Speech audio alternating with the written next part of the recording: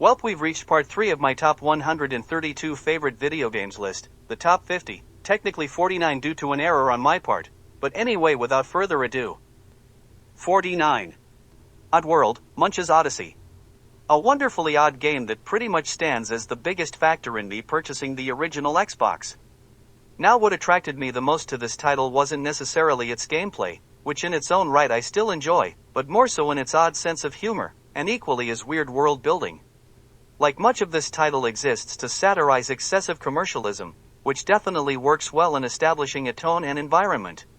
Now, a plot point of the story entails amassing as great a wealth as possible for an easily influenced, but failed businessman in an effort to manipulate him into spending his fortune on saving a near-extinct species, which one of this title's dual protagonists belongs to, and how the game pokes fun at commercialism involves how this character's, and his own species for that matter, appearances change throughout the game, where when they classify as below average income they wear what basically resembles what a low-level employee of a 1940s bank would wear, and as they gradually boost their net worth, their sense of fashion, in an almost Pokemon-like fashion, unilaterally evolve too, like midway through the story, after acquiring oodles of cash, to signify his status in large bank account. This character starts dressing like a man on the board of directors to a major company. To buy his narrative's conclusion, he comically sports an extravagant sequin trench coat with a cowboy hat on top.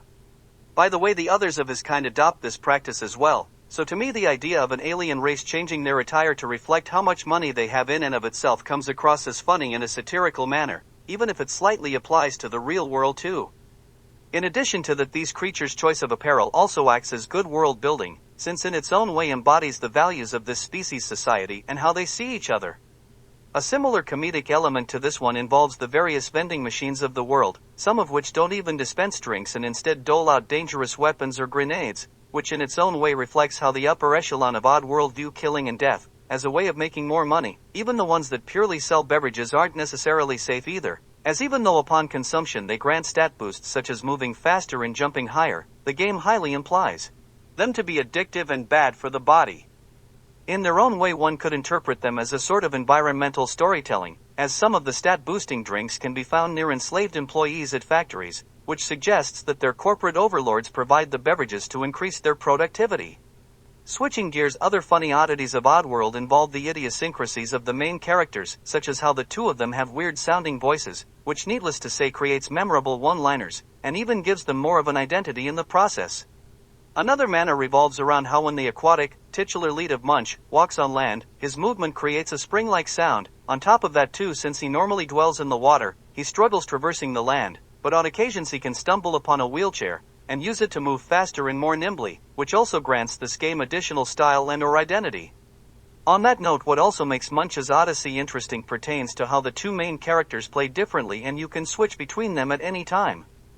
Like as the marine-based titular protagonist thrives in water, that allows him to handle watery terrains that his counterpart can't, and likewise due to experimentation on him earlier in the story he also wields a device that permits him to harness electricity to shock enemies, act as a sonar sensor and control some types of machinery.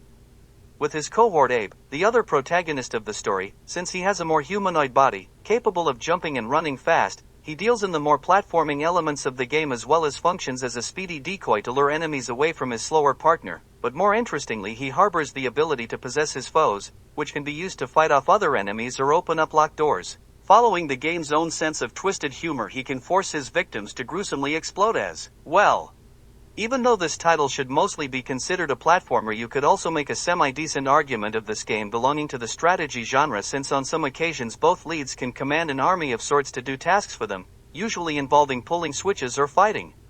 This aspect further reinforces the humor and identity of its world building, as the character of Munch usually assumes leadership of a species known as fuzzles, creatures that basically resemble a tuft of fur with sharp teeth, and personality-wise harbor hyper-aggressive temperaments. Articulating on this concept, the contrast from their demeanor and initial appearance make for a funny combination. Likewise, Abe typically commands that of his own species, but what makes his unit interesting revolves around how in some levels you can upgrade them to improve their fighting capabilities. Like at first they'll be no different from Abe himself and have to slap their opponents to combat enemies, but then after that they evolve into club-wielding variants with a red attire, and their final form has them transform into archers with rapid-fire laser arrows. Honestly, in-game the first time you see them can be very cool, because of how overpowered they start off. While on the subject, Oddworld boasts an impressive array of organisms. Adding on to what I said, other creatures include Thula-like entities with robotic legs, insect scientists with swollen heads, crab-like centaurs, or even sheep with cyclopia. Once more, all these interesting races bolster the setting of Oddworld.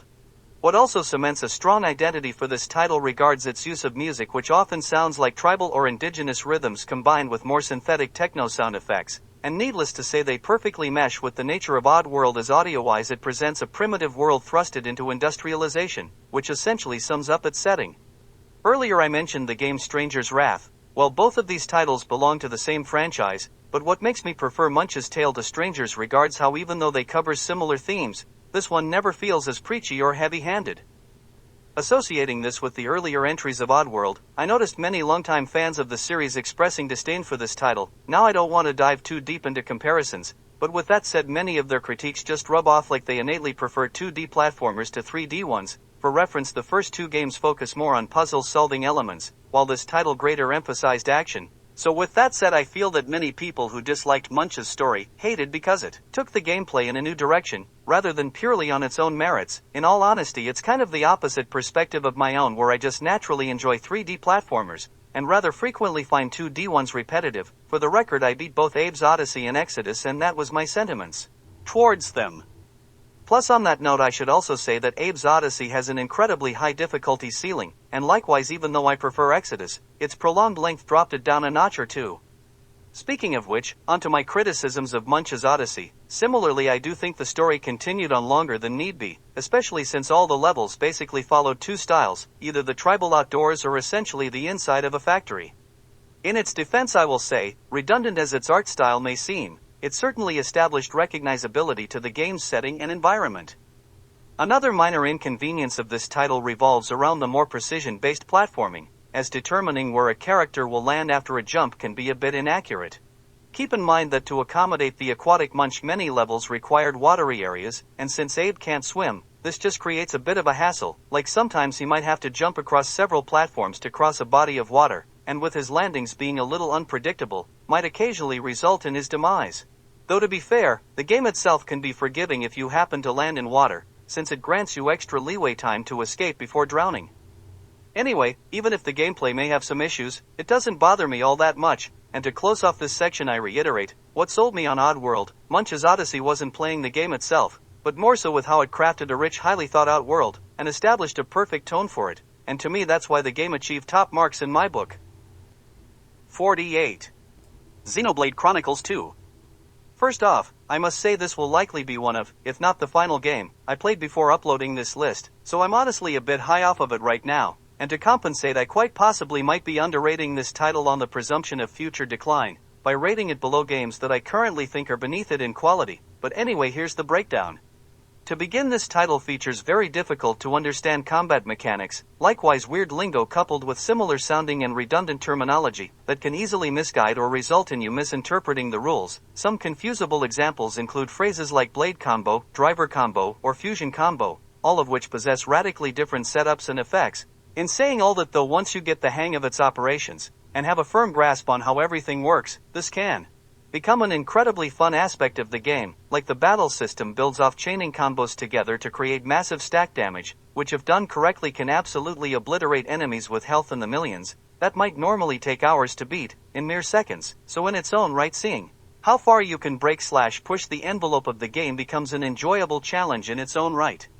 As I just said, some enemies have health in the millions. That happens to be another potential negative of the game, where battles can drag on for far too long. This proves especially right early on in the story before you have the right allies, party members, and equipment to craft a strong setup, and also during the post-game as well when intentionally difficult superbosses begin appearing.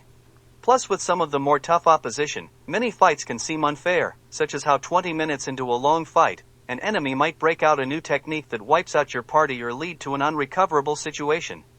In addition to that, weird programming can also provoke infuriating moments, such as you trying to set up a specific strategy. Let's just say you desire to initiate a blade combo of steam explosion, which requires using elemental specials in the order of fire, water, fire, only for one of your allies to suddenly change to a different element, preventing you from completing it before the combo meter expires. Likewise, during a battle with environmental hazards, poisonous lakes or long falls. Awkward programming can also ruin an otherwise great run, like for some reason your allies often have a propensity to run directly into things that will reduce their health to 1 HP in less than 10 seconds. In all fairness, I admit I found pleasure in trying to find workarounds to these hazards, so the challenges presented with these situations can be fun solving in their own right, even if they may have resulted in a lot of wasted time. Plus, I do have to say that oftentimes you'll remember overcoming the unfair obstacles more than the ones that go swimmingly, so they will be the ones that stick with you later on. Tangentially, I do have to add that sometimes the layout of the environment can hamper the combat as well, like during battles the game disables the ability to jump, and a few times while fighting, I fell down into a crevice, and had no means of escape till either my party won or everyone died, as being that far off from the enemy locked me out of performing attacks myself, so that resulted in a few irritating situations. Continuing on with the subject of the terrain and or environment, I have to say Xenoblade Chronicles 2 features one of the best and most interesting worlds in all of gaming. Location-wise, this universe has everything from a hustling, bustling trading post, ship vessel floating on clouds to an industrious wasteland, or even ancient structures interconnected between icy mountains and giant stone pillars, to a hyper-technologically advanced tower that extends into the stratosphere. Besides all that, these locales harbored great depth as well, where you could stumble upon areas hidden beneath the ground, or while scaling a giant mountain to reach extreme heights find multiple interesting and distinct things on the way to its summit. So, yeah, the environment and its atmosphere, two aspects I highly regard, extremely impressed me.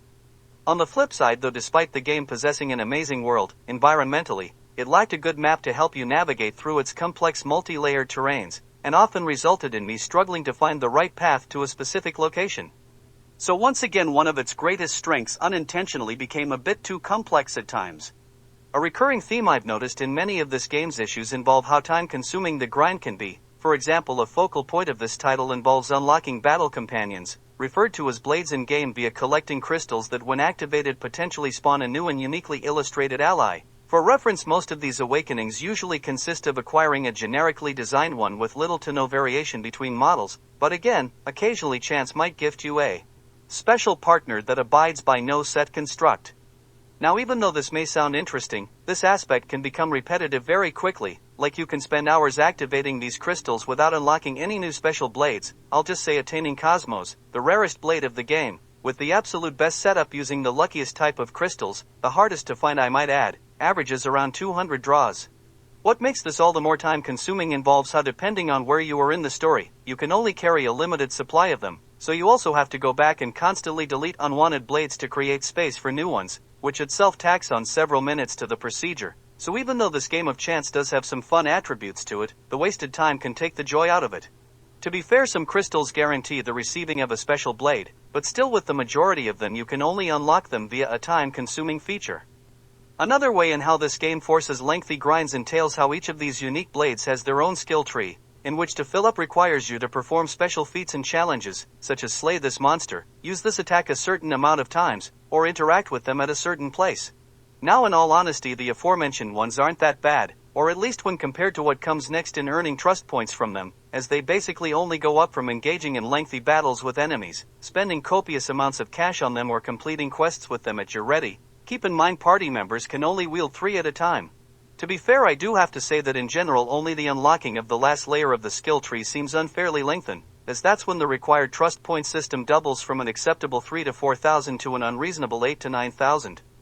To give credit where credit is due, I will say some blades got a bit more interesting with opening up the layers of their skill tree, such as depositing money in a bank or sending them off on side missions to unlock the next layer, but still the vast majority of blades require prolonged trust earning situations instead. In turn, I do have to admit that when playing this game it almost always feels like you accomplished something, because in activities like these skill trees, you always see visual evidence of something filling up, so it does grant a sense of progress, and in all honesty it really only starts to seem like busy work after you've beaten the game, and completed most of the tasks. I admit this sounds like more of a pet peeve rather than a legitimate criticism, but I kind of dislike all the different art styles, many of which originate from different illustrators, because it presents a mixed aesthetic and can even clash at times. Like many of the non-human enemies have a more realistic appearance, while the characters themselves have an anime look. Now, I'm not necessarily implying either is bad, but to me these art styles don't exactly complement each other, and with the outwardly different designs the characters/entities of this world can feel like they don't belong in the same universe. think of it as a mix and match where all the people working on this game aren't on the same page. In terms of story, I give this title high praise. I'll just say you might be caught off guard at who the writers kill off. Besides that too, it introduces several fascinating dynamics pertaining to memory into the plot, like when a Blade's wielder dies, they revert back to their crystal form and lose all their memories of them, which as a concept gets played up in a few interesting, and even gut-wrenching ways. Like one individual narrative follows a case of a man who awakened his blade around 70 years earlier, and he currently nears death, while his unaging companion has remained the same. The story even establishes how she acted as a surrogate mother to his now adult kids. Essentially, it weaves a tale of them possessing a deep-rooted bond with each other. Now at the conclusion of this narrative, he finally kicks the bucket, and when the party reawakens his blade, she has no recollection of her prior relationship to her past life, despite how it deeply ingrained itself into her very essence. So much of the world building, especially pertaining to blades, incorporated many thought-provoking ideas into the plot. To be fair, I must confess that sometimes the story can dive into some dumb or childish concepts, like the gimmick of the friendship makes a strong trope, but anyway, the strong points vastly outweigh the weaknesses it exhibits. Next, if I hadn't played this game's predecessor spin-off, Xenoblade Chronicles X, I wouldn't have seen this as a positive, and without prior knowledge likely even perceived this as an annoying fault, and it pertains to how it toned down the vexing behavior of a certain recurring species in the franchise. I say this because this species with its annoying tendencies often intends to act as a source of levity, which in my opinion often rubs off more as irritating, this game's iteration of said role included, but in comparison to the similar character from X, this one is nowhere near as obnoxious, so even if I'm not exactly fond of its presence in this sequel, the fact that Xenoblade 2 toned it down from what it once was, stands as a positive in my book. As I just mentioned its direct predecessor, I want to discuss a topic where I think these two titles deserve another comparison. In the music department, now I'll start off by saying that I think 2 has a more consistent soundtrack, no bad tunes, and all of them I consider above average or acceptable in the situation of their utilization, whereas even though I might be willing to claim that X has the best songs of the two, I have to admit that it features some bad tracks that mesh terribly with many unfolding situations, or even some decent ones just get overused to the point of stripping any identity-defining quality from the song. Anyway, I prefer the music of 2 over X.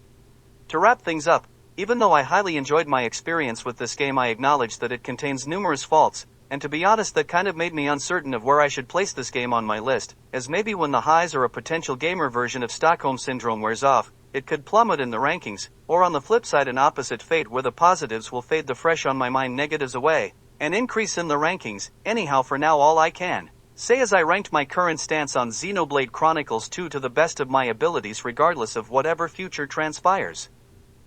47. Sin and Punishment. Unless this genre includes a soon-to-be-named photography game, which also released on the Nintendo 64 I might add, I overall consider Sin and Punishment as my favorite rail shooter. First and foremost, I love the atmosphere. Like level 1 begins with you running through a wheat field set beneath an orange sky, all while you have to fight off waves of insects and worm-like creatures popping up out of tall grass. Then after that, this title explores a variety of sci-fi settings like an advanced city, a hovercraft floating above military ships, the inside of a moving train car implied to be manifesting from someone's tortured mind, and even a giant mech battle occurring in a pool of a blood-like liquid.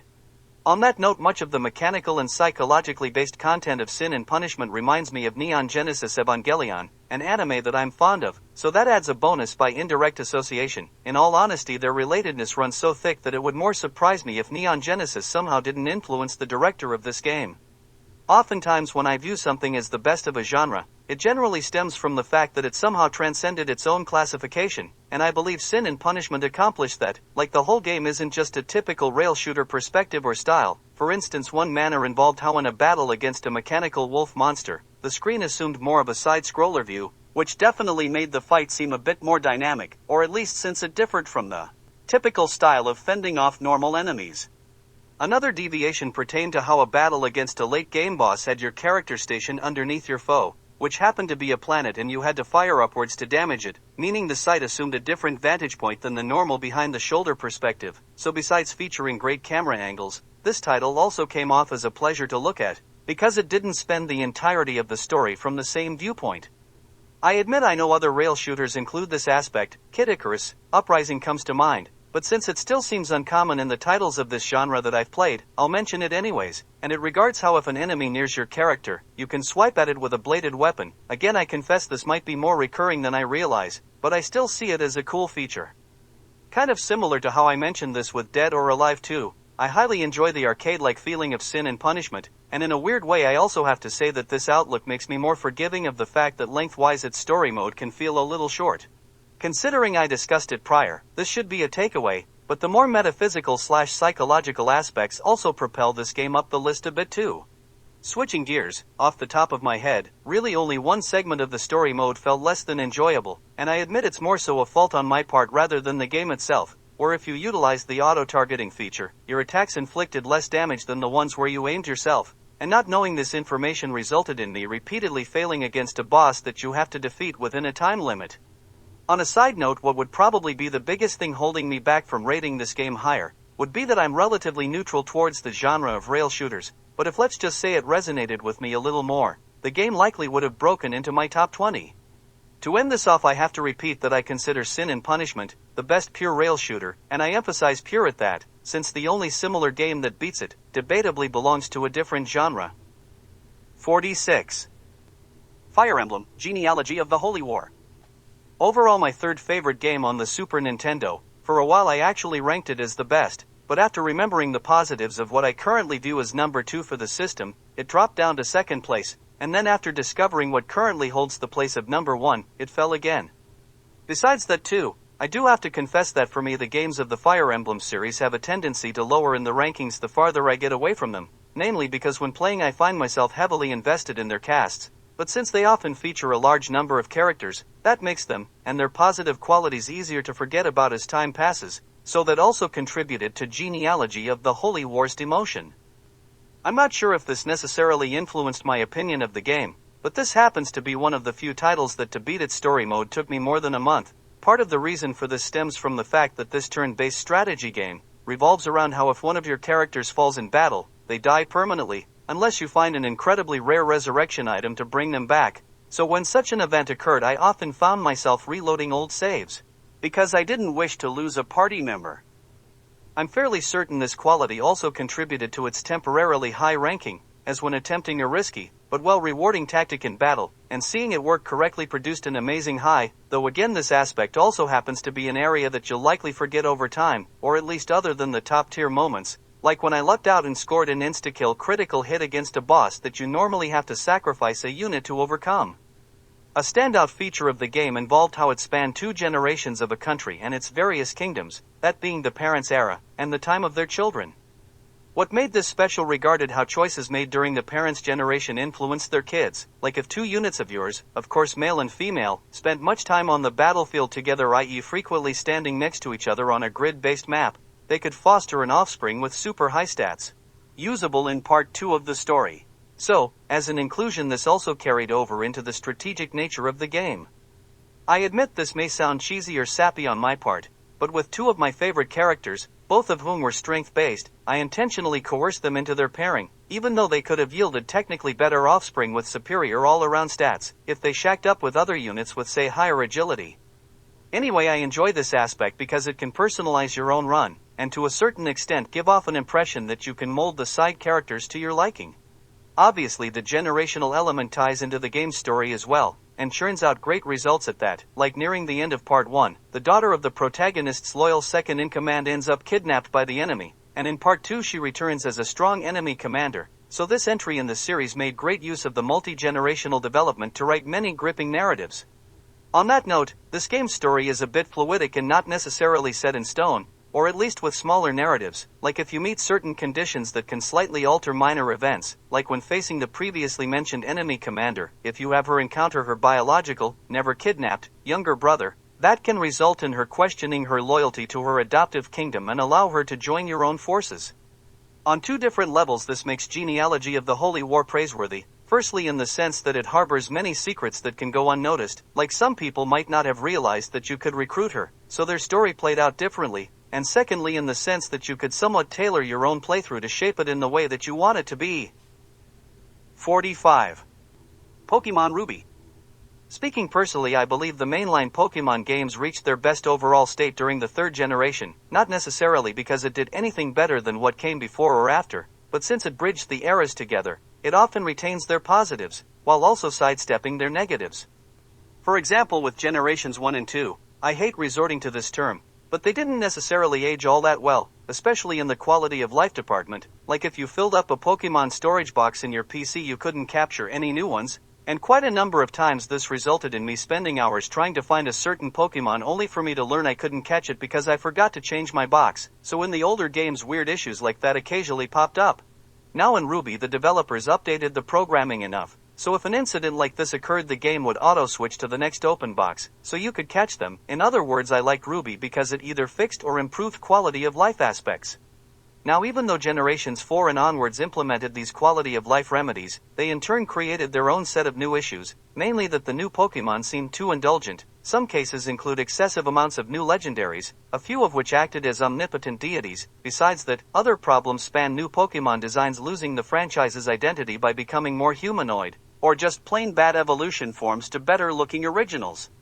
To set the record straight, I understand that Generation 3 added more legendary Pokemon than the earlier releases, and it even featured new additions whose presence could influence the planet, such as cause floods or make volcanoes erupt, but that pales in comparison to what came afterwards. Like Gen 4 had Pokemon who governed space and time, or another one basically created the universe. So I just feel that from then out the franchise took itself too seriously. By the way, the existences of these almighty newer Pokemon basically just spit in the face of the older generation by making them look weaker in the process, so I admit I have a grudge against them for that reason too.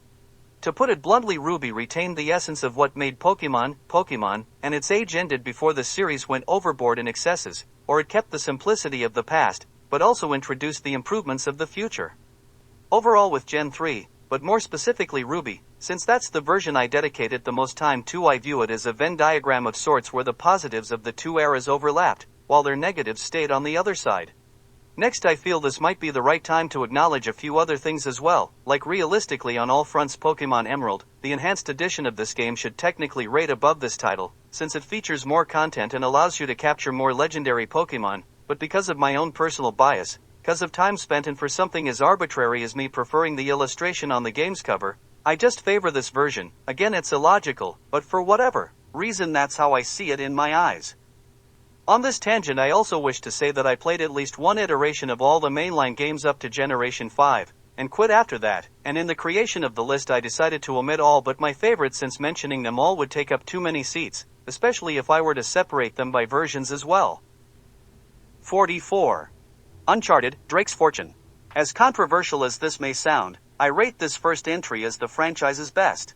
To get this out of the way, one of the more superficial reasons for why pertains to the already mentioned greater prevalence of the suave Victor Sullivan in the story, but all jokes aside, I still view this as the most interesting episode in the series. To begin, other than the first and final chapter, the majority of this game's story takes place on one single island, and I believe this better intertwined the story with the environment. On a side note, to me the globe-traveling later games honestly seemed a bit random and disconnected, since they switch locations so often, whereas here the plot of Uncharted 1 feels like a continuous narrative. In addition to that, even though the story restricts itself to one locality, its environment doesn't exactly repeat the same terrain over and over again. Like, besides jungles, the setting also covers other areas such as caverns, the tops of sunken cities, ancient temples, cliffsides, the innards of a submarine, and a World War II-era bunker. So yeah, it still possesses a wide variety of lands. Undeniably, the other titles of the series win in this category, but overall Drake's Fortune isn't exactly failing in this department either. Admittedly, exploring this lone island sacrifices some of the extravagant spectacles from the more worldly adventures of the other titles, such as cave diving in Borneo, or riding a train up the side of a mountain in Tibet, but regardless, I think this produces a more cohesive and well-rounded experience. For example, take Uncharted 3 for instance, where it features an amazing sequence of the protagonist getting blown out of a mid-air cargo plane and having to climb his way back in via a chained together stream of vehicles. Again, a great if not iconic moment. But immediately afterwards the game switches over to a long, boring, and drawn-out chapter where you have to slowly walk through a desert, which flat-out kills the momentum and just wastes time. So yeah, the original Uncharted game might not have as high peaks as the later entries, but it never plunges down to the others' low notes as well. Again, I just consider it the more consistent experience. In all fairness, I know a lot of people took issue with the jet ski segments from this game, and as such may label them both as low points, but in all honesty these sections never bothered me at all. In all honesty, I never found them all that difficult and actually kind of enjoyed them. Another area where many have critiqued Uncharted 1, but I again have no qualms with, revolves around how instead of opting for a traditional final boss fight, this game went in a different direction by featuring a sequence where the protagonist had to dodge the last enemy's attacks, and you the player had to press a few button prompts to bring him down. Now the main complaint against this moment pertains to how it less focuses on gameplay and instead assumes a more cinematic vibe. Once more, I understand the criticism of movie games, but I think in choosing this route the game dodged an even bigger conflict, one that later became prevalent in Uncharted 2, regarding how the gameplay with its sense of combat kind of struggles in one-on-one battles, especially outside of hand-to-hand brawls, so I think this approach ultimately saved the final level from a worse fate. With that said, I do admit I'm giving the game credit for something it didn't do rather than for something that it actually did, but at the same time, since I played the sequel, which fell victim to this outcome first, I mentally almost can't view it as anything other than fixing a prior issue, even if it may be more indirectly associated. Branching off of that, I have to say the ending of the first game concluded way better and possessed superior writing and storytelling than Uncharted 2 as well. Like for the sequel, I previously stated that the roles of the female characters felt obligatory or contrived, kind of like they used them to force a cliched theme or two. Well, since the ladies, or lady of Uncharted 1 seemed more natural and less of like a role that innately led to the finale feeling more natural as well. Beyond that, I have to say Uncharted, Drake's Fortune also handled the writing better in the sense of dealing with betrayals and plot twists. For example, in the third entry of this franchise, its plot presented a false death through a hallucination sequence, only to shortly later reveal that the past few minutes had been nothing more than a mirage. Now I consider this a lazy and poor twist, because it comes out of nowhere to force a situation and with its immediate dispelling of its own events.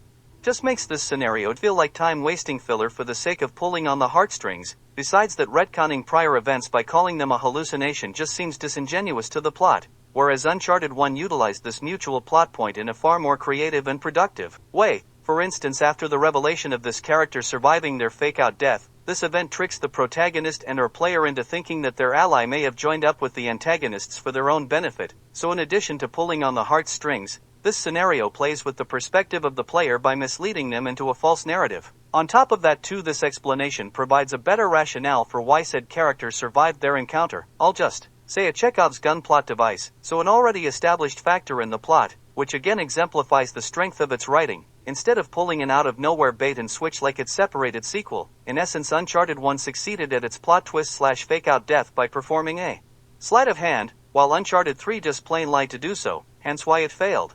As articulating on this any further would prolong this video longer than need be, I'll just say the first Uncharted title had more plot twists than just this case, and that further substantiates why I claim this game as having superior writing than its series brethren. Lastly, the writing and structure of Uncharted Drake's Fortune excels in the sense that it ties everything together really neatly and feels like it doesn't let all that much go to waste. The use of the Chekhov's gun plot device serves as evidence, but besides that, other proof consists of how an unassuming bodyguard suddenly seizes a greater role late into the story, or how the antagonist's own greed symbolically does him in at the climax of the story. Besides that, the heroes of the story joke about leaving their journey empty-handed only to figuratively and literally learn they didn't. To say this, I feel that Uncharted 1 beats out every other entry in the franchise in this aspect too. Overall, even though Uncharted Drake's Fortune may not achieve the highest of highs within its own series, its sheer consistency and lower number of flaws place it as the franchise's best in my eyes. 43. Pikmin 4. Similar to Pikmin 3, I went into this game expecting it to flop, as in much of the build-up to its launch I had heard how it followed the trajectory of Pikmin 2, which I quite frankly despise, specifically how the caves ruined the race against the clock mechanic, and resulted in levels themselves feeling bloated and repetitive. Besides that, a plethora of other factors concern me too about this new entry. A few images I saw circulated around heavily implied that 4 retconned the ending of the first title, again another blemish in my book. Plus, I interpreted the inclusion of a new dog-like companion as the franchise shifting away from the series' own namesake to become more cute or approachable, basically a cheap cousin Oliver syndrome kind of way to attract new customers, and not to mention with the game now allowing you to create your own character, generally in my eyes means a weaker story and focusing on unimportant aspects over what truly holds value. But once again, much to my surprise, Pikmin 4 defied expectations and retailored most of what I considered bad into a much more sturdy construction. To get straight to the point, the primary reason for me hating the caves of Pikmin 2 pertained to how, in an effort to make every stage unique, the game procedurally generated randomly designed levels that usually resulted in terrible layouts, such as watery areas, which only blue Pikmin can easily traverse, but filled with fiery traps that require red Pikmin to destroy, essentially an inconvenient structure where without extreme precision things can go incredibly wrong. Besides that too, even If technically no two levels abided by the exact same blueprint, the reuse of assets and textures still resulted in levels visually resembling each other, meaning it still failed at achieving a sense of everything feeling distinct or original. Now Pikmin 4 succeeded where its spiritual predecessor failed, because the designers personally handcrafted each level themselves and used their own judgment of what classified as a good design, instead of leaving it up to chance, which in and of itself also prevented an overuse of certain objects, so it corrected a sense of redundancy as well.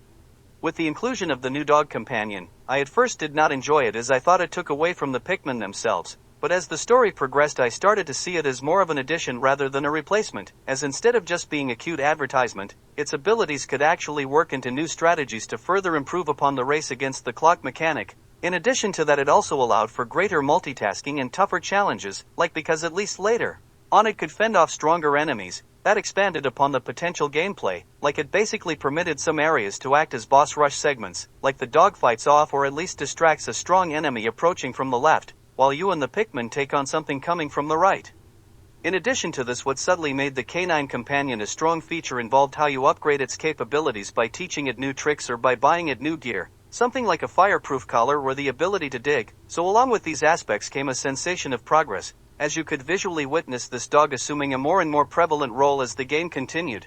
Tying this into a similar aspect, what really came as a great addition to the franchise would have been the implementation of a base camp, as it too reflected your progress. To start off, a new task introduced in this installment involved having to rescue people who crash-landed on this planet, and every time you retrieved one of them, they would appear in your base camp from now on. So the encampment's visually growing population also helped send the message of accomplishment. But in addition to that, what also aided in this perceptible metaphor involved how many of those saved people contributed a unique skill to the settlement upon being brought back, like one of those rescued specialized in researching the species of this planet, and he as an addition to the crew acted as an encyclopedia, basically.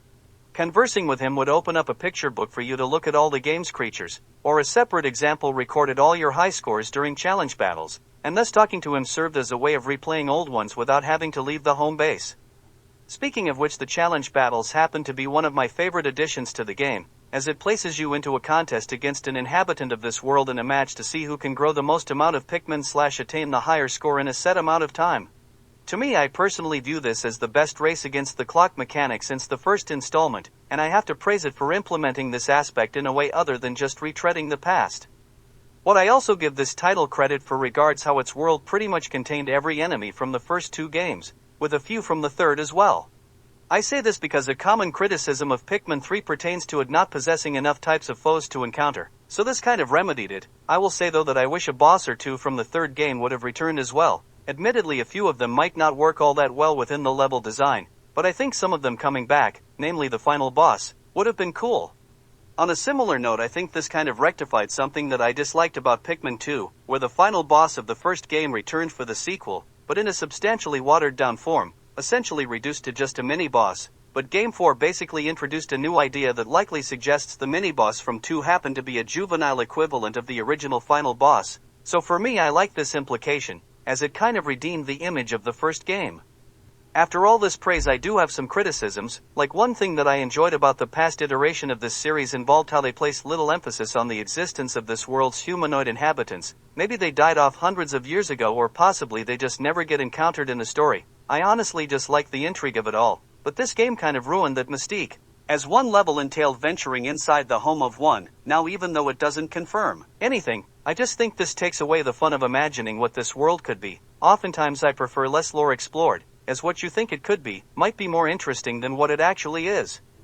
Another way in how this title inadvertently jabbed at the past pertained to how it retconned the ending of the first game, which lessened its protagonist's standing, like it now implies he too required a canine companion to survive this world, meaning less resourceful. In addition to that, at the conclusion of the first game he managed to return to his home planet, but these new events rewrite the story, so that he didn't make it back. Now the manner in how 4 went about with him ending up stranded on this planet didn't necessarily revolve around him failing to escape, but more so stems from his code of honor preventing him from leaving. So I won't say it totally tarnishes the past, but it still comes off as a blemish in my book. Something that I hold mixed feelings towards revolves around the addition of the new ice Pikmin. Now I hate how they present Pikmin as less organic, but I must confess that I thought they added some fun elements to gameplay, like being able to freeze over bodies of water, which definitely produced a few fun puzzles, especially for the time-centric ones. I'm also ambivalent to the inclusion of night levels. For the record, past games only permitted daytime exploration. Now these segments more so operated as tower defense challenge levels rather than full-fledged exploration. Again, I consider these fun challenges, but full-fledged nighttime exploration with new events would have been cool. To end this off, because its promotional material set off a few red flags, I fully expected Pikmin 4 to fail badly, but once again this series proved me wrong. And funnily enough, it actually accomplished something that I usually set as a requirement of a masterpiece, in that they demoted something that I previously thought highly of. For reference, Pikmin 3 initially rated much higher on my list, and let's just say this happens to be the cause of its lowering. With that said, I'm not so sure I can call this a masterpiece, but it certainly achieved the status of being a great game regardless. 42. Ogre Battle 64.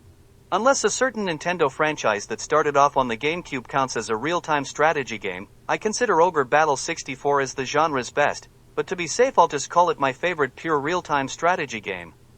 Initially, when I started this game, I rated it beneath similar titles like Fire Emblem Genealogy of the Holy War and Yu-Gi-Oh! The Falspawn Kingdom, primarily because I failed to understand its more advanced mechanics. Embarrassingly enough, I beat the first level with only the protagonist and his unit because I didn't know how to deploy the other troops. But once I came to understand how the game operated, Ogre Battle quickly trounced them.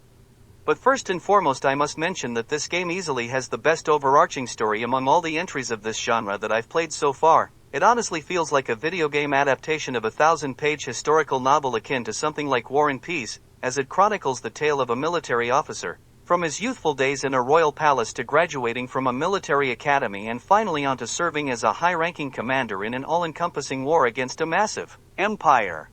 Beyond that, the story depicts the distancing relationship between him and a childhood friend who end up taking separate paths.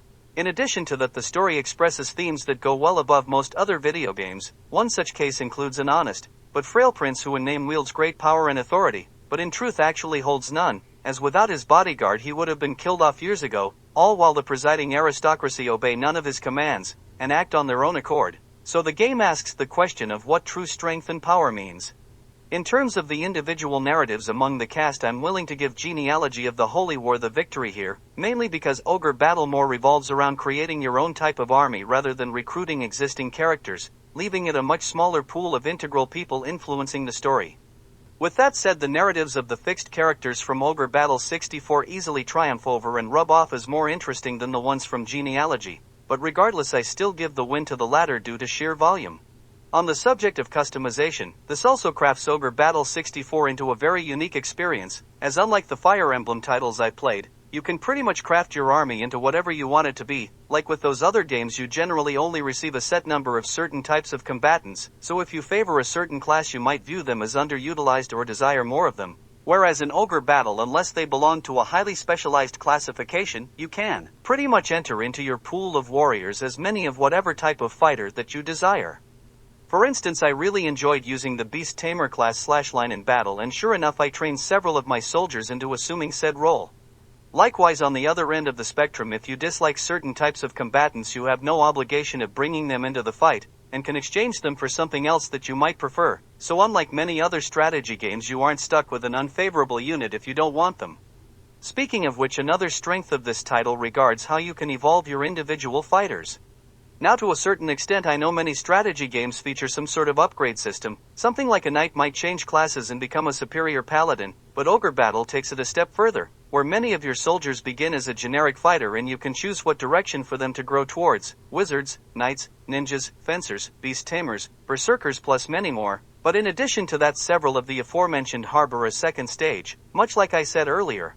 But with this design/class system, you can really construct whatever type of army you desire.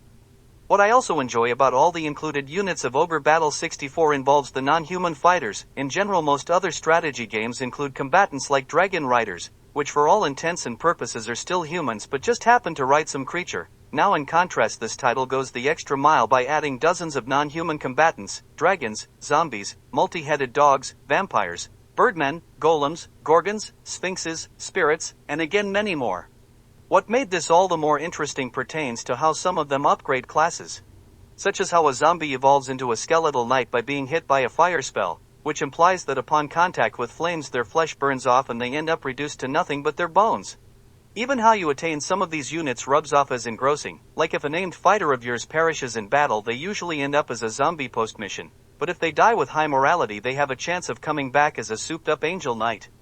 Another cool factor that works in conjunction with all the various monsters regards how certain human units interact with them, like with how enchanters provide a stat boost to golems in combat. Anyway, all these different types of entities produce a fascinating and immersive world, plus the political dynamics of the world building also enhances the setting. If I have to mention a criticism or two, learning the advanced mechanics of this game can be challenging if not laborious, which I think might lead to many less interested people just dropping the title before it picks up, so it definitely feels like a bit of an investment, like because at first I didn't understand the rules about upgrading classes, I entered the middle levels underpowered. Earlier I also implied this game to be, or at least start off as a bit of a slow burner, and in addition to what I said already, the slow movement of the real-time clock supports this notion, especially in the earlier missions where you encounter very few enemies. On the flip side though, during the later levels, when you have to face down dozens of adversary troops, the real-time clock might start to seem too fast, but then again I just think that's the double-edged sword nature of the strategy genre. Next, something that I have mixed feelings towards revolves around how the game didn't give you, the player, complete control over your units and their parties during combat. For example, you could influence their actions by giving them certain commands, but they didn't necessarily perfectly obey you, like let's just say you tell them to target the weakest enemy. While that doesn't mean they'll go for them first, like if a separate opponent stands positioned in front of them, your soldier will instead prioritize what sits closest in their range. Obviously this can lead to some infuriating moments, where your characters make a bad call that goes against your wishes, but at the same time I find this mechanic interesting in the realm of a strategy game, like it inadvertently inserts you into the shoes of a commander, as even if you have the power to give orders that doesn't necessarily mean that those under your command will follow your instructions correctly. Think about it like this: if you can direct each and every action of your soldiers, that means you technically play as them too. Whereas if you can only influence their behavior, that means you, the player, only assume the role of the person in charge and not as a fighter on the battlefield. So in a certain sense this meshes well with the identity of strategy games. Branching off of this, I must admit that I despise a similar aspect to this, where if you tell a unit to go to a certain area on the map, they don't always take the closest route and instead opt to follow preordained roads, which oftentimes means the long way around. So this quality can get a little annoying, like if you direct an injured unit to flee from an oncoming enemy and return to home base via a mountain range. Sometimes they'll start going backwards to take the road instead, and end up running directly into what they should be escaping from. Overall, my experience of Ogre Battle 64 had its fair share of twists and turns, like I entered into it with relatively high expectations, but because of its complex mechanics, lack of control over individual units, as well as from it missing quality of life improvements made by subsequent generations, convinced me that I would ultimately perceive this title as a disappointment. But much to my surprise, after gaining a little understanding of how it operated, this game ended up far surpassing what I thought it would originally achieve and rated way higher than what I anticipated. 41. Silent Hill. Though I consider myself a fan of the horror genre, I'm not invested in it for the typical reasons, such as the embracing of the supernatural, or the thrills of feeling frightened. In all honesty, I'm pretty much immune to its effects since I view it as nothing more than fictional entertainment media. For all intents and purposes, I like this category of art because it heavily employs a greater emphasis on attributes like atmosphere, aesthetics, mood, and tone, qualities I hold in high regard. With that said, I must admit the unsavory side of my mind appreciates the genre's regular willingness to appeal to the grotesque or more primal desires, so there's that too. Anyway, on to the first release of the Silent Hill franchise. Right off the bat, and as you might guess, this game absolutely excels in the atmosphere department, specifically through its iconic use of fog, but also in its application of darkness, sound effects, and utilization of negative space. For example, to mask a low render distance, the game generated a thick layer of fog to disguise the fact that the PlayStation 1 couldn't load an entire neighborhood, let alone a city at one time, but in doing so, this veil produced an astounding setting, which meshed well with the story. Like much of its narrative concerns people going missing, and fog is a great way to symbolically reflect a disappearance, as the weather phenomena reduces visibility and shrouds objects off in the distance. Besides that, after a car accident, the protagonist suddenly finds himself lost in an unfamiliar and supernatural city, and once again fog happens to be a good way to mentally incite a sensation of entrapment, since its effects indirectly create a vessel of sorts for whoever happens to be inside of it. Incidentally, what also supplements this aesthetic regards its low poly graphics, which almost innately enhance the visuals of the horror genre. partially because its blurriness amplifies elements like fog, bloodstains, and rust, but also with how it unintentionally places a greater emphasis on colors rather than visual accuracy. I'll just say I believe that hazy graphical textures almost instinctively induce an unnerving sensation. Begrudgingly, I confess the low poly art style / limitations of its home system resulted in a horrendous looking late game boss, but other than that, this quality significantly elevated my opinion of this title. What also assists the atmosphere and aesthetics of this PlayStation 1 classic regards how the game transitions in and out of segments / scenes, in particular to reach a new district in the town of Silent Hill. As you enter through the front door of a building during daylight hours, only for a minute or two later to exit out the back in the dead of night, which itself establishes the unnatural inner workings of this mysterious and otherworldly city. Audibly, sound effects also set the mood, like much of the game takes place in metallic or industrial areas, and when walking upon their flooring, the pitter-patter of the protagonist's movement frequently makes noises as if he is stepping on grating, which besides adding an immersive element that makes it feel like you are there too, it also kindles the sense of an artificial and arguably dangerous environment, like as you can basically call metal man-made that evokes an inclination of feeling detached from the safety of nature. On top of that too, the sounds of metal grating often associate with factories, locations mentally synonymous with hazardous conditions, or what might even seem a bit far-fetched, but maybe even imagery of death. Think of something like conveyor belts leading lambs to the slaughter. While discussing audio, I briefly want to state that in my opinion Silent Hill has one of the best soundtracks on the original PlayStation. Personally I'd say number 3, but on the right day I might even go so far to say 2. With that said though, a few of this game's tracks will likely only be good or enjoyable under the right context, as some of these songs contain screech-like sound effects or the noise of metallic objects clanking, which needless to say perfectly blend well with their corresponding circumstance, but outside of those moments they will likely hurt your ears. Back to the environment, now Silent Hill does something very interesting with its levels, where many of them harbor a counterpart location, like a seemingly normal American school eventually takes you to what resembles a torture dungeon, mirrored world, where structurally everything syncs up, but the rooms themselves differ. Like on the school side you'll notice a chalkboard on the wall, while in the other world counterpart space, you'll see a corpse suspended from a mounted rack, or the wooden floors of a classroom in turn become grate-like, and serve as the only thing separating you from falling down to a black abyss below. In terms of characters I will say much of the cast rubs off as a bit generic, but in some cases I think that works to the advantage of the game. As for the protagonist, it helps paint a narrative of a normal guy who wandered into something bigger than himself. On that note, bland characters doesn't necessarily prevent emotional cutscenes, like one moment later on in the story involves encountering a ghostly person who doesn't realize their fate, and they basically reach out for help, but the protagonist, knowing what they are, rejects their advances, and essentially locks them behind a door, causing them to fruitlessly cry out. Now this scene stirs up emotion, as their easily conveyed fear and loneliness really makes you, the player, wish to help them, but at the same time the supernatural ongoings around them solidify that if you attempted to aid them you'd only be brought down too. From my own predilections, the interactive nature of the map adds another enjoyable factor to the game, as when you explore a new area, the protagonist jots down locational notes in response, like if let's say while traversing a hospital you discover a locked door, he colors the outlined area of the map in red, to mark it as unexplorable, while if you have previously opened, or unlatched a door before, it will be drawn over in blue to signify it as enterable, besides coming in handy in showing you the explored areas. I just find fun in completely filling up the map. I think it stems from a similar mentality to me enjoying collectathon-style games, just so I won't have to repeat myself for upcoming entries. All of the Silent Hill titles I played include this feature, so this quality elevates the other games as well. Switching gears, for me the biggest blemish of Silent Hill regards how its last level drug on for far too long, which ruined the pacing. Now after independent research and coming to better understand the plot, realizing the purpose for its inclusion and length alleviated a little bit of my grievance against the game, but it still doesn't fully nullify its effects.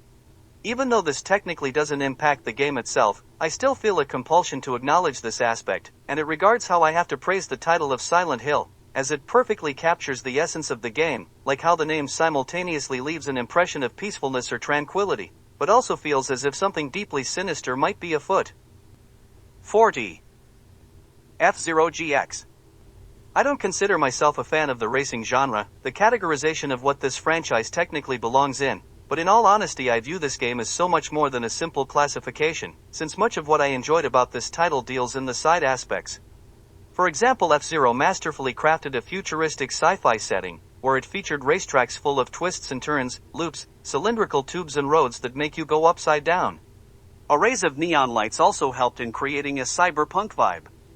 Beyond that, the game had no fear of venturing away from its futuristic confines, in particular with the story mode stages, some of which consist of terrains like a desert valley with boulders falling from cliffs, an urban highway bridge overlooking a city, a volcanic underground passageway with many skeletal features, or even a digital road occurring inside a simulation.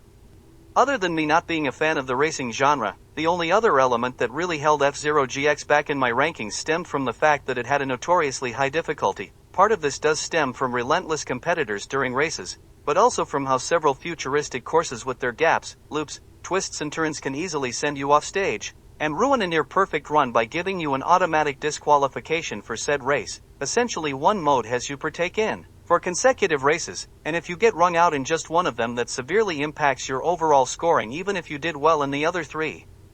Even though this contradicts my last point, I'll mention it anyway, where somehow I passed a story mode mission, set to the highest difficulty, that I should have technically failed, as the objective entailed escaping a collapsing building within a minute, basically reached the end before two doors closed shut, but despite me making it a millisecond or two late, the programming let me glitch through and succeed even though I didn't meet the requirements. Even though I consider the story mode too challenging, I do praise its mission objectives for sheer creativity and not making every objective involve simply winning a race. I already mentioned escaping a collapsing tunnel in a set time frame, but others entail destroying an entire vehicular street gang before reaching the end of a road, survive an entire course by not decelerating or crashing in order to disarm an explosive attached to your vehicle, or even the previously referenced case of dodging boulders through a canyon drive. Now I like this aspect because I feel that the racing genre never does anything besides racing. I know how silly that sounds, but I just like that it managed to apply this mechanic to other circumstances, so it didn't seem like every objective was the same.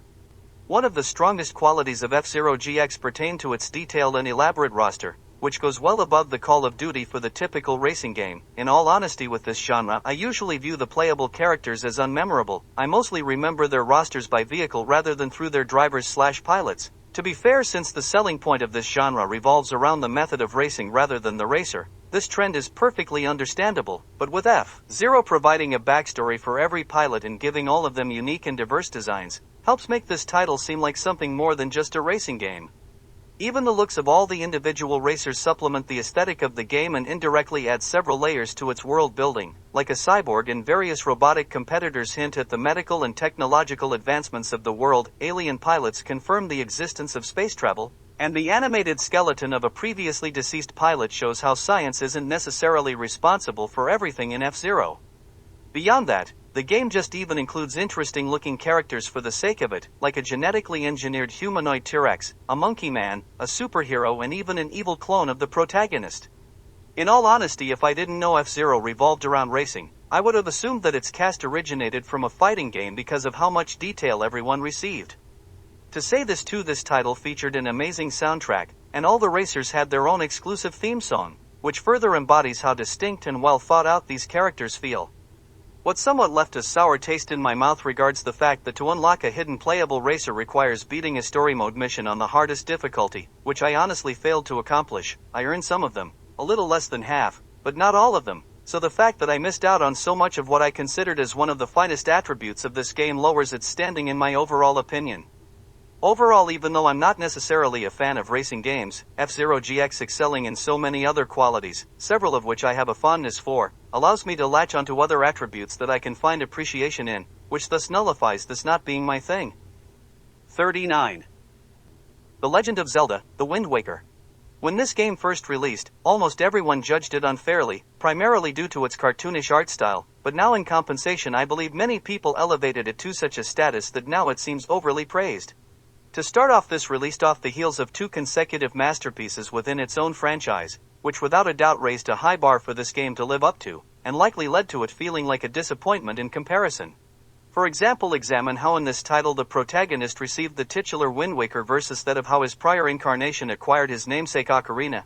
Basically, his talking ship takes him to an island and gives it to him, that's it. Now compare that to its predecessor, Ocarina of Time, where its lead encounters Princess Zelda and her guardian on horseback quickly fleeing a burning castle town, where she tosses him the instrument only for it to land in a nearby body of water. But before he can fish it out, the villain appears behind him and after a brief speech, effortlessly swats him away. Basically he acquired the sacred ocarina after the most tense and critical moment of the game thus far, and in a very cinematic way I might add, so in contrast Wind Waker's scene comes across as unmemorable and less creative. Now maybe comparing the two might seem unfair, but it does highlight how inconsequential this namesake item feels in its debut.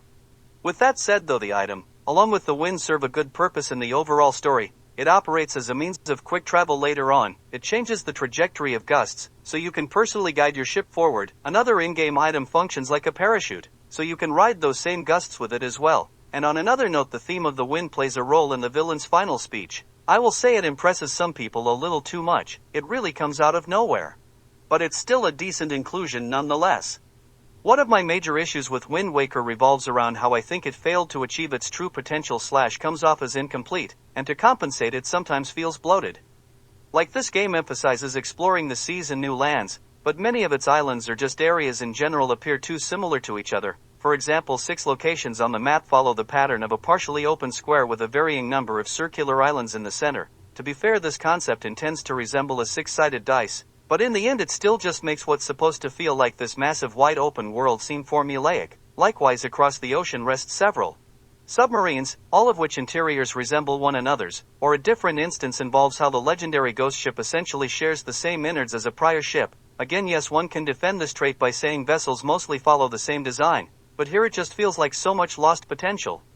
I won't dive too deeply into this next topic, but the infamous Triforce chart quest also supports the claim of this game padding out its length. Now I acknowledge that some people find this next aspect good because it can be relaxing or comfy, but I for one found it tedious, and it regards having to ride a boat between islands to travel, as it just occupies way too much time, especially since rather often you have to use the game's namesake item to change the direction of the airflow. What supports this claim pertains to how the remaster added a new item known as the Swift Sail, which allows you to reverse course without the need of the Wind Waker. Anyway, the inclusion of this object kind of admits this to have been an issue in the original game. In addition to that, with the in-between areas being an ocean and all, it rubs off more as empty space, rather than an interesting locale. Exaggerated as this may sound, but a hilly incline or a simple bridge can prevent a sensation of wasted space. Next, one theme commonly associated with the Wind Waker involves how well its art style aged, due to it assuming a more cartoonish appearance. Now I kind of agree with this assessment, but I think many people have run absolutely wild with its message, to the point that they write off any potential blemish it may have, as just style. And when it goes to that extent, I pretty much believe you can apply the defense to any game that doesn't totally aim for a realistic depiction, and say it aged well. Again, I'm not calling the entire practice wrong, like because of its more vibrant color scheme, I visually prefer the look of the original game to the HD remaster, but I still think people took this concept too far. As I feel my criticisms have drowned out the positives of a game that I thoroughly enjoyed, I'll quickly list off its aspects that I like. For example, I view how after defeating certain enemies in combat, you can pick up and use their weapons in battle as a great inclusion that indirectly answers a joke critique about how many games prevent the player from scavenging fallen enemies even if they may hold a legendary blade technically superior to the protagonist's own. I also mechanically hold the bosses of Wind Waker in esteem, as I feel later Zelda games went too much in the direction of making them seem like puzzles instead of as actual fights, and I think this entry in the franchise blended both aspects well. Now this game could have improved in the department of fantasy / metaphysics, but I do think it did feature one good moment of this in particular, where before pulling the Master Sword, Hyrule Castle assumed a black and white color scheme, and upon its release color returned to the environment, which served as a good metaphor for worldly suspension. Speaking of the Master Sword, it corrected and better implemented an issue I had with its presence in A Link to the Past. Now both games upgrade said weapon into a more powerful version, except Wind Waker didn't feel like it attacks this legendary blade in the process. For instance, after attaining the sword it merely contains a fraction of its true power, and to increase its might you have to conquer a couple dungeons to return it to its former glory. Now in contrast, A Link to the Past enhanced this supposedly master blade by handing it off to some no-name blacksmith to temper it, and later the protagonist drops that variant into the pond of a fairy, where if you please her she upgrades it into a new weapon known as the Golden Sword. Now I prefer Wind Waker's style and how it went about with upgrading, because it actually treats it like a sacred weapon and it more so feels like improving yourself to unlock its full potential, whereas the identical case from A Link to the Past diminishes its reputation. Like a simple person being able to improve its capabilities just seems beneath what one might call a sacred weapon. Even the idea of a fairy strengthening the blade kind of lessens its reputation too. So, yeah, I have to praise this GameCube-era Zelda entry for better implementing a similar idea from its past. Lastly, I view the Wind Waker through a bittersweet lens, not for gameplay or because I feel it didn't live up to its potential, but since the game itself symbolically intended to break away from the established Zelda format and spawn something new. At the story's conclusion, the plot literally submerged emblems intrinsic to the franchise: Zelda, the series' own recurring final boss, and Hyrule, underwater, which represents leaving the past behind. But due to Wind Waker not succeeding financially, the team behind the game ultimately had to scrap their plans for the future, at least on home consoles, and return to what they initially wanted to break free of. Now, even though I staunchly prefer its follow-up The Legend of Zelda, Twilight Princess to itself, and am quite frankly happy that its developers reinstated what I view as a superior design model, I can't shake a dejected mood knowing that it came at the expense of them canceling their passion projects. 38. Silent Hill 3. Analytically, I view this as the best entry in the Silent Hill franchise, in saying that though thematically describing this work sounds better on paper than when put to practice. To articulate on this point, I'll compare one of this game's signature enemies to one of equal standing belonging to its predecessor, Silent Hill 2. With that said, I go to the recurring adversary known as the Closer. Now this creature lumbers over the female protagonist, probably standing around 8 to 10 feet tall, but despite its height, still possesses a feminine figure and looks as if it wears a dress. In addition to that, this entity has bulked up forearms that slightly resemble boxing gloves. Onto its predecessor's enemy, the lying figure, a sickly monster whose hands have fused into its own body, thus rendering its only means of harming the player, who I might add possesses the physical advantage over this creature, a noxious cough. Moving on to the analytic breakdowns, now the Closer symbolically represents an abusive mother from the perspective of a young girl. Like from the view of a small child, an average-sized woman would appear giant-like, hence why this monster towers over the player. Likewise, the inflated arms suggests that the parent used their hands against their kid. The symbolism of the lying figure reflects a dying woman constrained to her bed, hence the unusable pinned-down arms, and even though the creator claimed this as unintentional, the coughing attacks represents the lady's illnesses.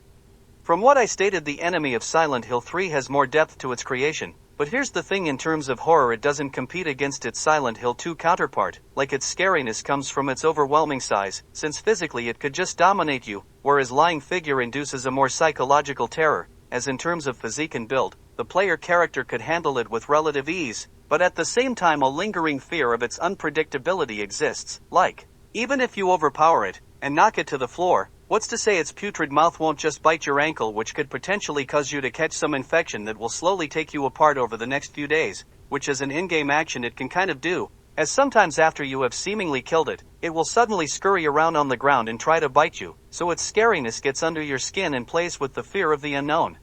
In essence, the thematically deeper foe of Silent Hill 3 only causes terror on a more surface level. It would basically be no different than encountering a real-world grizzly bear, whereas the enemy from Silent Hill 2 more creatively frightens you through indirect mind games. Extrapolating off of that, this quality applies to many aspects of Silent Hill 3. For example, even though the first level of this game may be well designed and atmospherically great, it doesn't pull you into its world as well as its predecessors. Like, the story begins with the main character hanging out at an ordinary mall, not even located in this series' namesake haunted city, and suddenly weird stuff starts happening, whereas the first Silent Hill started with its hero waking up in a foggy town after a car accident caused by swerving out of the way of a mysterious young girl in the road, and suddenly finding his young daughter missing. Likewise, Silent Hill 2 began with a man revealing he received a letter from his long-dead wife, asking him to meet her at their place in Silent Hill. So yeah, the first two entries set the mood for supernatural events to occur, while in the third it almost randomly happens. Similarly, Silent Hill 3 attempted to thematically mirror the story of the first game. In some cases it worked and others it didn't. Again, both titles technically begin with a dream sequence seemingly resulting in their respective protagonist deaths, only for them to wake up. Now I repeat, Silent Hill 1 had the proper setup, a car accident knocking its lead unconscious, which obviously could mess up one's mental state and prompt hallucinations, whereas Silent Hill 3, a dream about a monster-ridden, haunted carnival, and then a sudden transition to an unrelated mall, because for some reason the protagonist happened to be napping there. So again, a contrived and poorly constructed reference to the past, reiterating a former idea. The carnival environment masterfully captures the tone, atmosphere, and mood while also looking design-wise absolutely fantastic, but it comes out of nowhere, so it just seems random. An aspect in how the game succeeded in following the trajectory of the past involved retreading prior locations of the first title during the later parts of the story. What further makes it interesting regards how the original Silent Hill saved data at notebooks placed throughout the map, and in 3 you could find and read those same journals, which provided insight into the mind of its protagonists as the events occurred. With the levels of the game, individually they are great, I'd even dare to call them the best of the franchise, but they lack the cohesion/interconnectedness of the prior titles, and they feel unnaturally attached to each other, like for some reason a subway-themed level takes you to a construction site, which somehow ends up in an office building. With the teenage protagonist of Silent Hill 3, Heather Mason, I honestly view her as the best main character within the franchise. Part of it stems from the fact that survival horror and female leads go hand in hand, like having a tough as nails, manly soldier head. A survival horror story almost beats the purpose of survival horror, as they can easily seem too capable in a dire situation, whereas in general, since women are more delicate than men, they honestly better fit a narrative about struggling through a dangerous situation. Beyond that though, she still has the best characterization and themes against the other protagonists, like she isn't Miss Perfect, but you can't call her a delinquent either. The story mentions how she used to smoke, but quit, which implies she had a bit of a hard life, but still tries to better herself. In addition to that, the fact she frequently acts sarcastically also writes her in a more fun way than her counterparts. Her themes also mesh perfectly with the story and also tie in excellently to her femininity as well. For context, she reincarnated from a sought-after character present in the first game, but has no personal recollection of it, and unknowingly possesses their desired attribute, meaning entities seek her out, but she has no idea why, since it originated from a prior life. To briefly tie this concept to the theme of femininity, because she inherited that supernatural trait, an evil cult intends to impregnate her as a means of birthing a demon into the world. Essentially, the forced motherhood narrative could be argued as embodying themes like feeling objectified, or an act that if I mention will get me demonetized.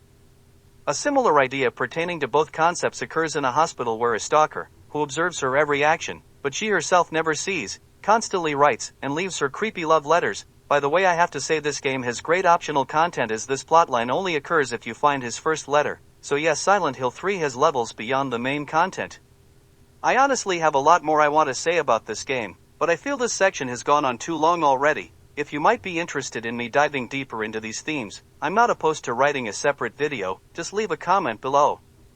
To sum up everything, Silent Hill 3 definitely has its flaws, but regardless it's still a great game.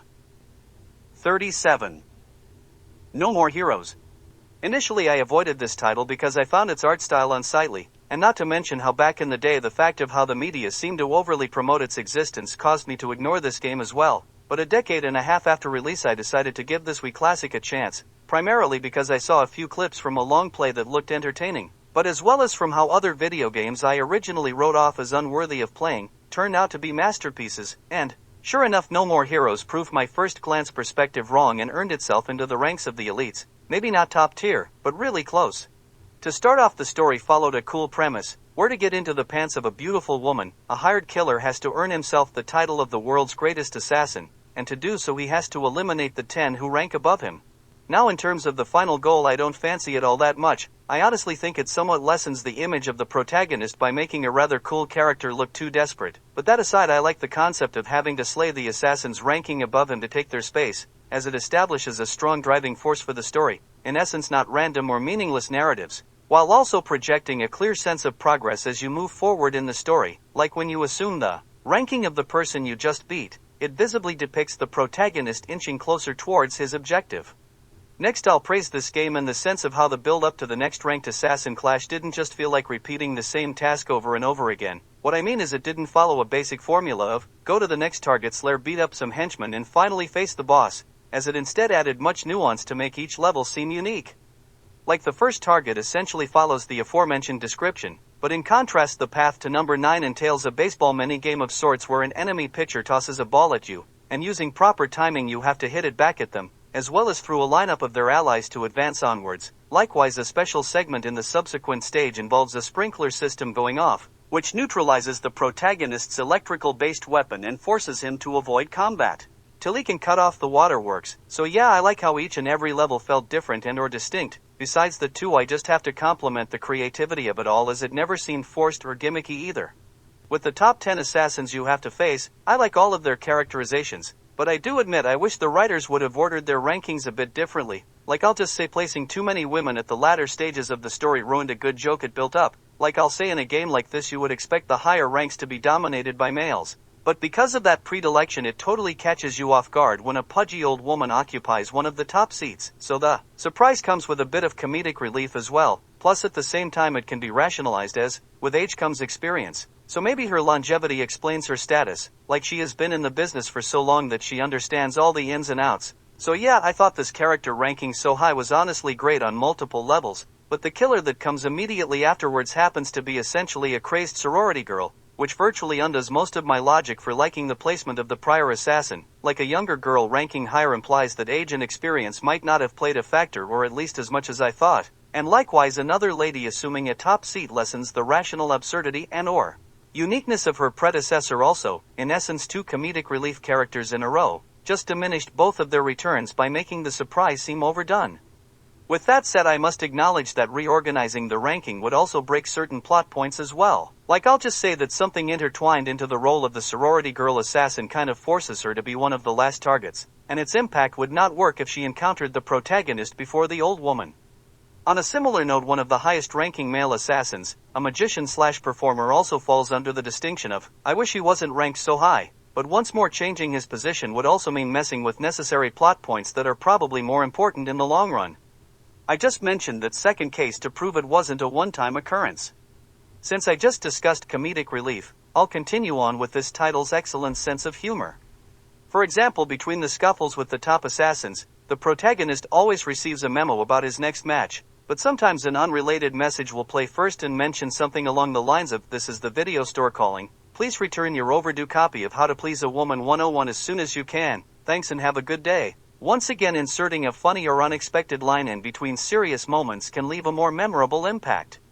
Another part of its humor that I enjoyed pertained to how it frequently and without feeling forced broke the fourth wall, like during a face down against a major boss. They joke how if they reveal their tragic backstory then this game's age rating will be bumped up a notch, basically make it available for only an adult audience. What actually makes this scenario all the more funny involves how they agree to discuss their history, but do so at an incomprehensible sped-up pace. Now, even though you can't understand what they say, you witness the protagonist react with exaggerated gestures and motions, which to me was just as humorous as the prior line. Another fourth wall-breaking joke that I liked involved how after the credits ended, the woman whom the protagonist sought after said they got together, but we the audience will never see anything about it, because this game, No More Heroes, won't get a sequel, which ironically enough did receive several follow-ups. I'll just say, with me playing this game more than a decade late made this quote all the more comical. What also gives this title a certain charm pertains to how it portrays filler content in a way that almost makes it seem more of like an inside joke rather than a boring waste of time. For instance, before each mission you need to gather a specific amount of cash to register for the next ranked assassin match, which you mostly can't acquire solely from story missions, so in order to get rich quick you have to perform menial jobs to afford the upcoming fight, some of which consist of events like picking up coconuts, washing away graffiti, fueling up cars. In description, these tasks may sound boring to perform, which admittedly you can argue for, but since the game itself basically acknowledges them for what they are, pointless labor, it almost creates a sensation of feeling down to earth instead, kind of like getting a high school job to buy a video game or two. So for me, I see these activities as less of filler content and more as a satire of the daily grind. Plus, the game adds little idiosyncrasies to make these labors a little more entertaining, like finding the graffiti stains rubs off more as a fun Easter egg hunt, or likewise if the protagonist overfills a car while working at the gas station, he humorously bursts into flames. So yeah, even though it may seem like filler, it still has more going on. Since I recently mentioned the phrase of feeling down to earth, I have to say this title accomplishes that feat in a manner of other ways, such as references to other media, like on occasions the protagonist's own hair will turn gold as a power-up. On top of that too, he essentially wields a lightsaber, and likewise an antagonist performs the "Luke, I am your father" quote. Besides that too, the hero enjoys hobbies that the fans of the series will likely partake in as well, such as playing video games and watching anime. Another strength of this game comes off as it not trying to seem too preachy. Yes, some characters actually state that taking lives isn't morally correct, but it doesn't go overboard to the point of feeling contrived. On another note, I'm a fan of how the game kept the machinations of the world mysterious, like one character who teaches yours new moves, dies at a later point of the story, but in spite of that, if you visit his dojo, his translucent ghost will still be there to pass on new techniques to you, and the fact that he happens to be a spirit is pretty much swept under the rug and not given any attention. A similar practice revolves around how the protagonist frequently receives mysterious letters from an unseen person who goes by the initials of MS, so to me these unexplained or simply unexplored phenomena honestly makes the world of No More Heroes more intriguing, as it feels like lore exists beneath the setting's surface. Switching gears, I have to say I've never been a fan of motion controls in gaming, but with that said I think this title handled it a bit better, like instead of every single slash made by the protagonist requiring a concurrent swing of the player's hand, it only needed them to perform finishing moves, and not the standard strike which functioned by simply just pressing the A button. With that said, I didn't realize that until a few missions in, and let's just say that made the first few days of this experience a tad bit more tiring than it should have been. One last criticism I feel compelled to mention regards how the world's top assassin felt underwhelming, but anyway the fact that No More Heroes had two great endings, one where the protagonist in the most literal sense gets caught with his pants down, and the other which you only unlock if you accomplish a hidden side objective, largely negates this weakness. 36. Earthbound. Probably like most people nowadays, I learned of this quirky game through the inclusion of its main character into the roster of the Super Smash Bros. Series, which likewise sparked interest in me giving this, by my standards relatively unknown title, that I didn't even know what genre it belonged to, a chance. Believe it or not, it happened to be the first Super Nintendo game I ever played. Needless to say, venturing into the deep unknown certainly did not disappoint. Now my opinion of this title has somewhat boomeranged over the years, as when I first experienced this game back in 2009 I perceived it as an instant classic. It easily broke onto my top 15 list, possibly even as high as the top 10, but back when I returned to gaming in the late 2010s I somewhat looked at this game with a more negative view. I'll just say by that time my perspective of the term quirky became mentally associated with the image of faux intellectuals desperately trying to convince themselves that their own awkwardness meant that they're just unique or artistic, when they usually possess neither trait. Anyway, with Earthbound being synonymous with the word, inadvertently lowered it to the range of the 70s or 80s. But yeah, after watching some footage of important moments from the story, its ranking elevated again. On another note, up until recently I considered this my favorite Super Nintendo game, but as you'll soon see, something I played a few months ago managed to dethrone this and assume the top spot in its place. Now, part of the initial reason for why I like this game stemmed from the fact that when I experienced this title, the genre of turn-based RPGs was still relatively unexplored for me. I had only played the Golden Sun duology, Chrono Trigger, an adaptation of an anime, and the mainline Pokemon games if that counts, and if you've noticed by now I almost inherently take interest in subjects new to me. So with this genre still feeling fresh definitely influenced my opinion about this game at the time. From my current day perspective I almost appreciate this title and its relation to its genre for a different reason. Now in the years since, I've played and become far more knowledgeable on the topic of RPGs, pretty much to the point that this genre, in spite of me liking it, has virtually become stale and started to feel like the same old. Not to mention them often requiring days worth of hours to beat also makes me hesitant to explore the genre, at least of this era, any further. In saying that though, with how Earthbound took a radically different approach to designing an RPG setting makes me think of it as more than just a retreading of an overused formula.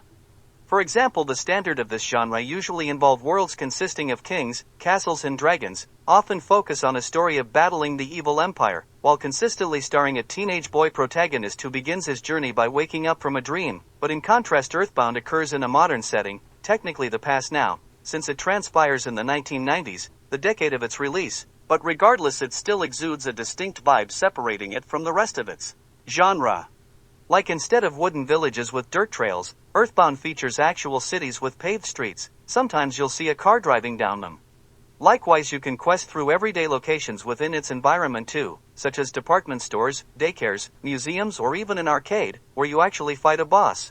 Similarly, the heroes, instead of carrying swords and shields, they wield objects like baseball bats, yo-yos, and frying pans to fight, which in its own quirky way made Earthbound a little more down-to-earth than the rest of its genre. Like, everyone probably had that fantasy of using a trash can lid as a shield or substituting a stick for a sword, so in its own right it felt like it captured a relatable childhood charm. Basically, it examined immaturity through the lens of maturity.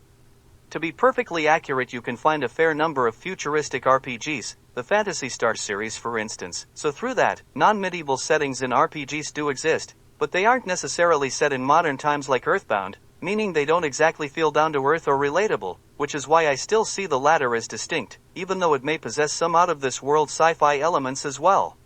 Building off of that, even though this game takes a more contemporary approach to the worlds of RPGs, it doesn't limit itself to only real-world environments. Like at about a third of the way through the story you reach the location of Forside, this game's equivalent to the real-world city of New York. But midway into the level, you stumble upon a distorted version of it known as Moonside, which appearance-wise essentially follows the same layout as its base, but colors in every building black, except for giving their outlines a bright neon tint, making it visually look different from any other area of the game, or quite frankly from any other video game I had previously played for that matter. Even though I already held a deep appreciation for surrealism and aesthetic before playing this game, the level of Moonside definitely helped broaden my perspective of what levels could be by breaking away from realism. A list of other abstract environments included the protagonist's own hallucinogenic dream world, the Yonic-looking lair of the final antagonist, and a mystic mountain above the clouds. Since this kind of pertains to the setting/environment as well as the more surrealistic nature of this game, I'll mention it, and it regards to the unusual approach to the depiction of the final boss, where instead of materializing as a design sprite, it actually appears as part of the background. What also stimulated my interests in the portrayal of the antagonist and the fight against it revolves around how its presentation evokes a more psychological-based response rather than a purely cerebral one by illustrating him through what resembles an ink blot test of a red swirl over a dark background. Some interpret one version as an anguished face, while others view the second phase form as a fetus. By the way, remember what I said his lair looked like? Kind of fits together, doesn't it? Earlier I mentioned that I gained a deeper respect for Earthbound, after it previously diminished in my eyes, while another reason for this pertains to the fact that I learned of a hidden side narrative that connects all the various plot points together, which involved how a man dug up an evil statue underneath his house, and it somehow transferred between the hands of all the major antagonists of the story. To put things into perspective, when I first played this game, I knew of the statue's existence since it happened to be a boss battle, but I didn't realize how it intertwined with past narratives, so in my mind learning about that interconnectivity fostered a deeper appreciation for this title, hence another reason for why I said it boomeranged up in rank. For me, another one of the most memorable strengths of Earthbound regards humor or satire of the world. Like with one in-game structure, this title poked fun at how in top-down, 2D games, you can only see the front sides of buildings. For instance, as an optional side quest you can purchase a seemingly great house, but once you go inside, you'll notice how it doesn't have a back wall and that its interior has fallen into disrepair. What many might also find funny pertains to some of the names of enemies, such as the New Age retro hippie, the extra cranky lady, or a pair of lips known as the French kiss of death. On a similar note, I got a kick out of how Earthbound referenced pop culture, like one boss referred to as Carbon Dog eventually evolves into a new form known as Diamond Dog, which alludes to David Bowie's 1974 album of the same name. At another point of the story, the protagonists ride a yellow submarine, which likely references the Beatles song/film/album of the same name too. A weapon called the Casey Bat takes its name from the poem Casey at the Bat, unless changed by the player at the beginning of the story. The protagonist's own name alludes to the franchise's video game system of origin. As this example serves as a good bridge to the next topic, I'll say that one boss character's leitmotif sounds quite reminiscent to Chuck Berry's song Johnny Be Good, which perfectly establishes the tone for said character. On the subject of music, I'm willing to go so far as to claim that Earthbound has the best soundtrack on the Super Nintendo. In particular, two of my favorites happen to be Pokey Means Business and The Skyrunner. Even though in qualities like art style, aesthetic and humor Earthbound stood out from the rest of the pack, I must admit that in terms of gameplay and mechanics it pretty much operates like the standard RPG, so I don't necessarily view it as revolutionary in that department. But at the same time, since I like the genre, I'm not exactly complaining about it either. It just is what it is. The most you could argue for this title differing from the usual formula would be how once you crack a certain threshold in strength, weaker random encounters instead of engaging in battle run away from you and automatically lose upon contact. I'll praise this inclusion in the sense of time and efficiency, but I still don't think it deviates enough from the norm to say it revolutionized its genre's mechanics. If I have to state a con for this game, I would say that some enemies you encounter early on in the story can feel a bit too overpowered, which will likely force you to grind for levels and experience points, and that can be a bit off-putting for a title you essentially just started. But I should mention that this game becomes a bit more reasonable with the difficulty of the encounters after this area. So in truth, the level scaling isn't too terrible. Overall, even though in terms of mechanics and gameplay I don't view Earthbound as anything revolutionary, I still believe that through its charm and personality makes up for any potential weakness it may have. 35. Xenoblade Chronicles X. In my mind, without a doubt the best game on the Wii U, and right off the bat I flat out say that everything I found weak in Breath of the Wild, Xenoblade Chronicles X addressed. years earlier I might add. For instance, I claimed how the setting of the Zelda title lacked identity on dozens of fronts, such as nothing to make it unique from similar environments, or no exclusive location-based enemies. Now with this game right out of the main town dwells a lake where gargantuan brontosaurus-like monsters drink, which by the way can only be found there, or at least other than a post-game super boss, but anyway this ingrains a great sense of identity to the area. Likewise, surrounding this zone happens to be abnormal clusters of rock formations, some of which pierce deep into the skies above and can only be reached later on in the game. Besides that, I neglected to mention that the hometown resides inside of a stadium-like structure, guarded by crystal protrusions. Basically, even though in appearance this locale may not look all that different from a normal lake, because the nearby lands visually contrast enough, it still makes this relatively normal small body of water stand out and seem more memorable. Going on a brief tangent, how this also beats Breath of the Wild regards its method in dealing with overpowered foes in early areas. Now in Breath of the Wild, if you unfortunately stumble upon a strong adversary early on, you'll just be killed in one strike. In contrast, Xenoblade X handles this in a much more nuanced way. Like the aforementioned brontosaurus-like creatures boast incredibly high levels and can easily wipe out your entire party surprisingly late into the game, but they only go on offense if you attack them first. Plus the in-game lore suggests them to be herbivorous, meaning they have no reason to be aggressive around you. In essence, this title establishes a good foundation for being able to gaze upon, even get close to overpowered enemies, usually the more interesting looking ones that only appear during the later levels in most other games, from essentially the beginning point of this story. Similarly, the game incorporates other fascinating explanations for being able to approach powerful enemies without them instantly attempting to obliterate you. For example, one breed of larger foes doesn't see humans, a petite species, in its eyes as threats, so it initially won't attack, but if you return piloting a robot, it will become hostile. I mention this quality because it enriches the creatures of the world as it portrays them as having actual habits and behavior, instead of just being mindless drones. So, I just believe Xenoblade X explored this quality in a significantly better fashion than Breath of the Wild, since it didn't automatically result in a game over, and from how it helped develop the nature of the world's inhabitants. Returning to the breakdown of environments, this game excelled at making every region feel unique and seem like more than just a generic biome. Like to make the obligatory sandy area more than just a desert, it incorporated into the environment lots of ancient architecture from a long-forgotten civilization. For example, partially submerged beneath the sea of sands were mountain-sized metallic rings that you could actually climb. Likewise, the fauna between areas also helped establish the identity of the locale, such as how a jungle region possessed types of trees that had wide branches that could act as bridges between areas, while in a different land that resembles a snowy terrain has limbless trees that primarily only grow upwards, but harbor uniquely rounded tops. Admittedly, Breath of the Wild did this a little better, but Xenoblade X also had environmental hazards, such as damaging-inducing lava, poisons, and thunderous areas. The reason why I argue for this ranking beneath Zelda in this category pertains to how in this game your health meter just goes down in these scenarios, whereas Breath of the Wild actually included visual aspects like getting struck by lightning to indicate damage being taken, which makes it more immersive. With that said though, Xenoblade did go the extra mile in an ancillary aspect of this subject, where certain types of enemies could only appear during specific weather conditions, so it did explore this branching path quite a bit better. While still on the subject of terrain and environment, I prefer Xenoblade X because its world seemed way less topographical, as it featured way more cave and cavern exploration, but in addition to that it also incorporated more roofed/layered areas into the setting, something like a rock formation standing above a plot of land, or kind of like a tiered city, a military base built on top of a factory, and below that resides warehouses, which rests above a pool of water/dock-like indention. I'll just say I like this because it helps make it seem like something exists beneath the surface layer, which in turn leads to a more fleshed out world. In terms of exploration, this game too virtually lets you travel the entirety of the map after the tutorial, but it still allows for a sense of progress to be made. For example, the world of Xenoblade X contains islands floating in the sky, and also cliffs so steep that you simply can't climb or jump up them. But later on in the story, to reach these areas you acquire super robots capable of flight, meaning it still nails the mystique of a true open world game / prevents a feeling of restriction or being locked out, but still grants this game the perception of advancement, while also providing a better sense of direction. Likewise, the quests of this game also carry a greater impact on the world at large than Breath of the Wild.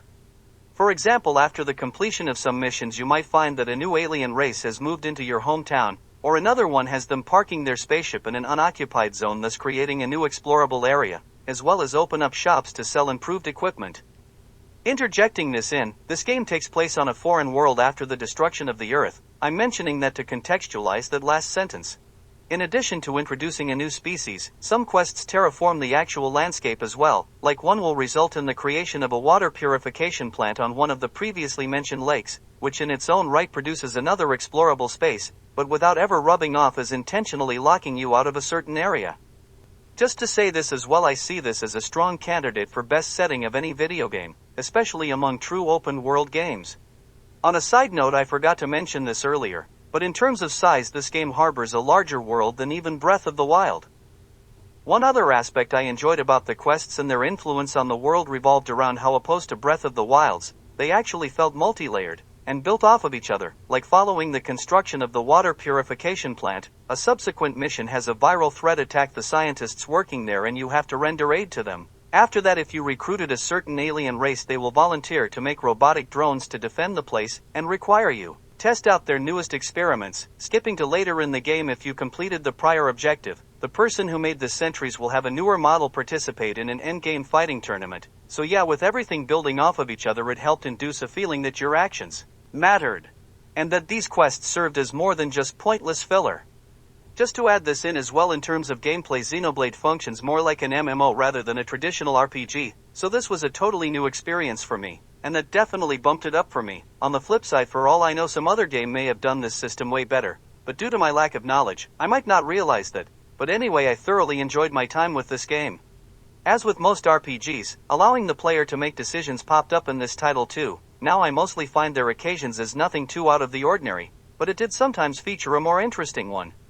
Like at one point, a more aggressive party member of yours expresses a desire to pet a dog, an animal that for some reason has always disliked her, and because of that she asks you for advice. Now your response can almost play a bit on your morality, like if you give her the answer she wants to hear, the canine will reject her, and she won't get what she wants. But if you call her too mean, which she interprets as an insult, and tell her to be nicer in her approach, she will have a successful interaction with the creature. So yeah, sometimes the decisions of this game could have more nuance to them. Another fun one involved your character and a younger party member of yours encountering an enemy, where if you play the part of the coward and duck behind her, she'll happily state, "I'll protect you," while if you act the part of the hero and stand in front of her, she'll get annoyed and say that you're blocking her view. Again, another funny one that takes an unpredictable turn. By the way, some of these events can influence your relationship score with them, which affects your in-game battle chemistry. To not drag this on any further, since I plan to further articulate my thoughts on Xenoblade Chronicles X in my Wii U video, I'm going to cut off the discussion for now. 34. Near. Before the main menu, or even pressing the start button, and while still on a black screen, you hear the voice of an angry lone woman say, "Vice you dumbass." Now after listening to that line, the player might think this dialogue refers to the white-haired person on the cover of this game. For reference, Weiss means white in German and Yiddish, but no, a second or two later and to no response, she continues with, "Maybe I'll tear out all your pages one by one, or maybe I'll throw you in the goddamn furnace," which within a quick time frame already debunks what would likely be everyone's initial assertion, while also creating an even more perplexing situation, as it seems as if she might be talking to an inanimate book, and after that, this lady's monologue goes on to utter almost every single curse word in the English language before concluding. So again, prior to even pressing the start button, the game sends a message that it's going to be a wild ride filled with twists and turns, which, speaking from personal experience, I'll say it lives up to. For those who don't know, Nier branches off from the Drakengard franchise, and I actually hold both series in a similar light as well, albeit not as positive as this one though, as to me Nier features some of the most creative and ingenious ideas in all of video gaming, but at the same time some aspects can feel just average. For example, one absolutely picturesque location rests inside a canyon, with houses built on scaffolding along the valley's walls, and not just side to side, but also up and down as well, and two great bridges connect the divided sides. Now, stunning as this area may sound, traversing it can be an utter pain, in multiple ways too. For starters, the character doesn't run or roll all that fast, and likewise the design of the town itself complicates and hinders movement. For example, the most commonly visited area of the city would be the Elder's house, which to get to from the entrance involves crossing a very long bridge, running a block to the left, climbing up a ladder, moving a little bit to the right, crossing another bridge just as long as the first, and scaling another ladder. To say this, the structure rests about 30 feet and a little to the right, above the starting point, so map-wise it just feels as if the game added a bunch of unnecessary steps. More overly complicated areas exist besides this one too, Now let me say, even though hearing that this title features a form of fast travel might make it sound like it cut out unnecessary travel time, it really doesn't, since the mechanic to do so involves using inconveniently placed boats, which itself can be a chore reaching, like in the hub world of the game. To get to that travel point you have to stroll halfway around a town, cross a moat, walk up a staircase, trudge over a balcony, bridge, and go down 2 flights of stairs. In the end it does save time, but for all intents and purposes it feels like you have to waste a minute to save just 2. Similarly, the combat also feels a bit off, like the setup for the controls seemed like they could have been assigned better, and in some moments the game felt like it needed a lock-on mechanic, while in others it probably would have gotten in the way and lessened the experience. So in terms of a fighting system it rubs off as uncertain of what it desires to be. Sometimes it acts like a 3D Zelda game, while in others it presents itself more as a traditional hack and slash formula. Switching to what I referred to as the ingenious ideas. For example, with the woman I mentioned at the beginning of this discussion, I'm borderline willing to call her the best female in all of gaming, though one might argue if she technically belongs there. To avoid spoilers, I'll just say the story cements a strong explanation for her aggressive, if not mannish attitude. Likewise, this game possesses some of the best party banter of any video game. Like I'll just say, after a mission defending a town, the protagonist will compliment the just referenced lady by calling her a guardian of her own town, but instead of just saying, "Thank you," or something like that, she'll briefly stammer and respond with, "Shut up," which really unveils a lot about her personality, as it implies she enjoys the praise, but seeks to maintain a tough exterior, and also desires to keep everyone at a distance. Besides the dialogue containing depth or meaning, it can also sound quite humorous at times, like a member of the group, an intellectual talking grimoire, will brazenly call this woman a hussy on occasions because of her mannerisms. Sometimes the lines themselves can accomplish both, as the book one time joked that the hussy probably never bathes, to which she intricately responded that she does it rather frequently and constantly changes her clothing too, which for this post-apocalyptic setting isn't an easy feat, and even caught the other party members off guard too, not in an insulting way, but more so in an "I learned something about this person" style.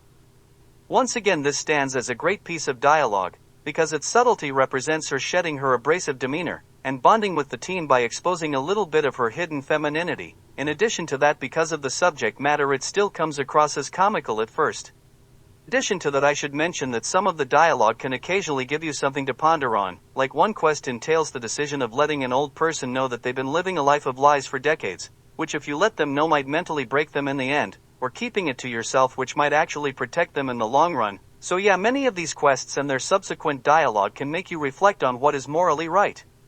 Tying this in as well, the conversations after the completion of these missions can also result in many thought-provoking questions too. On a side note, some of the mundane side activities of the game can actually feel entertaining, if not uplifting, because of the in-game discussions it sparks. Since I've been admiring the dialogue for so long, I might as well confess that at least for the English language, I think this has some of the best voice acting in all of gaming too, where every casting choice perfectly fits and performs their roles. In mentioning this too, I think Nier has one of the best soundtracks in gaming too, possibly even the best within its own console generation.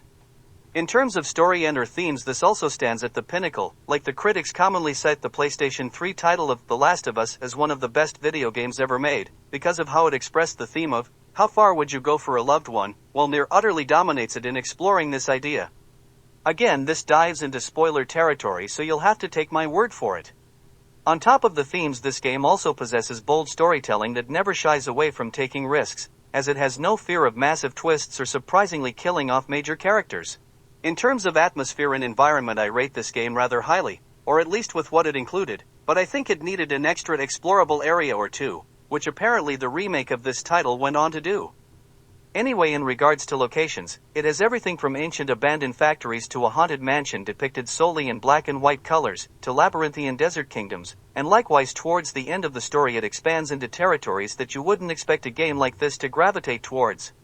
Tangentially, some of this game's dungeons have some incredibly interesting focuses behind them, like one of them revolves around accomplishing a series of trials, one of which entails traveling from point A to point B without touching the joystick to walk. If you're interested in the answer, you can get there by repeatedly pressing the attack button to slowly inch your way forwards.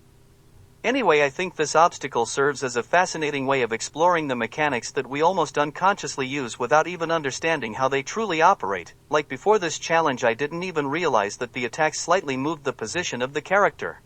Switching gears, the bosses can be a bit of a mixed bag, as some of them harbor incredibly fascinating designs and mechanics, but others rub off as nothing more than a normal overworld enemy with a little bit of extra health and a slightly modified appearance. What makes some of the bosses intriguing regards how a few of them have names based off of popular fairy tale characters. Hook, from Peter Pan's Captain Hook, the duo of Hansel and Gretel, Goose, of Mother Goose and Grimm, or a defense system taking its name from the father figure of Pinocchio. Anyway, some narratives within Nier directly take inspiration from fairy tale plotlines, and this inclusion helps support the message. An aspect that probably could have been a bit better handled involved fights against the bosses, which regards to how this title, partly through the trophy/achievement system, but also to a certain extent its actual design encourages the player to defeat bosses as quickly as possible, but doing so will result in you missing interesting party banter. So I kind of view this as counterintuitive too, especially since the dialogue stands as a highlight of this game. A subject of controversy about this game regards its Western localization, which exchanged a teenage boy protagonist in favor of a middle-aged dad. Now many people dismiss this alteration, but I'm admittedly more neutral towards it, as in my opinion it enhances some narratives, but weakens others. Like I prefer this as a tale about a father and daughter, over a brother and sister. Likewise, I believe his relationship with the antagonist works better with him as an adult rather than as a teen. On the flip side, this can throw off the dynamics between the previously mentioned female protagonist as well as with the elders of his village. For instance, witnessing a 40-year-old man bossed around by a 20-year-old girl can feel a bit odd. Anyway, both versions have their strengths, and I'm certainly not going to call the English release poor either, especially since the voice actor for this character performed his role excellently. Much like Drakengard, I kind of perceive Nier as a game that might have been better off as a movie, as without a doubt it harbored many great ideas, but since several of the mechanics feel off, which for the average gamer can totally ruin an experience, it just came off as too unpolished to rank it among the top tier of video games. 33. Corn Kids 64. Despite what the title may suggest, this game did not release on the Nintendo 64, but through visuals, controls, gameplay, and abundant use of atmosphere, it does in fact serve as an ode to the classic 3D platformers that crafted the iconic image of this system. In saying that, though, this title explores the 3D platforming genre to a degree that it transcends just being a simple homage, such as how it places a greater emphasis on movement and maneuverability, which coincidentally raises the difficulty of this game well beyond any of its inspirations. For instance, this title employs a heavy use of wall jumps to reach new areas, and likewise one of the skills of the GOAT protagonist allows for him to perform a mid-air headbutt ram, which will propel him forward. Now even as early as the tutorial you have to combine these abilities together to achieve new heights. For example, the opening level, a Gothic-themed playground, requires you to scale the side of a wall, but in the middle of it a bone-like protrusion prevents you from jumping in a straight line to get there, so in order to reach said area, you have to leap from a ledge past the obstruction, readjust your ramming technique to hit the other side of the wall beyond the bony impediment, and then wall jump upwards to reach the top. So, essentially this requires a degree of precision well beyond the average platformer. Out of obligation, I fully acknowledge that me enjoying a super difficult 3D platformer that can easily waste time may sound hypocritical on my part, since I used that exact same rationale to express disdain for Super Metroid, but at the same time liking something doesn't always originate from logic or even the most consistent of reasons, so I guess that can explain it too. Plus I should also say that Corn Kids harbors significantly better atmosphere, so there's that too. Continuing on with that theme, the setting of Corn Kids features abnormally colored skies, often pinkish or purple, which gives off an unnerving or twisted vibe. Maybe not in the sense of malice or evil, but something tangentially connected to it. Think of naive people who might perform rituals at the altar of evil, or even those who like to hang out at cemeteries after dark. In mentioning that its aesthetic meshes well with its cast of characters, as the protagonists happen to be teenage goats who wear goth or scene kid-style clothing, and the townsfolk of World 2 consist of religious pigs who worship a dog god and an owl. In addition to that, other denizens you'll encounter include talking spiders and bats, animals not necessarily associated with unadulterated horror, but at least connote a spooky vibe. So yeah, it all just really works well together. To say this too, this aesthetic masterfully blends in with the Nintendo 64 art style this game intends to capture. Like, since the system itself may not have had the power for the best graphics or most detailed textures, it instead relied heavily on the usage of color to convey context and or emotion, and this title does just that too. So not only did it absolutely nail recreating the look of its influences, but it all around painted a great art style that looks fantastic regardless of it. Nostalgically honoring a bygone generation. To not beat around the bush, I'll flat out admit that I prefer the expressionistic aesthetic of the Nintendo 64 over hyper-realistic graphics, so that plays a significant role in my ranking of Corn Kids too. I should also mention that me being a fan of collectathons bumps this up a notch too. Now in this respect it might not stack up to the Rareware classics, but it still possesses enough to satisfy me, especially considering its rather short length. By the way, the game has the knack for making creative hiding spots, another positive in my book. Now hearing that this game contains only 3 worlds may sound small, which in all honesty for a 3D platformer it kind of is, but at the same time it compacts a lot of content into them and wastes no space. Tying this back to the movement, because of the protagonist's maneuverability, it basically takes advantage of every single object on the map, like because of the wall jump skill, a wall feels less of like a boundary meant to keep the player within a certain area and more of like a means of reaching new heights. From another perspective, Corn Kids possessing really only 3 worlds might also sound small in the sense of variety, as most other 3D platformers frequently harbor dozens of levels all following different themes, a desert, an ocean, or a snowy mountain. But with this game I legitimately don't see this as an issue, as the few worlds it has fit its established aesthetics so strongly that attempting to add more diversity into the mix would likely feel out of place, so I definitely have to say, less is better. Besides that a single level from this hosts a surprisingly large swath of terrains to explore. World 2 for instance features a town square, a graveyard, a massive church, an enterable knick-knack store, a contaminated zoo, a few multi-roomed houses, and the inside of a large tree. On top of that too you can stumble upon mirrors that can transport you into dreamlike challenge worlds, so anyway it still found ways to incorporate a great deal of variety into its levels.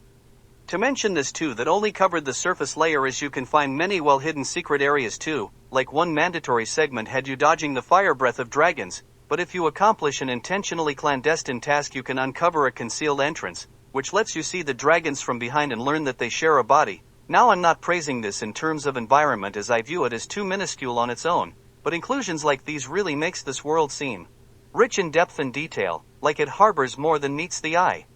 From another angle, the stages of Corn Kids 64 flourish just on their ideas alone, like the tutorial of the game happens to be a playground, which as a term, at least for the medium of video games, remains synonymous with the concept of testing out and developing new skills, and considering how tutorials also operate as a means of the player learning and easing into the controls of the game, the concept of a location like this serving as the first world excellently gets the idea across.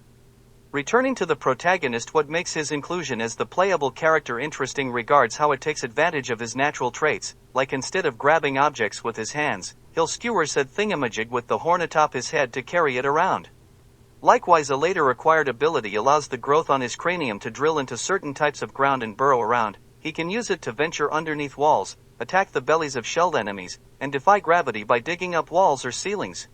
The soundtrack, much like the level count of the game, may not possess all that many tracks, but what it has matches rather well with the ambience. Syncing up with its aesthetic nature, Corn Kids harbors a black comedy sense of humor. In saying that I feel it has its fair share of hits and misses though, like I'll say some of its dialogue rubs off as a bit juvenile. In all fairness, it primarily occurs between 2 kids, so it somewhat makes sense, but I think the writing occasionally took it too far. On the flip side, some of its humor lands surprisingly well, oddly enough in the more harder to find secretive areas, like in the trinket shop. You will see a gyrating framed moose head on the wall, but if you unlock a hidden compartment you can get behind it and find its still intact body, which for some reason happens to be perpetually farting, so the surprise did get a smirk out of me. Similarly, in the residence of a deceased serial killer, that perspective-wise uses a Dutch angle hides a funny gag behind a bookshelf. To list off a few grievances, I'll say the game can be a bit unclear about the path forward sometimes, as in contrast to most 3D platformers of the Nintendo 64, Corn Kids follows a more objective-based approach rather than the typical style of, just collect enough of something to reach the next area. A good example of this would be how a character tells you that you have to get atop a certain building, but it won't reveal the framework to make said structure climbable. Move that far-off boulder here, step on that switch behind the barn, stuff like that. Obviously, the difficulty of the platforming and/or challenges can be a pain at times, such as a chasing segment nearing the end of the story, which took me more than 30 minutes to get right. Of course, I need to admit that its short length does prevent it from placing higher on my list, but anyways, that did not stop me from finding great value in this title. 32. Super Mario Odyssey. Right from the first advertisement I witnessed, I automatically knew I would hold a more favorable opinion of this game than the technically better received Legend of Zelda, Breath of the Wild, and by the way, this is coming from a person who prefers the Zelda franchise over Mario's. On that note, part of my rationale for why I consider this series the lesser of the two revolves around how I thought all prior 3D Mario titles held some flaw that prevented them from achieving a perfect score, And let me just say I believe Odyssey rectified almost all those issues. Like after collecting a power star in Mario 64, the game would force you out of the level and have to re-enter to find the next one, which could be an absolute pain in larger levels, while in Mario Odyssey after attaining a power moon, the equivalent of a power star in this title, you could continue on in the area as if nothing had happened, meaning you didn't have to restart from the beginning every time you finished an objective. Likewise, to reach the climax of Mario Sunshine you had to endure a Shadow Mario chase sequence in every world. In all honesty, I hated these moments, so they became redundant real quick. Besides that, in a game about freedom and collecting things, making mandatory objectives to continue onwards rubs me the wrong way. As if you struggle with a certain obligatory challenge, your progress grinds to a halt until you successfully complete it, which I find counterintuitive to the nature of most open world games, as they thrive by allowing you to create your own path forward instead of just following a straight continuous line. Just as with Mario 64, Odyssey corrected this issue, as in every world, referred to as kingdoms in this title, it placed power moons in excess, more than what would be required to reach the next area. Basically, you might only need 20 out of an available 50 to unlock the next kingdom. So if, let's just say, one task proved too difficult, you could instead just skip it and collect an alternative moon to continue forwards. With Mario Galaxy, I fully acknowledge how epic it could feel at times, since you could soar across the universe, but oftentimes that coincided with a sensation of seeming too scripted. Like, because of how massive these worlds could be, the game basically abandoned the concept of free roam in favor of having to follow a preset path to reach each star. In essence, the game rubbed off as a bit too linear. Admittedly, if you could freely roam, or I guess technically float around these gigantic galaxies anywhere or at any time, finding specific stars would become near impossible, so in all likelihood this was the better solution, but at the same time it still loses the spirit of adventure in this process.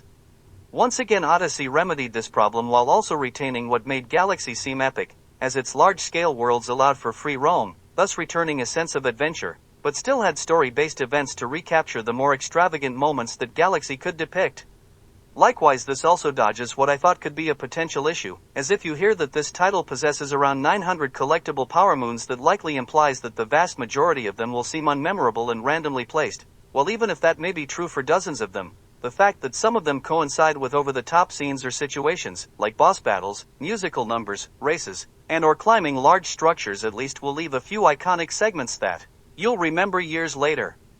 I never thought I'd say this about a Mario game, but I legitimately have to give out spoiler warnings for some of them, because of how surprising they will come off.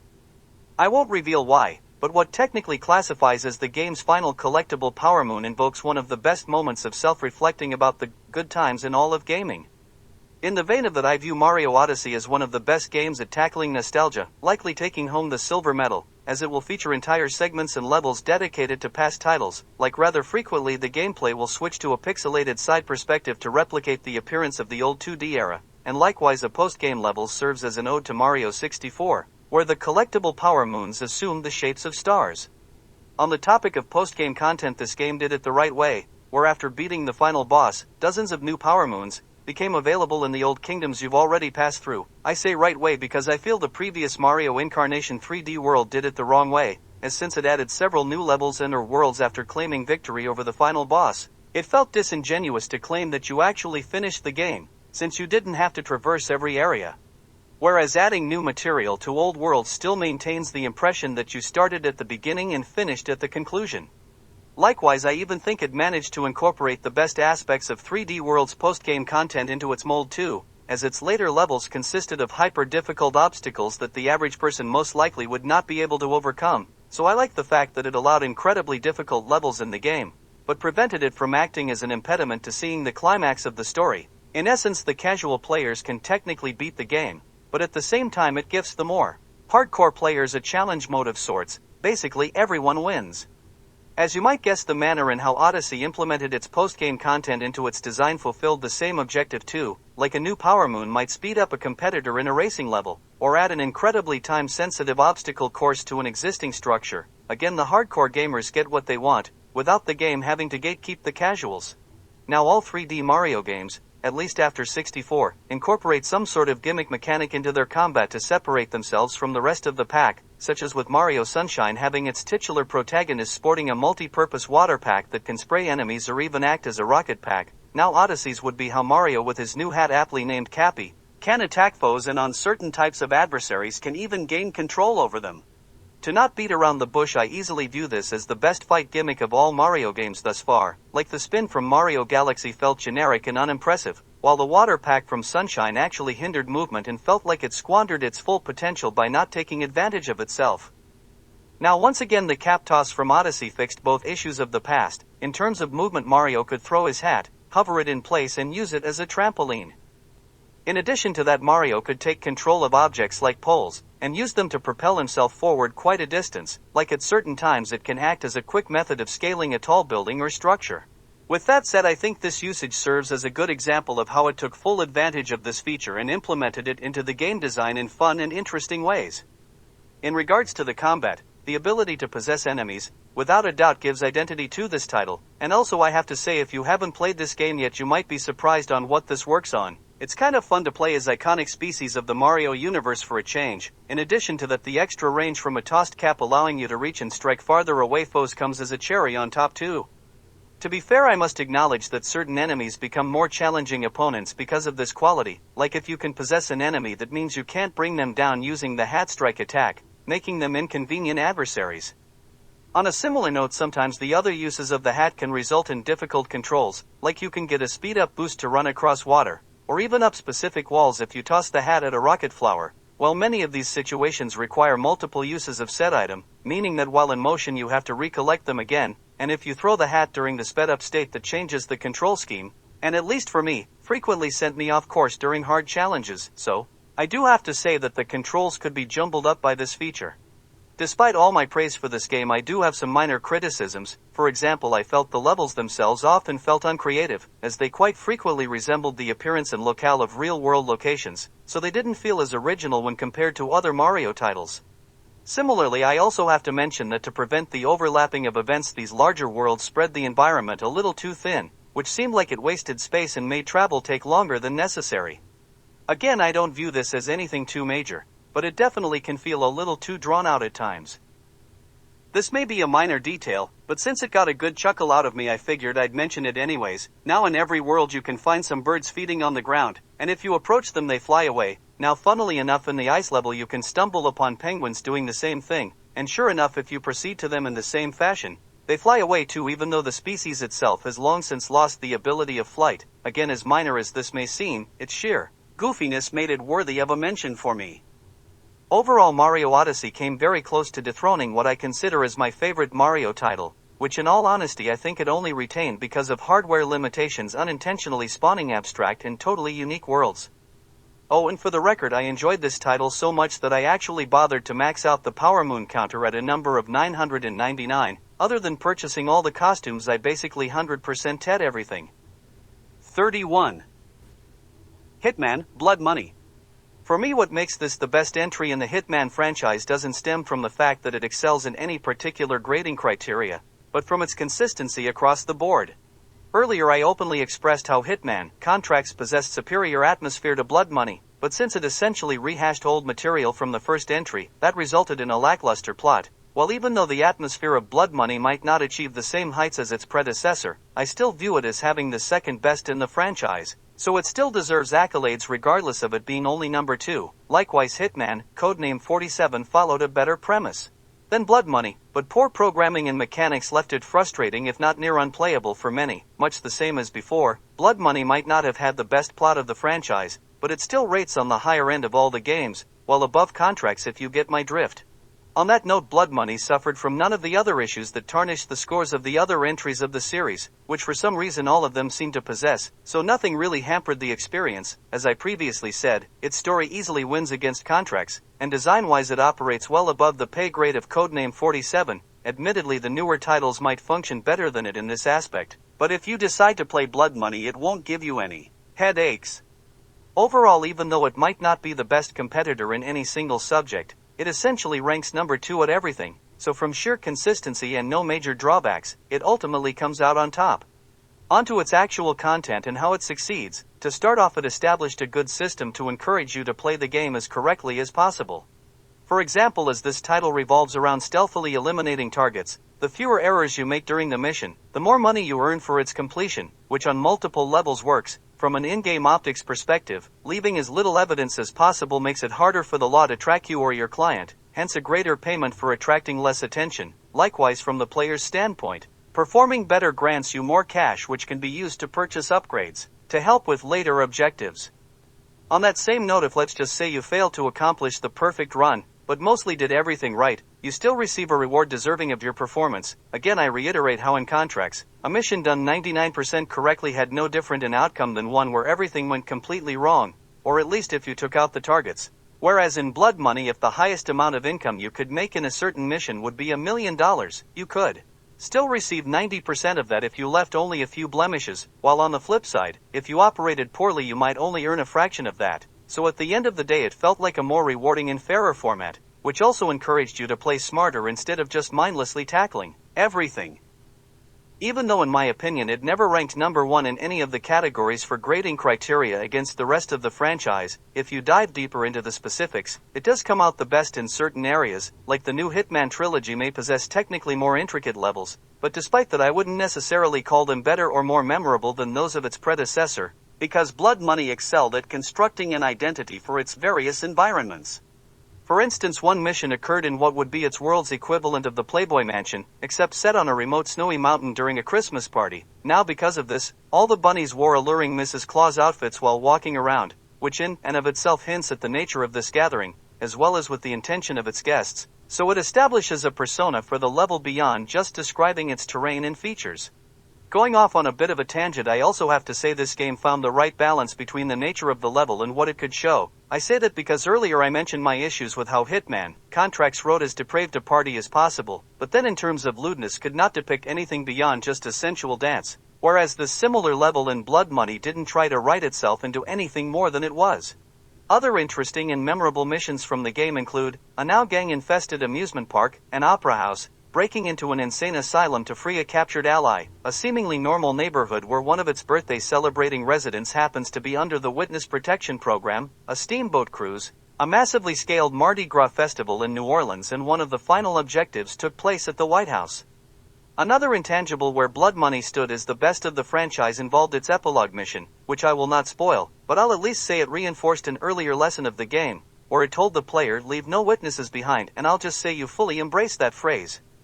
A core staple of this franchise revolves around finding creative ways to eliminate your targets, instead of the typical just mindlessly plowing through waves of enemies, and I think here, the Hitman series took it to the next level and easily crafted some of the most iconic moments within this franchise, like in the Christmas party mission, one of your prey sat in a suspended above-ground, glass-bottomed hot tub, which if shattered would result in him plummeting to his death, or at the opera house where one of your targets stood center stage, entailed replacing a fake weapon with a real one so another actor would perform your duty for you. By the way, other ways in eliminating them existed too. For example, Blood Money also ramped up using the environment to assist in your objective, such as how with that same opera house, a chandelier rested above the thespian of whom you have to squash, which could be severed from the ceiling and serve as another way of dealing with him.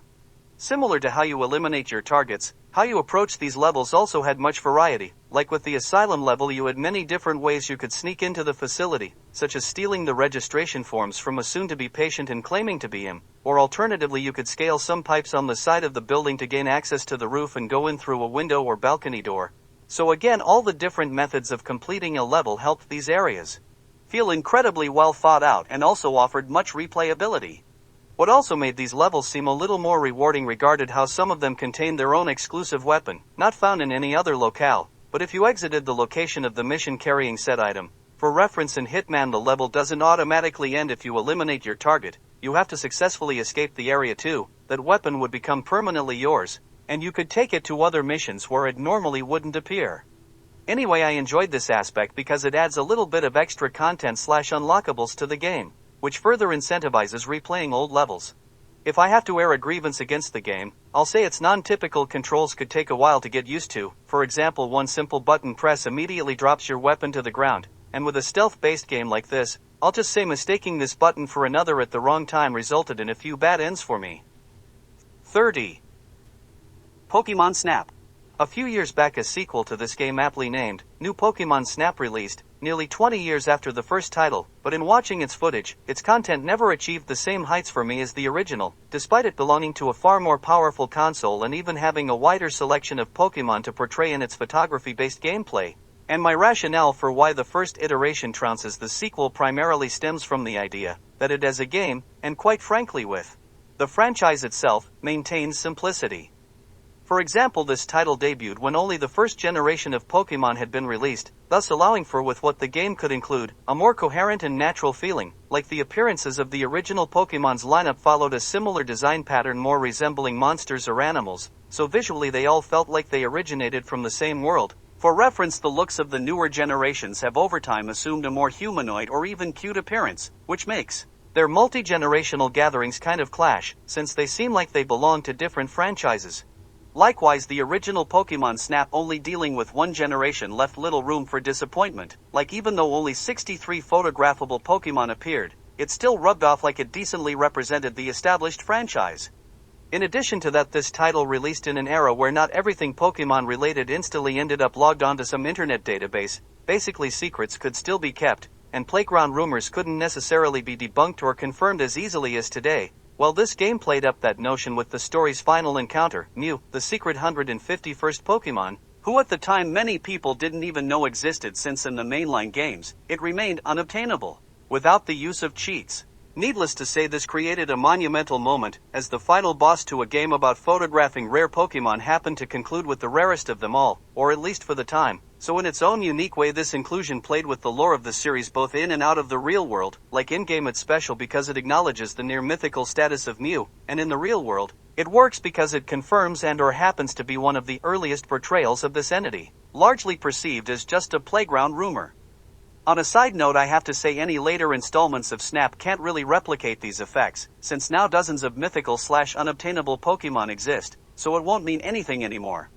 Returning to the gameplay, the Safari mechanic of Snap also carries much replayability too. Firstly, as you progress in the game, you unlock new items that bring out new dimensions in previously visited stages, like you can obtain some bait that might lure a hidden Pokémon out of tall grass to snap a photo of, or with an object you can toss could be used to cause a chain of events, such as knocking a Charmeleon into lava with an apple provokes it to evolve, and cinematically burst out as a Charizard.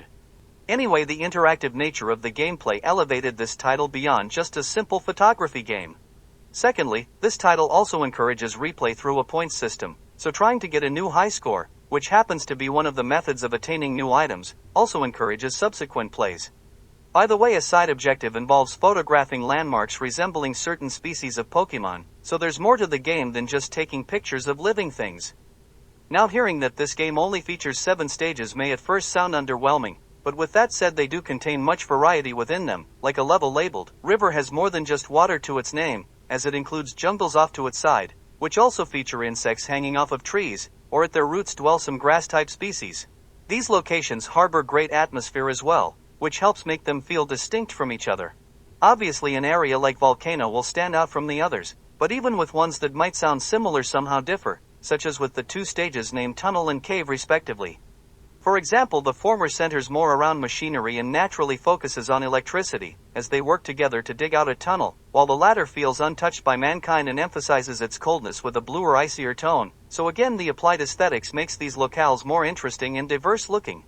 What also adds a little flavor to Snap pertains to how reaching the next stage doesn't follow the typical trend of beat level 1 to get level 2, beat level 2 to get 3, and so on, and instead opts for a more interactive manner in unlocking the next area. For example, if in the level of Cave you provoke an electrode into using self-destruct, that will result in it destroying a rock formation, which in turn will open up a new path that will allow access to the volcano course. For me, I prefer this approach because it negates the monotony of linearity, which I previously alluded to as being similar to paperwork, and also helps makes these areas feel like they have more substance to them than just being a stop on the road to something greater. Anyways, Pokémon Snap is a great game that utilizes the franchise's name in a way other than the typical turn-based battle format, which makes it stand out from its brethren, and assume the status of my favorite Pokémon game. 29. The Warriors.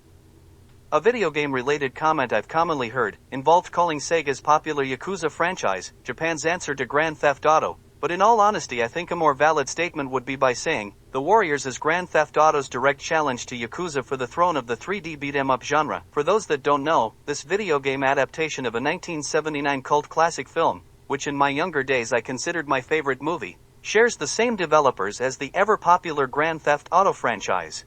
Part of the reason for my initial claim regards how this 3D beat-em-up game implemented very similar styled combat to Yakuza into its own fight system, as both of which heavily revolve around grabs, and take advantage of the surrounding environment, like when holding an enemy in a clinch. Both games allow the player to slam their opponent's face directly into a wall.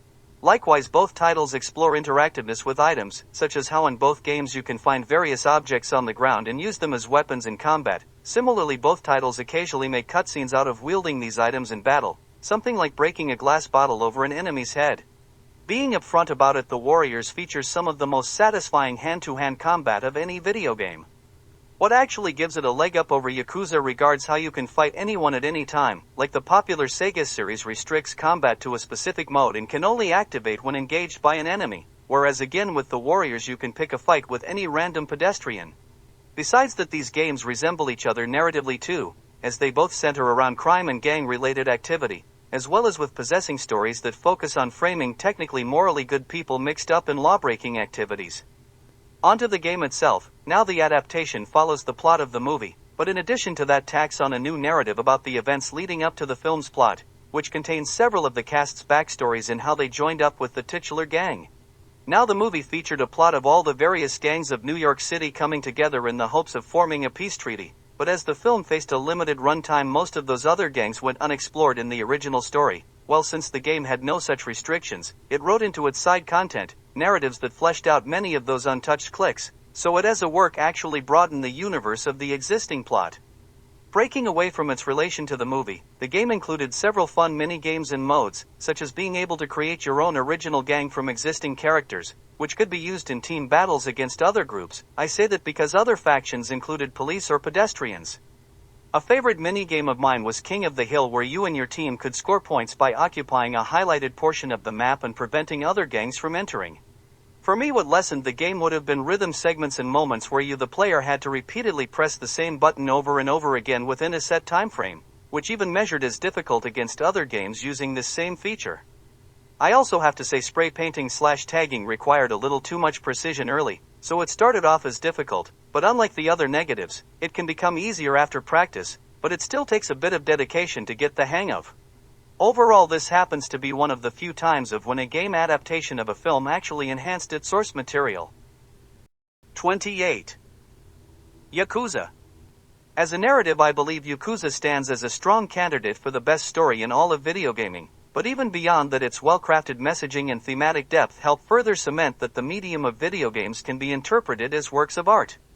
To start off, the plot begins with a young rising star in the Yakuza world taking the fall for a crime committed by a somewhat more delicate than himself friend, resulting in him spending the next 10 years in prison, and after his release the plot details how he struggles to adjust to the constantly changing modern world. Like the gang that used to worship the ground he walked on, now view him as a pariah and intend to hunt him down. The friend whom he saved from jail now ignores him and has usurped the future he once had lined up for himself, and likewise even the environment and nature of his hometown has changed as well. Like a new to the recently freed protagonist, but constructed years ago, skyscraper now looms off in the distance, and in addition to that, the perception of the Yakuza in the city has changed from honorable figures who maintain the peace in the lawless parts of town to thugs who abuse innocent people for a quick buck. Visually, what promotes this theme regards how the cast dresses. Like the protagonist still wears the outfit he wore in the prologue, reflecting how he hasn't changed over the years, which one could even argue is representing him being stuck in the past. A female friend of his first seen sporting a traditional kimono in the past, now wears dress pants and a blouse, which further embody the idea of the times changing, as the ensembles themselves epitomize different eras. At the beginning of the game, his friend lets his long hair run down his forehead, connoting youth, while in the present he slicks it back, which represents authority and status in Japanese culture. What illustrates how the more noble qualities of the Yakuza has waned in the city regards how the protagonist's older mentor, who exemplified these ideals, now walks with a cane, which ties into how those attributes in the underworld are now on their last legs. Symbolism in the designs of characters runs deeper than that too, as in the Yakuza world most members sport tattoos on their backs, and this game uses the tradition to better convey the identities of their respective owners, such as how the protagonist has a Chinese dragon etched into his back, which as an emblem signifies an entity above nearly all else and embodies traits like strength and wisdom.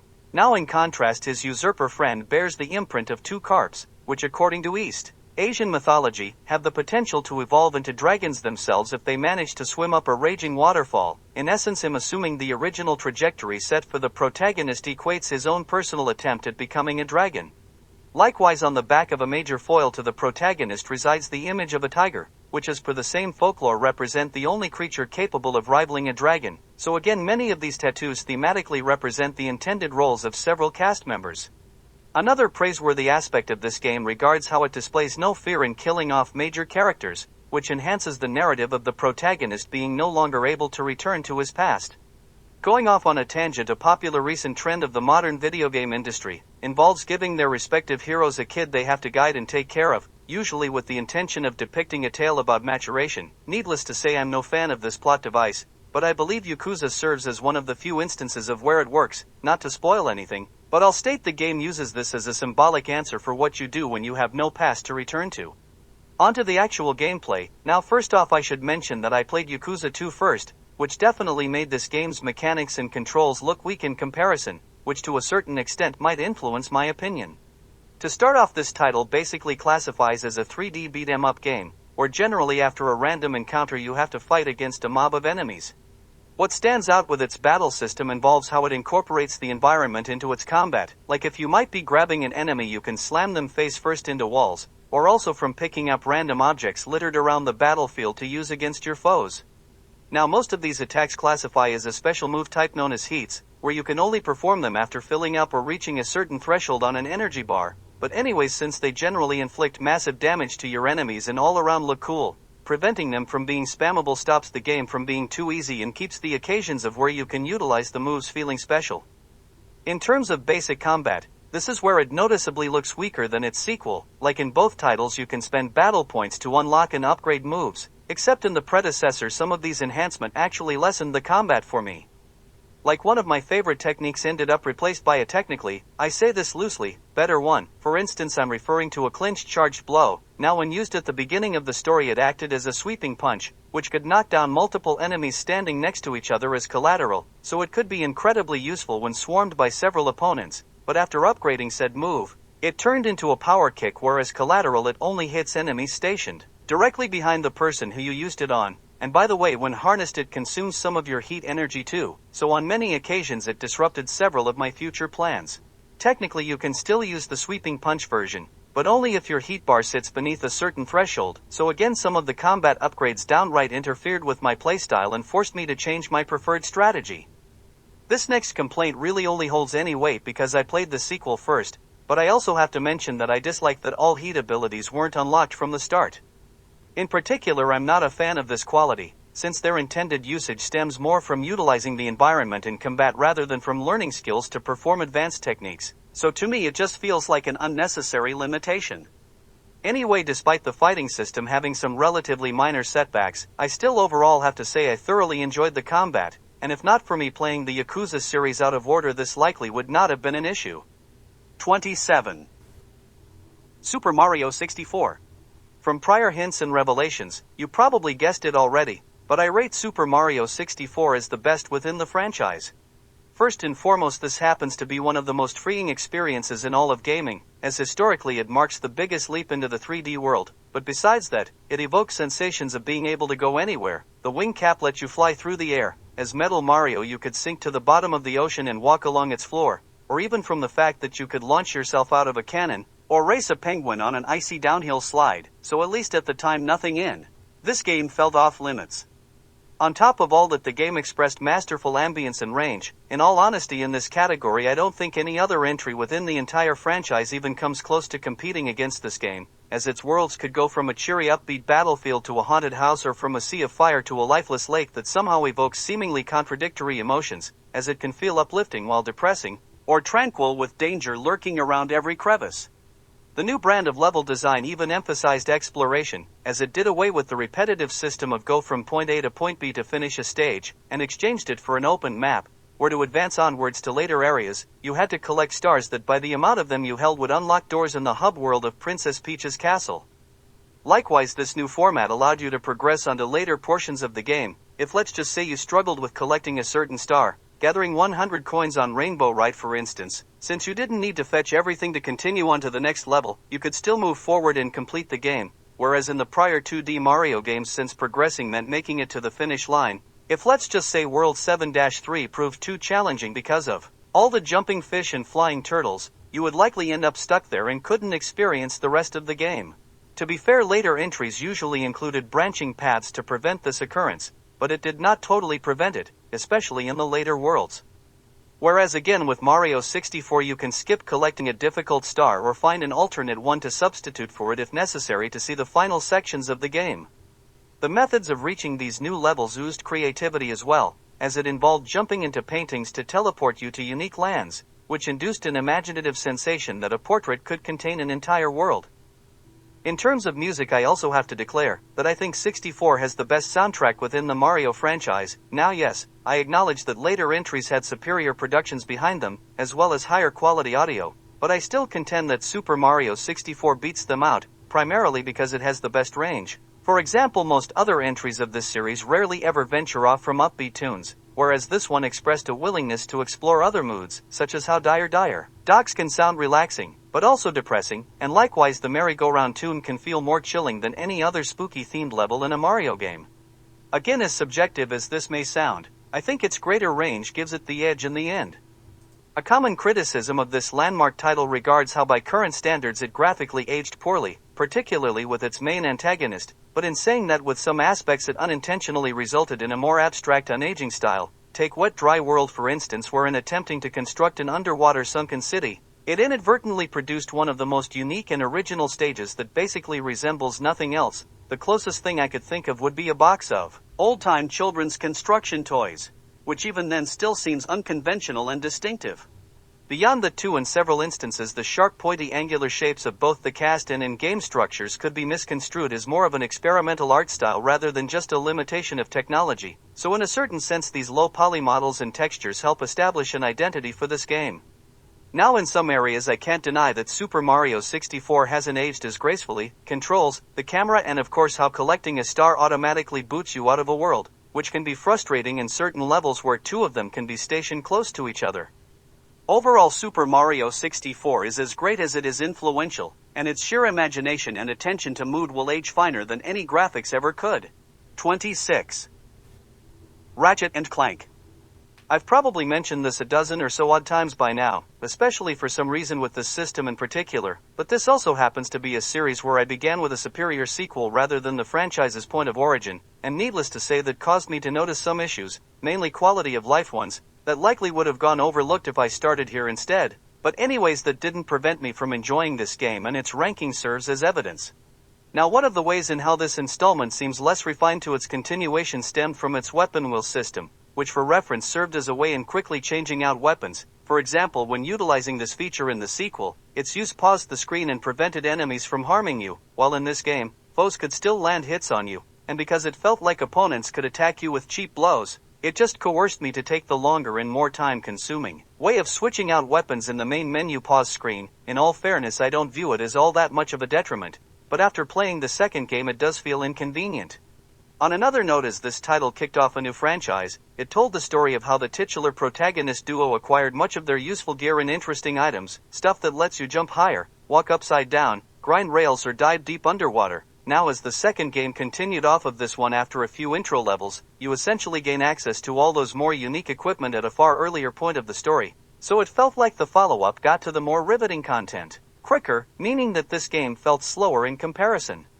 Now, in stacking up Ratchet and Clank to its successor, it unintentionally gives off a more negative impression of the game than I intended, which I hate to put on display, since I actually regard this title rather highly, but I will say it releasing first provides it a different strength in its own way, where it beats out the rest of the series, sequel included, where this first foray into the saga of this duo yields their best chemistry across the entire continuity. For instance, as this narrative depicts the origins of how the pair met, this permits the story to express sides of the characters, which can't necessarily be explored after they become best friends. Qualities like doubt, for example, such as how after a naive and newly built Clank falls for an easily recognizable trap that causes his brash but skeptical companion Ratchet to lose all faith in him, and essentially express a desire to part ways once they can. Needless to say, elements like these set up for great emotional moments later on, like nearing the conclusion of the story. A scenario presents a scene where you have been led to believe that Ratchet is about to leave Clank behind, only for him to say, "You coming?" provoking his robot pal to run to his side, which as a misdirect pays off substantially on an emotional level. So all in all, even if sequels often produce more refined gameplay, they rarely replicate the more intangible aspects like chemistry or the sincerity of emotions, and that's one manner in how the original Ratchet and Clank game stands out from its sequels. Next, even though I borderline just called this title unpolished, I still view it as one of the more fun and better designed entries in the franchise. Like from the third Ratchet and Clank onwards, the levels became more straightforward paths, and less focused on exploration. For instance, in this first title, one world generally contains several branching routes, like in the second level of the game. The road to the left takes you to an obstacle course that upon completion earns you a grappling hook type item, and the path to the right steers you towards an upgrade for Clank, as well as continues the story by uncovering directions to what would be the fourth level of the game. So with the world design possessing multiple paths and objectives to explore helps make the setting feel layered. Again, remember how I stated that for me 2D platformers often remind me of paperwork, since they frequently consist of starting on the left and going to the right. Well, Ratchet and Clank's level design completely negate any sensation of this issue.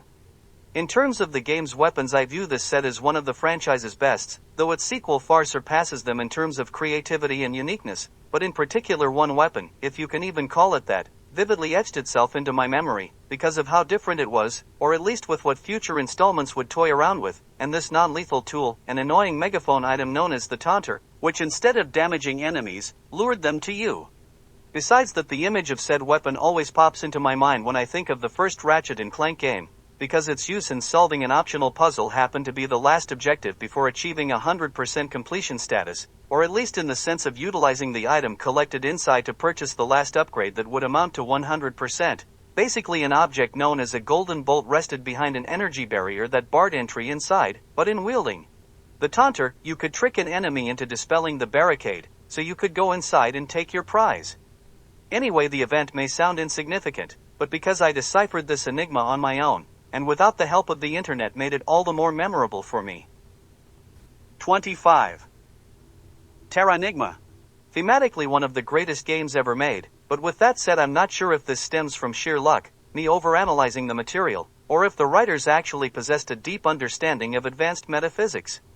Part of the reason for why I question this aspect regards how the game sometimes dabbles in and correctly incorporates commonly misunderstood philosophy and religious doctrine into its own plot, but at other times can fumble basic plot devices. For example, one concept explored by this game's story would be the idea of the two selves, a dogma acknowledged by dozens of real-world religions that distinguishes the inherently flawed nature of the corporeal body and the soul, the essence capable of achieving the ultimate purity. Now, at first I thought Terranigma misinterpreted this principle, as the concept came off as nothing more than using doppelgangers to express thematic dualities, something like an evil version of an existing good character, but as the plot progressed and certain revelations came to be, I realized that it actually utilized this doctrinal concept in the correct sense, namely a character representing the inherently flawed body encountering his good equivalent, who appeared as an immaterial spirit.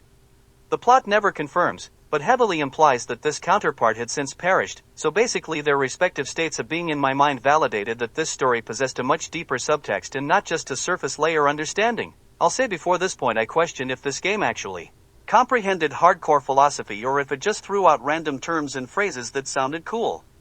To make matters more interesting, I'll just say the fate of this character who illustrated the idea of the innately imperfect body further explores this concept, as even though this person strove to achieve a proverbial purity of the soul, the makeup of his body prevented him from transcending, or at least within his current state. For spoiler reasons I dare not continue further. Obviously this overall inclusion could be totally unintentional or just originate from pure luck, but either way it established a strong thematic and philosophical value. On to a reason for why I initially hesitated at calling this title genius, regarding some poor elements that make sections of the story seem underdeveloped or lazy. For example, later on in the plot, to infiltrate the stronghold of a mad scientist, the protagonist joins a team of experts, whose members consist of an elderly psychic capable of telepathic communication, a young girl who can conjure illusions, two master sword fighters, and a black kid who's good on a skateboard.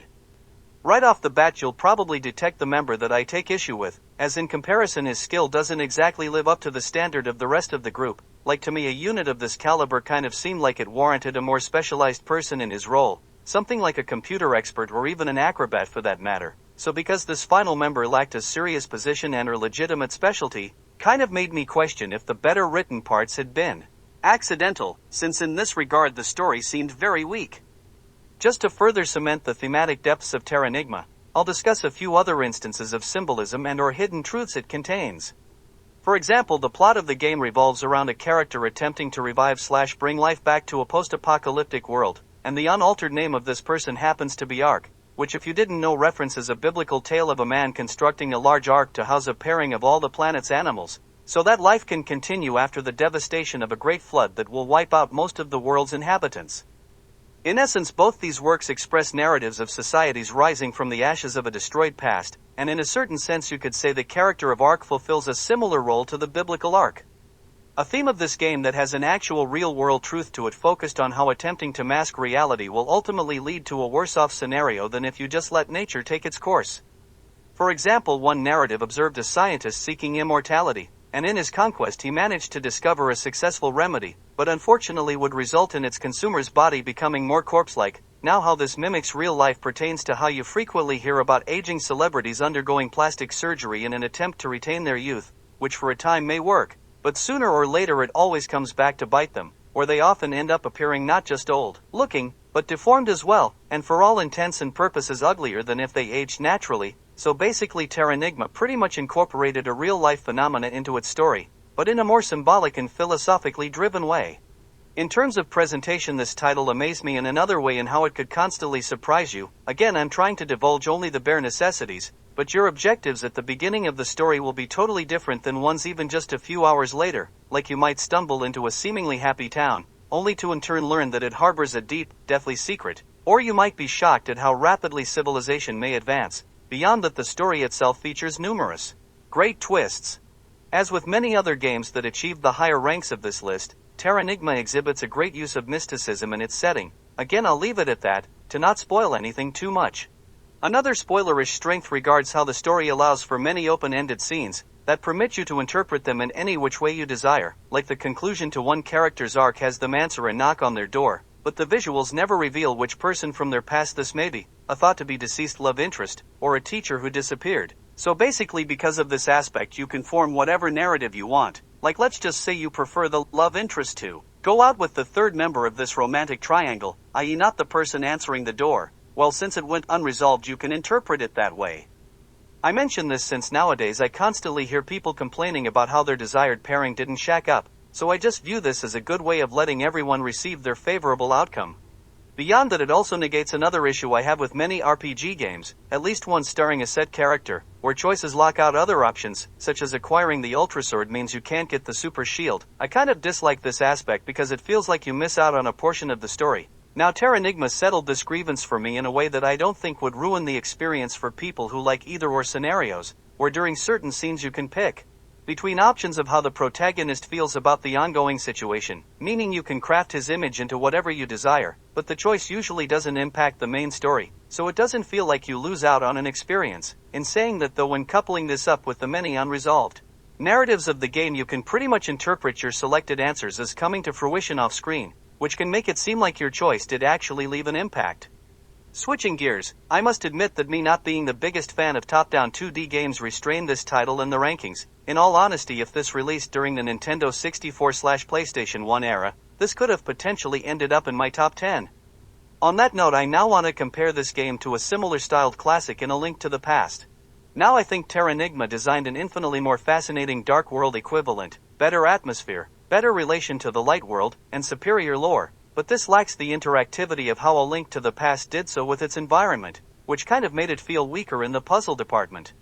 Like you could only travel back and forth between the realms at set points, meaning you couldn't use the different worlds to exploit aspects that might be present in only one dimension. Something like an item you need rests upon an unreachable cliff in the light world, but the area equivalent of the dark world has a staircase, meaning you can climb it there, and transfer back to the light realm to collect said object. Likewise, in terms of weapons, Terranigma only provided you a spear, while A Link to the Past granted the player an arsenal of other tools to supplement the combat, such as explosives, magical rods, or bows and arrows. Now if I judge fighting solely on the signature weapon, I'd say Terranigma wins since its spear possessed more techniques, but with that said, the other weapons of A Link to the Past ultimately give it the victory, since it adds way more variety to the gameplay, such as a grappling hook of sorts, that can strip enemies of extraneous limbs or pieces of armor. Besides that, it also allows for the previously mentioned better interaction with the environment, so A Link to the Past wins in that front too. With all that said though, I do like how Terranigma broke from the standard of the protagonist always using a sword for combat, as it makes it seem more original. Next, I admit I could be wrong in this regard, but I feel that this game features better and more fluidic movement in battle too. Again, I have not played A Link to the Past in a long time, so I could be off. Since in that last subject I discussed a few of my grievances with the game, I think now would be the time to state that this title requires some grinding at certain points, two in particular, one of which being the final boss. Now with me, I entered into this battle at level 30, and it took me about a half an hour of blows to finally bring it down. In all honesty, while doing it I wondered if I even fought him correctly since it took so long, which prompted me to look up a YouTube video where I witnessed a level 35 player obliterate him in like 4 or 5 minutes, so yeah, I do need to say the grind can be an issue. On another note, I think this game could have explained the magic system better, as it left an impression that you only had limited uses. Basically, a spell requires a magical crystal to perform, and upon use its disappearance can easily be misconstrued as a one-time use item, when in fact you could harness it an unlimited amount of times, just as long as you refilled it at certain shops. By the way, not knowing this fact resulted in the second longest boss battle in the game, the other one to require a lot of grinding. To end this off on a positive note, I have to say Terranigma easily has one of the best endings in the entire medium of video games, and I'll just mention that after witnessing its finale, it will make you appreciate everything you ever had in life far more than you realize. Anyway, to conclude this review, I'll flat out say I personally rank Terranigma as my favorite game on the Super Nintendo, and funnily enough, at dethroning other top entries of this system forced me to revise their previously written evaluations, as I had referred to their order in my breakdowns of them. 24. The Legend of Zelda, Twilight Princess. To avoid potential confusion, let me state I listed this game for both the GameCube and Wii, not because it released over the two systems, but because I played and beat both versions. On that note, I'll also say I prefer the GameCube edition, since I'm not a fan of motion controls in gaming, and also from the fact that I favored its map, since it felt more natural. For reference, the Wii version shares the same design, but mirrors its world, basically in all prior Zelda games, as well as in the GameCube iteration of Twilight Princess. The protagonists all wielded their blades with their left hand, but because in real life most people are right-handed, Nintendo exchanged the protagonist's traditionally dominant hand for the more common one, to make the Wii's motion controls match the standard of their player base, and because reversing perspective was easier than creating new animations, they opted towards that route instead, which also came at the cost of reversing the world as well. Anyway, getting to the game itself. Being upfront, I'll concede that I view this as a poor man's version of Ocarina of Time, weaker atmosphere, fantasy and dungeons, but with that said, following in the footsteps of what many consider the best video game of all time will make anything, even top-tier titles, look inadequate in comparison.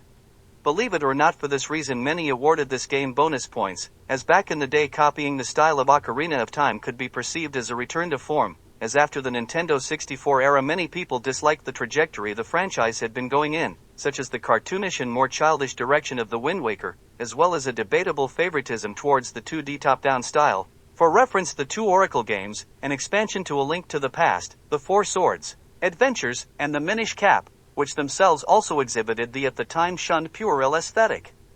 I acknowledge me adding this subject in will sound more spiteful or contrarian, but visually I think this game looks and aged better than Wind Waker. Like, I know the trend nowadays is to call a cartoonish aesthetic ageless, but I kind of think that perspective overlooks some of the finer details. Like, I'll just say look at stuff like rock formations, brick structures, and or trees, and you'll definitely notice something lacking in the textures. Besides that, I'll also mention that in Wind Waker, when characters express emotions, that also starts to show some age as well. Again, I'm not calling the style of Wind Waker bad, but once more I reiterate that some fans defending this game have gone overboard to the point of lessening other titles to boost their own, and since this has become a hot topic lately, I wanted to address my stance. Switching gears, of all the Zelda games, I believe Twilight Princess has the best combat among them, as it added several new techniques to the protagonist's moveset, such as the previously only usable during cutscenes ending blow, which can instantly finish off a down enemy, the shield attack that can repel the strikes of foes, as well as stun them if it makes contact, the back slice, which allows you to sidestep behind enemies to hit their back. Beyond that, some moves built off of each other, like after landing the shield attack you could perform the helm splitter, which had you jump over and slash at an adversary's head. To address this, I know some people might argue that Breath of the Wild featured better combat, but I disagree with that assessment for two reasons. Firstly, with how all the new techniques virtually acted in the same manner, somehow dodge a blow, which then slows time and allows you to perform a multi-strike barrage. The only real difference between them involves the catalyst to engage the attack, whereas again the techniques of Twilight Princess fulfilled different purposes and had divergent setups. Secondly, I kind of feel that practices like slowing down time kind of cheapen a game like Zelda. Now I acknowledge this can be a fun and cool quality, but to me its usage turns the game into more of an action-oriented one, and I think that loses the franchise's classic poise in the process. Think of it in the sense that it distracts from the main point. Moving along, a subject that coincides with this topic pertains to the actual enemies of the game, and once more I think Twilight Princess ranks as one of the best in this category among the rest of the franchise, mainly because it includes an incredibly large variety of them. With that said, I do admit that some other entries that contain fewer foes use them in more interesting ways. Now I do hold the opinion that the game itself relied too much on grunt-type opponents, foes that I pretty much view as filler material, as in battle they don't really do anything out of the ordinary to make them unique or require some special manner of attack to bring them down. On that note, I should also confess that the bosses could have been better, as even though they may visually look cool, they felt formulaic and seemed more like puzzles than actual fights. Basically, the method to beat them all followed a formula of dodge their attack, use the item acquired in their respective dungeons to stun or knock them down, then strike them with your sword a few times, rinse, wash, repeat. From that, I kind of want to say that this routine makes them into more of obligatory obstacles rather than threatening monsters, as them abiding by a formula or preset limitations ruins their unpredictability factor, which as a quality plays a major role in establishing them as a threat, like not knowing how much longer they can continue on, inherently portrays them as more intimidating. Likewise, it can also feel off in the sense that these gargantuan creatures, many times buildings in size, can be slain from a few strikes to an eyeball or some other extremity. In other words, their endurance just fails to sync up with their appearance. Anyway, even though I perceive the bosses as a weak point of the game, I still see the common enemies, as well as with the mini-bosses, in the overall positive. Running with the theme of it looks cool, but seems a tad silly regards how some items can feel impractical, like one piece of equipment known as the spinner allows you to grind up specific indentions on certain walls. It even allows for one of the best boss battles of the game, but in all honesty it just conceptually rubs off as impractical and too location specific. Like as an item it just feels useless outside of its home dungeon, and any other place where a track for it exists comes off as out of place. Similarly, another item involved a rod that could manipulate statues, but only certain types, basically all in one temple. So again, the game design much of the equipment is too one-dimensional and lacked external uses. For example, a recurring item throughout the series would be this chain-based grappling hook, which could latch you onto certain marked targets, but it accomplished more than just that purpose. Like if aimed at currency or health restorative items, it could bring them back to you. Likewise, in Ocarina of Time, it could connect to non-marked objects such as roofs, allowing you to swing from building to building. So basically, I wish the equipment of Twilight Princess would have found more practical applications for said gear, like the prior releases had done previously. Contrary to what I just stated, I must praise one piece of equipment though, the iron boots, as unlike most other items it did expand into other uses.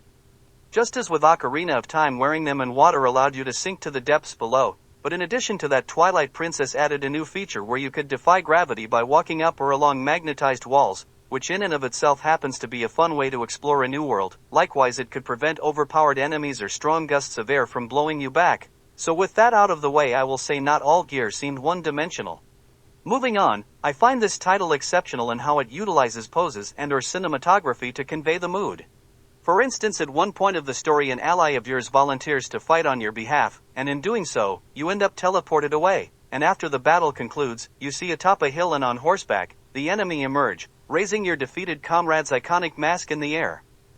Now I for one find an aspect like this infinitely more interesting than just depicting a battle, as it quickly tells what should be a long story in a matter of seconds, while at the same time serves as a good way to showcase the mentality and or strength of this character. Other common occurrences of this involve the various mannerisms of the Twilight King, as sometimes when he talks he'll appear right behind a character, and with lips close to them, speak right into their ear, which reflects his invasive, bordering on lustful nature.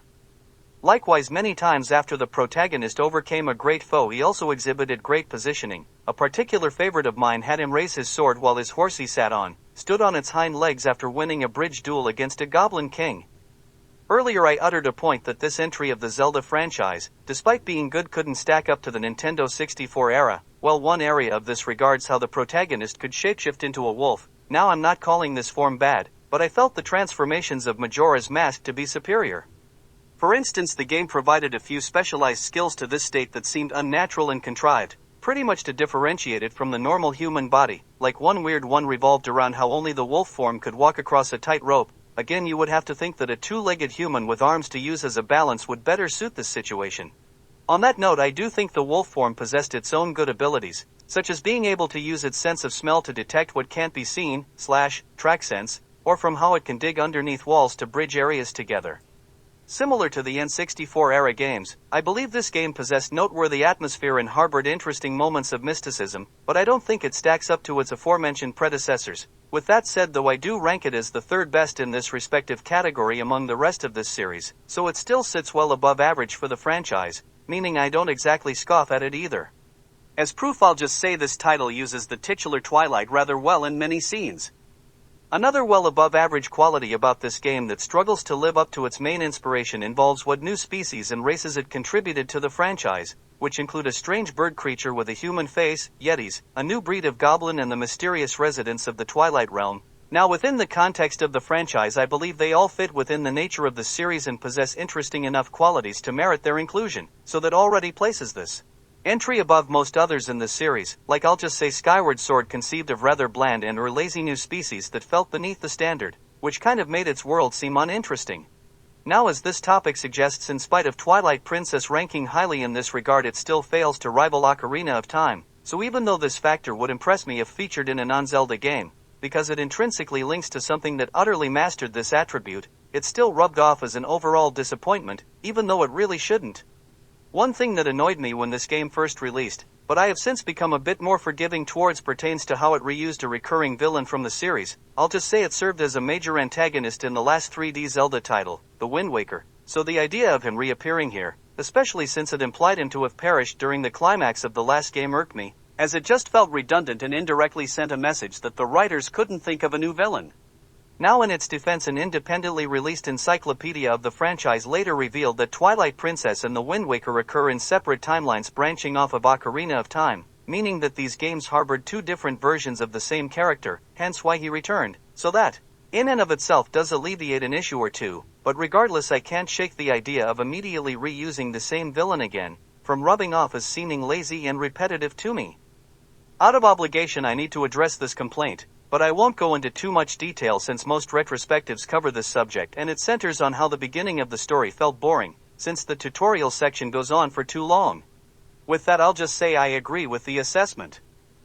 Final thoughts: I view The Legend of Zelda Twilight Princess as a great game that failed to meet expectations, not because of any weaknesses or flaws, but because its predecessors, that it strove to replicate, raised the bar to such heights that it couldn't measure up to in comparison. Regardless, though, I enjoyed my time with this game, both back when I first played it, and I still find pleasure in looking up the occasional scene or two in the present day. 23. Metal Gear Solid 3, Subsistence.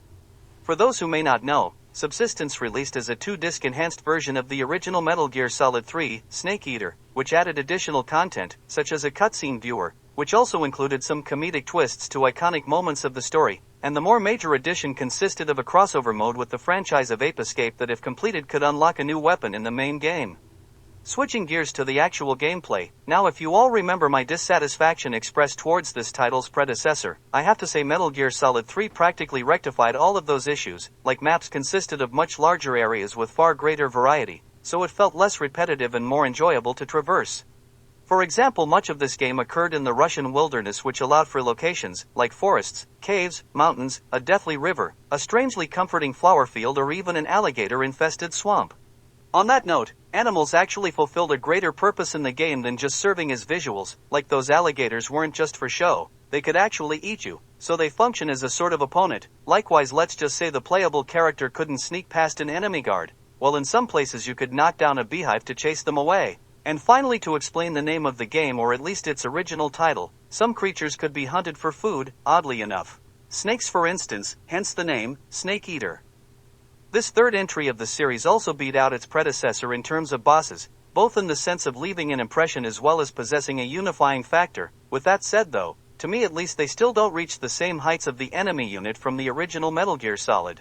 To get this out of the way, their naming pattern followed whatever emotion said combatant brought or inspired in battle. The joy obviously took glee in combat, the fury quite literally unleashed his fiery rage while fighting as he wielded a flamethrower, and the fear altered his own appearance to look more frightening and inhuman to intimidate his foes. With that said, I don't hold them in as high esteem as the bosses from the first game, since a few of them have little to no purpose in the story outside of their fights against the protagonist. I will say even though they might not be the best, they still produced a number of unique fights, a personal favorite of mine being the duel against the Sorrow, who you pursued down an atmospheric river, all while he conjured up tormented images of everyone who you had previously slain in combat. By the way, this segment did actually include every opponent you ended, like if you stealthily played the game and harmed no one, this match could complete rather quickly, but if you ruthlessly mowed down everyone in front of you, this pursuit could take a while. What would probably be my biggest grievance against the game regards how it tried overly hard to appear as cinematic, to the point of rubbing off as silly or goofy, such as how especially in the beginning, you constantly witness someone dramatically rip off an article of clothing. Similarly, its level design frequently inserted long drawn-out segments. One example includes a scene where the protagonist climbs a long ladder for more than a minute straight, or another one involves having to travel through a dense forest with an injured companion who moves at a slow pace. Now you can excuse some situations for artistic reasons, but at the same time it ruins the flow of the game. Now let me say, if this were a film, I don't think this would be as substantial an issue, but for a video game, which relies more on personal input, I think this does pose more of a problem. Again, I think the game trying too hard to be cinematic dealt it another blow here as well. Moving on, the setting's various anachronisms also struck me as hard to swallow, as timeline-wise the events of the game transpired in the 1960s, but in spite of that you occasionally see guards riding flying hovercrafts, and likewise the main issue regards how quite a bit of technology, one machine in particular, appeared more advanced than what the prior games said decades in the future had to offer. Now in general, I'm not necessarily against all cases of anachronisms, but since here it deals a blow to the continuity/lore of the series, I have to criticize its inclusion. With those points made, I can articulate and easily pick up on how this title attempted, and actually succeeded at crafting a James Bond-like experience, spies, the 1960s, conflicts with the Soviet Union, an alluring femme fatale, and a theme song that references the name of the work that it belongs to, so again it prevailed on that front as well. Lastly, to end all this, even though I don't consider Metal Gear Solid 3 my favorite entry in the series, I do have to say I think it's the most fun to play. 22. Banjo-Kazooie. I won't lie, seeing this fun, easygoing collectathon rate so highly on my list, even managing to triumph over the all-time greats in the process feels off, as this isn't some gripping, story-driven narrative that pushes boundaries or pulls on the heartstrings, but at the same time I can't exactly deny its placement as through pure imagination and the honing of what its predecessors previously started, it achieved new heights. Plus, I'd be remiss to not mention that I'm a sucker for 3D collectathons. To begin, I automatically have to rank it above the already discussed and highly rated Super Mario 64, as I've always found this the more enjoyable experience of the two, especially in the mechanics department. Better camera, controls, movement, superior visuals and power-ups, more advanced level design, and the format itself didn't force you to restart from the beginning of the stage after completing a main objective.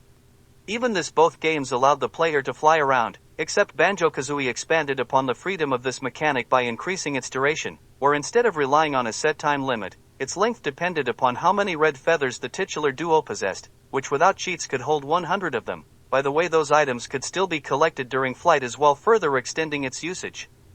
Besides that too, midway through the game this skill received an upgrade where the pair could charge up and propel themselves into opponents or objects, which further expanded gameplay. I got a little off track. In all honesty, I only think Super Mario 64 wins against Banjo-Kazooie in the area of aesthetic/atmosphere, and even then I wouldn't necessarily call the latter weak in this department either. And not to sound too critical, but a portion of Super Mario 64's great use of aesthetic rose from technical limitations, whereas Banjo-Kazooie's originated from its own creativity.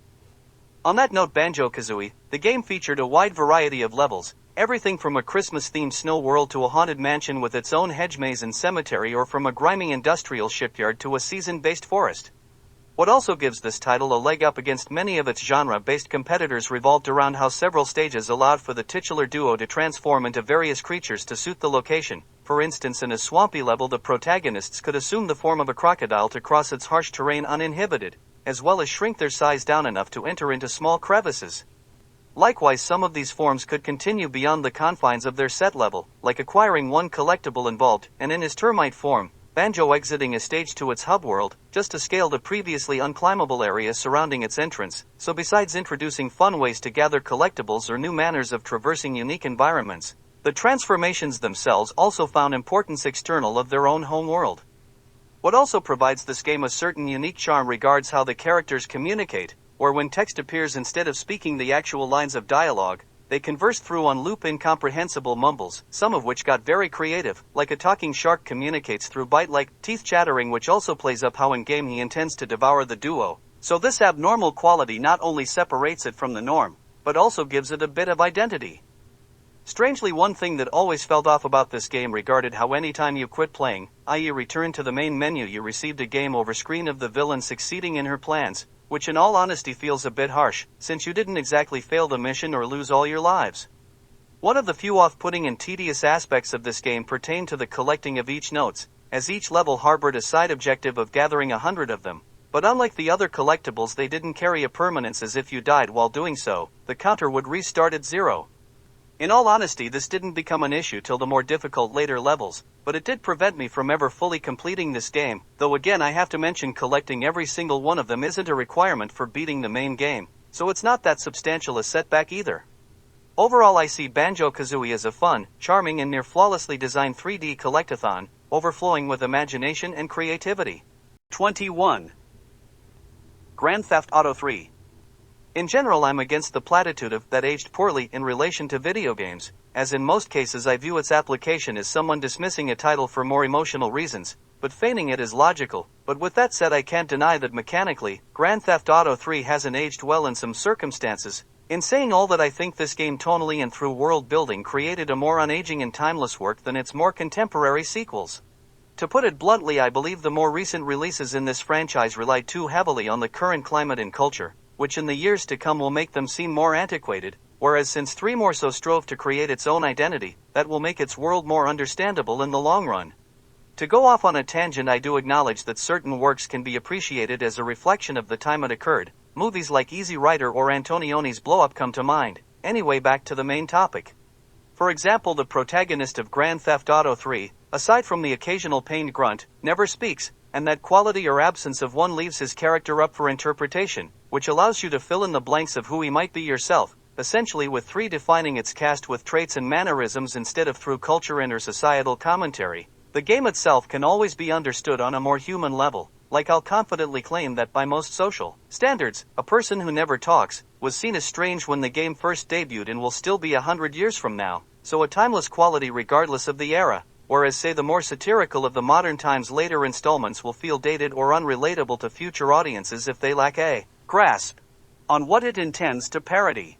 In the same vein, I'll say the environment operates in the same fashion. To open this up, yes, the setting of Grand Theft Auto 3 intends to resemble the New York City area, but in spite of that inspiration, it still has its own intrinsic identity through the features it harbors. Admittedly, some of them may have been a result of the, at the time, console limitations. For instance, its world employs a heavy use of the color gray, the worn-down buildings, the streets, and the weather frequently appears as foggy with the sun rarely ever shining, and when it does, it barely seems all that bright or illuminating. In that same vein, even when non-grayish colors show up, they still look rather desaturated.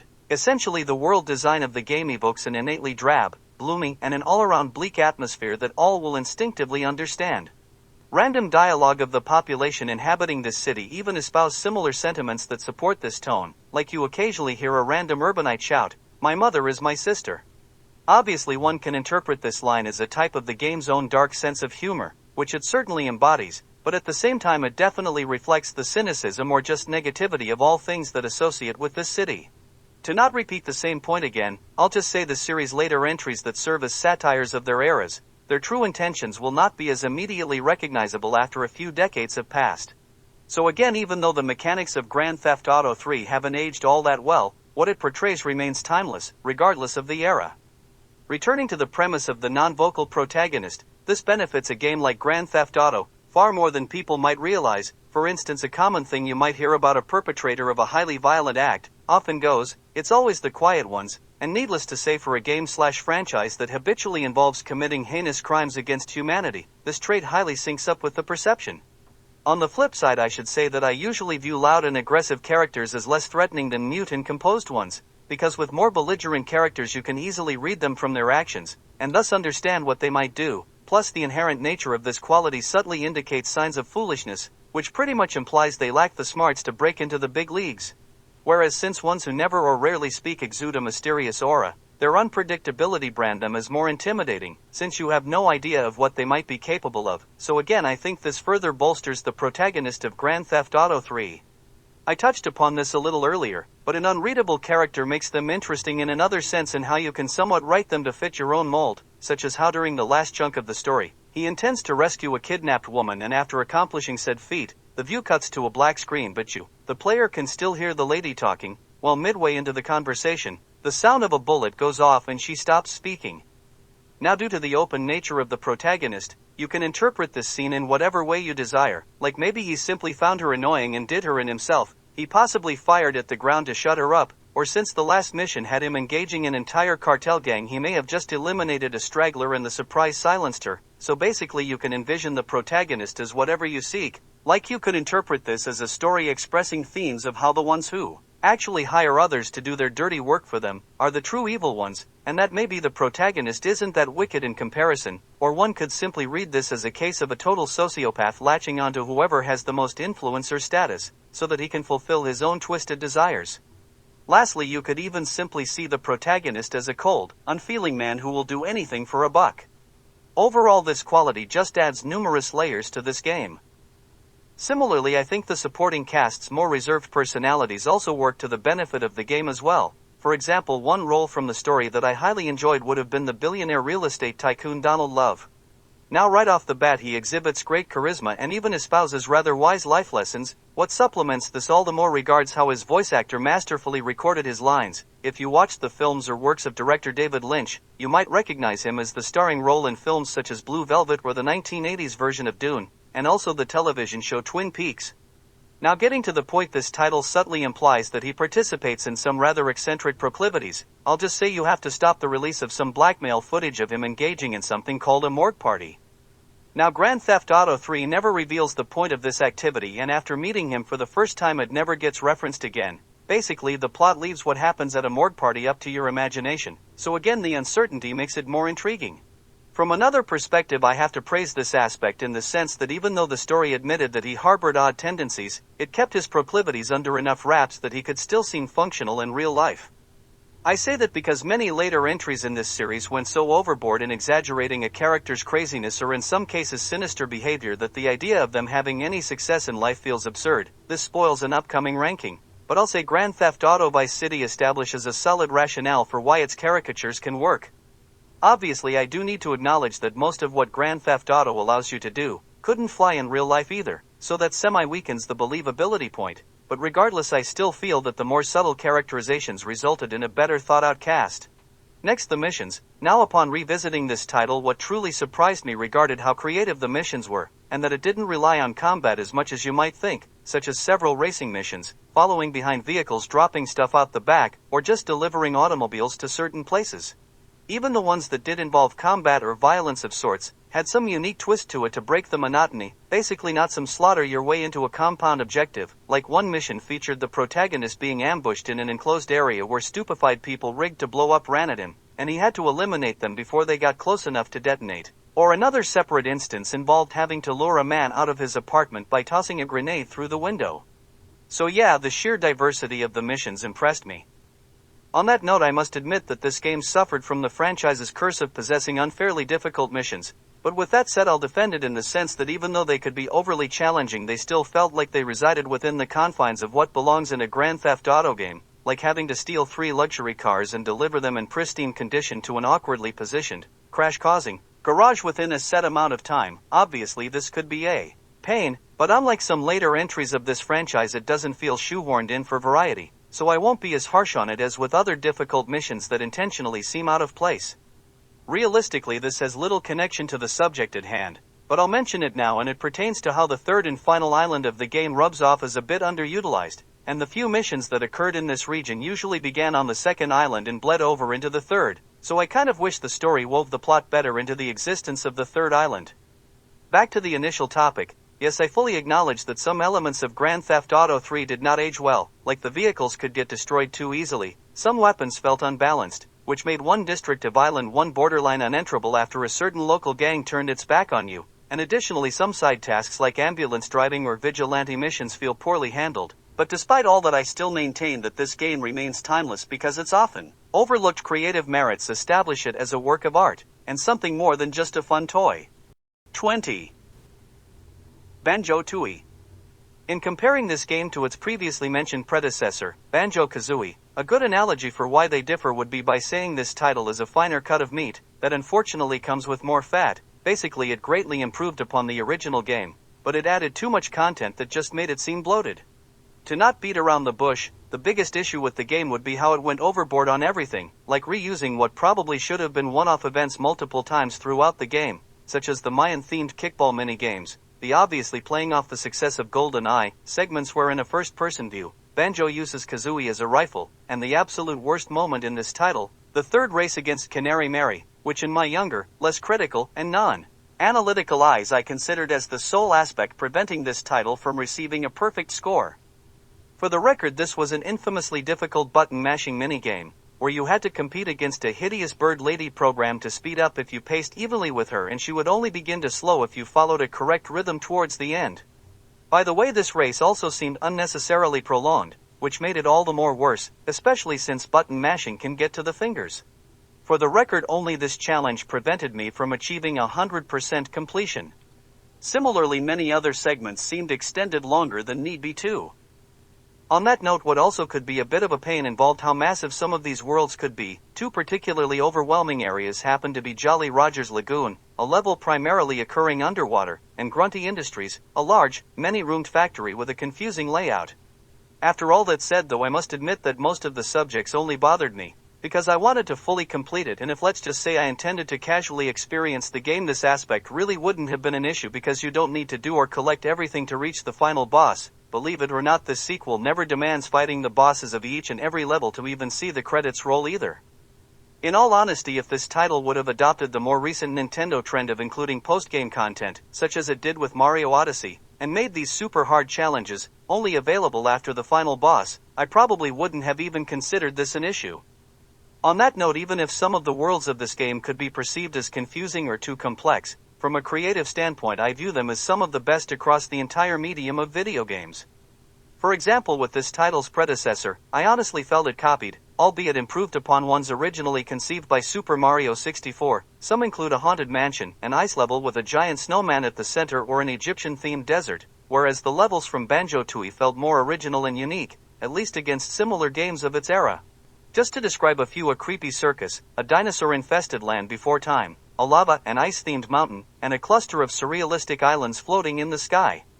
Even with the aforementioned levels that I construed as awkwardly designed, I still have to praise them conceptually, like a pirate town where you have to explore caverns beneath the sea, and I just inherently like gritty industry-based areas in general, so other than like one level, I think Tooie made its worlds more interesting than its predecessor. I even have to applaud the sheer variety of content/landmarks that each of these locations could contain as well. Like under a frozen lake in the icy mountain area, you could stumble upon a crashed flying saucer, or the prehistoric level had one segment where you had to dodge the stomps of some gigantic dinosaur by taking shelter in the impressions of its footprints. What also stands out about the level design of this game revolves around how interconnected all the various worlds are, and not just with pathways linking areas, but also with cause and effect, like knocking a talking ice cube man off a ledge from the Cloud Cuckoo Land sky level causes him to plummet down to the fireside of Hailfire Peaks to cool down a pool of boiling water, which in turn allows you to now swim in this environment unscalded. With that said, though, features like these produced quite a number of backtracking moments, which is a quality nowadays many people despise. Adding this in as well, the sequel removed one of my least favorite aspects about the first game, where if you died on a run when attempting to collect all of a level's musical notes, you would lose them and have to start from scratch on subsequent attempts, so Tooie letting you keep them came as a positive for me. Plus, with these levels being so much larger than before, this would make having to restart from square one seem all the more unpleasant, meaning it dodged something that could have easily ruined the entire experience of this title. As with most Rareware games, Banjo-Tooie sports a great cast of personality-driven characters whose various gimmicks will make them unforgettable years later. Like at the circus-themed level, some food vendor cashiers seem overly dirty, which definitely gives them more character than just being a mindless drone to talk to, besides that their behavior also supplements the sleazy nature of the environment. This more so pertains to the naming scheme, but one character, a chubby shirtless pig wearing a Union Jack swimsuit, went by the appellation of Crispy Bacon, and his purpose in the game had you the player defending him from carnivorous fish attempting to eat him, so on multiple levels his name played with his identity, such as how the food bacon derives from pig meat, and his objective has you saving him from becoming food. An interesting way in how this sequel improved upon its predecessor involved some newly included mechanics/powers, such as special shoes that allowed the bird of this duo to walk up walls, and the titular pair now being able to act as separate units also served as an interesting feature to grant new abilities. Like without his namesake sidekick, Banjo could use his now empty backpack to carry and transport around other inhabitants of this world. Likewise, he could also utilize his pouch as a protective burlap sack to cross previously inaccessible spiky areas. To be fair, I do kind of think that some of these new powers resulted in tedious gameplay, like the empty backpack carrying ability yielded several repetitive missions of having to haul things back and forth several times, and this became especially monotonous in the much more massive levels, like Pterodactyl Land. Speaking of which, with said location, I must admit something that disappointed me as a kid when I first played this title. Now all levels allowed you to transform into an entity that represented said locale, everything from a submarine to a snowball, or a bumblebee to even a washing machine, and in this particular setting you could assume the form of a T-Rex, a creature I was quite fond of during my youth. So seeing it in the advertisements for this game excited me, but once I got to play as the dinosaur, barbaric as this may sound, it annoyed me that its only method of attack involved roaring instead of actual biting and or maulings, so at the time at least I perceived that censorship, if you can call it that, as a belittling, or the infantilizing of what was one of my favorite creatures during this era of my life. Again, I admit the pettiness, but it left a memorable impression on me. Other cool additions regarded how Kazooie could now fire different types of eggs, all of which carried a special effect, such as elemental variants like fire and ice, the grenade eggs, which can destroy certain types of walls and also inflict splash damage, and finally the clockwork eggs, which allows you to control a miniaturized bird to enter small holes. To end this off, I'll repeat my opening line by saying Tooie is a better cut of meat than Kazooie, but it has more fat on the bone, and on that note I must admit that over the years I've gone back and forth over which I consider the better of the duo, the first one the more flawless of the two, and the sequel that had higher highs, but lower lows. And likewise today I ultimately chose the latter because I believe in general the strengths of something, the stuff that will stick with you decades later, should outweigh the faults, which likewise resulted in my decision. 19. Silent Hill 2. I stand by my prior statements of calling this game's two sequels thematically better written, but with that said, though, I still believe this title applied the themes it did espouse in a much more creative fashion than its follow-ups. To better clarify that statement, I'll say Silent Hill 2 wrote a more straightforward message, like you could sum up its themes with a single word, something like grief or depression, while Silent Hills 3 and 4 covered more multi-layered subjects with additional components, which require more than just one term to express its meaning. Anyway, getting back to the point. Now, an odd part about Silent Hill 2 regards how it actually gets substantially better the deeper you get into the story. I mention that because I usually find the opposite true, where most other video games often start off strong, usually exhausting their best ideas at the beginning, only for them to unravel as the plot progresses. In all fairness, even though I don't think I can classify this peculiarity as something that tips the scales in its favor over, say, something that opens soundly, but gradually declines, I still view this aspect as worth mentioning, since it stands as a major highlight of the experience.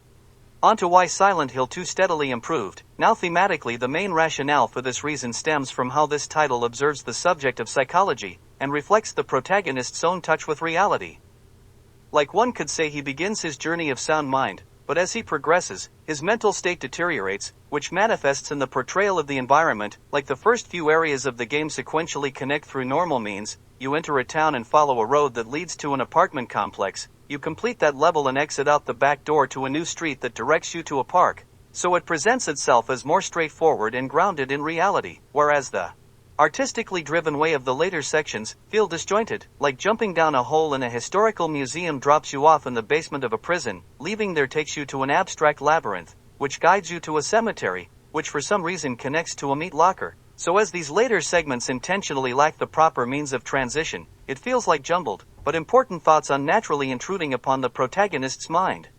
With that said, even though I think Silent Hill 2 improved over the course of its story, I can't ignore that some of this opinion owes to the fact that the game did have some slow, weak, and boring moments at the beginning too. For example, after the opening cutscene, the gameplay of the following moment features the protagonist walking down a long cliffside trail. Obviously this contains an artistic message and establishes a slow pace to yield a greater sense of shock later, but it just turns what should be capturing your attention, or what's referred to as the hook, into a bit of a slog. Likewise, I share similar sentiments with the first true dungeon of the game, known as the apartment complex, which design-wise has you traversing long drawn-out hallways, which just becomes repetitive, and by the way you constantly have to go back and forth between rooms located on the opposite ends, even on different floors, because you attain an item that opens up a previously unreachable area. Again, I see the implications of this segment, as it induces emotions like claustrophobia or the feeling of being stuck in a cycle of monotony, both of which the protagonist endured in the pre-story. But once again, opening up a game like this, even if it has an artistic intention behind its inclusion, it from a practical standpoint kills the mood from overuse. For all intents and purposes, I'm not against long narrow hallways, but a video game has to earn it through the proper setup. This title actually accomplishes that at a later point, but in this case without the proper build-up it just messes up the pacing. For those interested, the construction of the long hallway at the later point works as intended, because it's a straight path forward, no backtracking, and by the midway point you pretty much can't see the entry point anymore, and without reaching, it establishes a sense of detaching from reality, which in the context of the scene meshes well, so this moment carried artistic merit and didn't seem tedious. Now I don't want to leave an impression that the entirety of Silent Hill 2's opening flopped, cause it did have its good, if not great moments, the protagonist staring into a mirror at his own reflection segment, and the first enemy encounter absolutely ruled, but I can't ignore that many parts felt boring. Off topic, but I admit this potentially influenced my opinion as well, but readjusting to tank controls after not using them for a long time also contributed to the opening act of this story feeling tiresome. Returning to the more psychological latter half of the game, besides its more non-linear approach, what also made it interesting revolved around its increased emphasis on surrealism and or ethereal moments, like one presumably more mentally driven area occurs underneath a roofless and largely windowless building surrounded by clouds, that's seemingly isolated from existence. Likewise, after the revelation of a major secret, one late stage's floors became flooded by knee-level pools of water. Going off on a tangent, the presence of water in Silent Hill 2 symbolizes concealing the truth. Think of it like a murky pond hiding an object that sank to its depths. Under the context of this scene, interpret this as those secrets coming home to roost by trying to drag the player down to those depths as well. I find this interesting because more often than not, especially as of late, I see water associated with motifs of purification, something like rain washing away mud of filth, so witnessing it reversed and aligned with traits considered negative piques my interest. Sticking with the subject of aesthetics, I do need to say I feel Silent Hill 1 better implemented the use of fog into the environment. With that said, I struggle to articulate why. Admittedly, it might just stem from the weaker graphics of the prior generation of video game consoles artificially inducing a better tonal match with sensations associated with fear. Switching gears, if you have any knowledge about the franchise of Silent Hill, you should know that the character/role of Pyramid Head stands as an icon for the series. Now, in all honesty, I kind of view the entity itself as a little overrated, but with that said, I still enjoy the creature and its purpose within the story. I just think that its identity has somewhat distorted the perception and nature of the overall franchise. Design-wise, this being drags along a massive human-sized blade, and on its head it sports an overly large obtuse triangular helmet, which resembles the hood of an executioner. In the context of the game, Pyramid Head primarily symbolizes guilt or burden, and the two aforementioned objects I discussed embodied this trait. With the weapon, it must be dragged across the floor to transport, which in its own way acts as a weight or anchor of sorts, and likewise the equally cumbersome and abnormally shaped helmet reflects similar implications. One element you commonly always see associated with this game involves a twist in the story. For spoilers' sake, I'll avoid discussing its contents, but I'll just say I'm not as impressed with it as many other people. In all honesty, I predicted its occurrence immediately after hearing its setup. Now, to be fair, anytime I watch something horror-related, I just automatically assume there to be some twist where the opposite situation turns out as true, like with a story about a detective investigating a murder at an insane asylum. I pretty much automatically assume they'll later be revealed as an inmate. By the way, my example has nothing to do with Silent Hill, so if you wish to play, I didn't spoil anything. But getting back on topic, I still view the twist of Silent Hill 2 as a little obvious. With that said, though, the story does add a few qualities that at least makes the ending seem less predictable. Like midway through the story, the protagonist encounters a woman who bears a strong resemblance to a person of his past, albeit in a much more trashier, but seductive fashion, and this aspect will keep you guessing on her role/motive in the story, like if she might actually be the same lady from ages ago instead of someone new or different. Likewise, this calls into question if she might be trying to ensnare him, beyond that her depiction presents her as maybe not even being a living, breathing person, as when the protagonist nears other people, who can confirm her material existence, she always decides to stay behind. Similarly, at one point, instead of opening a door for herself, she requests the player to do it on her behalf, which hints at her not even having a corporeal body. So overall, even though certain aspects of Silent Hill 2 felt a little telegraphed to me, other inclusions at least mixed everything up enough to make the conclusion not seem totally foreseen. Realistically, there may be something better, but off the top of my head I think Silent Hill 2 might have the best soundtrack of any title released during the 6th generation of gaming. In general, I feel most horror games often feature good music that correctly matches the tone of gameplay, but what really elevates this game's soundtrack pertains to how it succeeded across the board and features such a wide range, as it perfectly sets the mood for so many different situations. A 2000s era road trip, getting lost in an industrial city, being consumed by bad memories, or even a song whose notes melody captures the essence of spiritual redemption.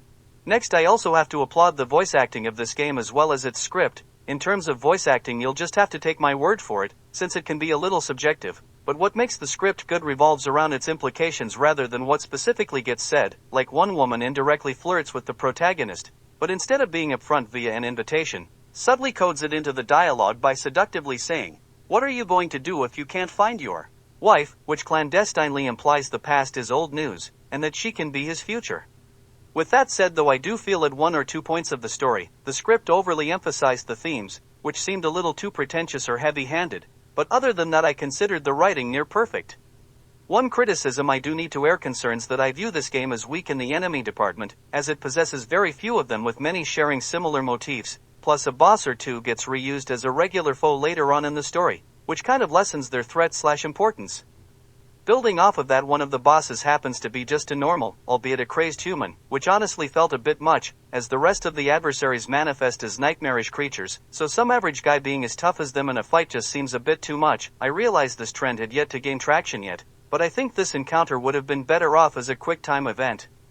Off topic, but what keeps this game at a bit of a distance for me pertains to how it treats self-defense as no different from cold-blooded murder. Obviously this originates from culture, but to me a clear distinction exists, and not acknowledging it feels awkward. Yes, a person who practices self-defense can feel guilt, but that doesn't mean they have to perceive themselves as a villain. To wrap this up, I want to briefly address a common issue about the perception of this title by the media, where I've heard many outlets calling this the scariest video game ever made, which, if you've listened to my other breakdowns of the entries within the Silent Hill franchise, you might already know that I disagree with this stance, but if not, I'll repeat it anyway. Now, if they labeled this as the best horror game ever made, I would not take issue with that statement, but referring to it as the scariest stands is where I staunchly disagree. In all honesty, I consider this the least scary of the 4 main Silent Hill games. I mention this because I believe the argument totally misinterpreted what the game intended to portray, as its content less revolved around attempting to frighten its audience, and instead told a more moody, melancholic tale about depression. Like, in its own strange way, the genre of horror almost creates a love of life by placing emphasis on survival or running away from death, whereas in contrast Silent Hill 2 essentially depicted a person losing interest in life and borderline embracing death. So, being upfront, I think a more genuine statement would be more along the lines of calling it the best game about depression or psychology rather than relegating it to just a horror story. Anyway, despite its substituting fear for feelings, I still consider this a great game. Just as a personalized fun fact, I played and beat this game while editing my Cyborg 009 analytical video. I mention that because I did both during the month of October, a time synonymous with all things spooky, and I was worried that splitting time between the two would mean me being unable to complete the two of them before the end of the month, but luckily enough, they both fit within schedule. 18. Yakuza 2. Narratively, I prefer Yakuza 1 to this sequel, but I don't necessarily see this continuation as a slouch in the story department either, just not as strong as the first. In my analysis for the first entry of this franchise, I mentioned how the protagonist through his tattoo embodied the spirit of the dragon. Well, in this follow-up he now battles another with the soul of a dragon, and in a Highlander fashion, let's just say there can only be one. Symbolically, this new antagonist represents a debatably superior version of their shared status, as through his clothing, blonde hair, and most importantly dragon tattoo, he harbors a gold motif while the protagonist aligns with the inherently lesser color of silver, Besides that too, this younger and physically more dominant new enemy has about an extra head over the hero, which further reinforces how he could be construed as the superior dragon. A criticism of this characterization regards how early on the protagonist bests him in combat, which shatters his image of supremacy. Though this argument carries weight, this overall aspect ties into another quality of his person pertaining to how his youth allows him to grow and learn throughout the story, while the middle-aged protagonist has essentially stagnated. In a certain sense, this reflects why I say Yakuza 2 has the better villain, even though the first game has the better story. In essence, Yakuza 1 focuses on the development of the main character, and since he completed his narrative during the events of the first game, the sequel instead shifts to emphasize someone who still has room to grow, hence the younger antagonist upstart.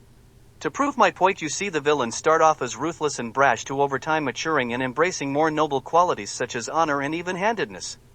Now, the story not living up to the first games wasn't just because it didn't possess as interesting a narrative, but also in part to how it added a few unnecessary elements to the plot, namely how it forced a contrived romance into the story. Now, other video games have done this far worse, but it still felt awkward overall, plus it makes everything connect a little too well.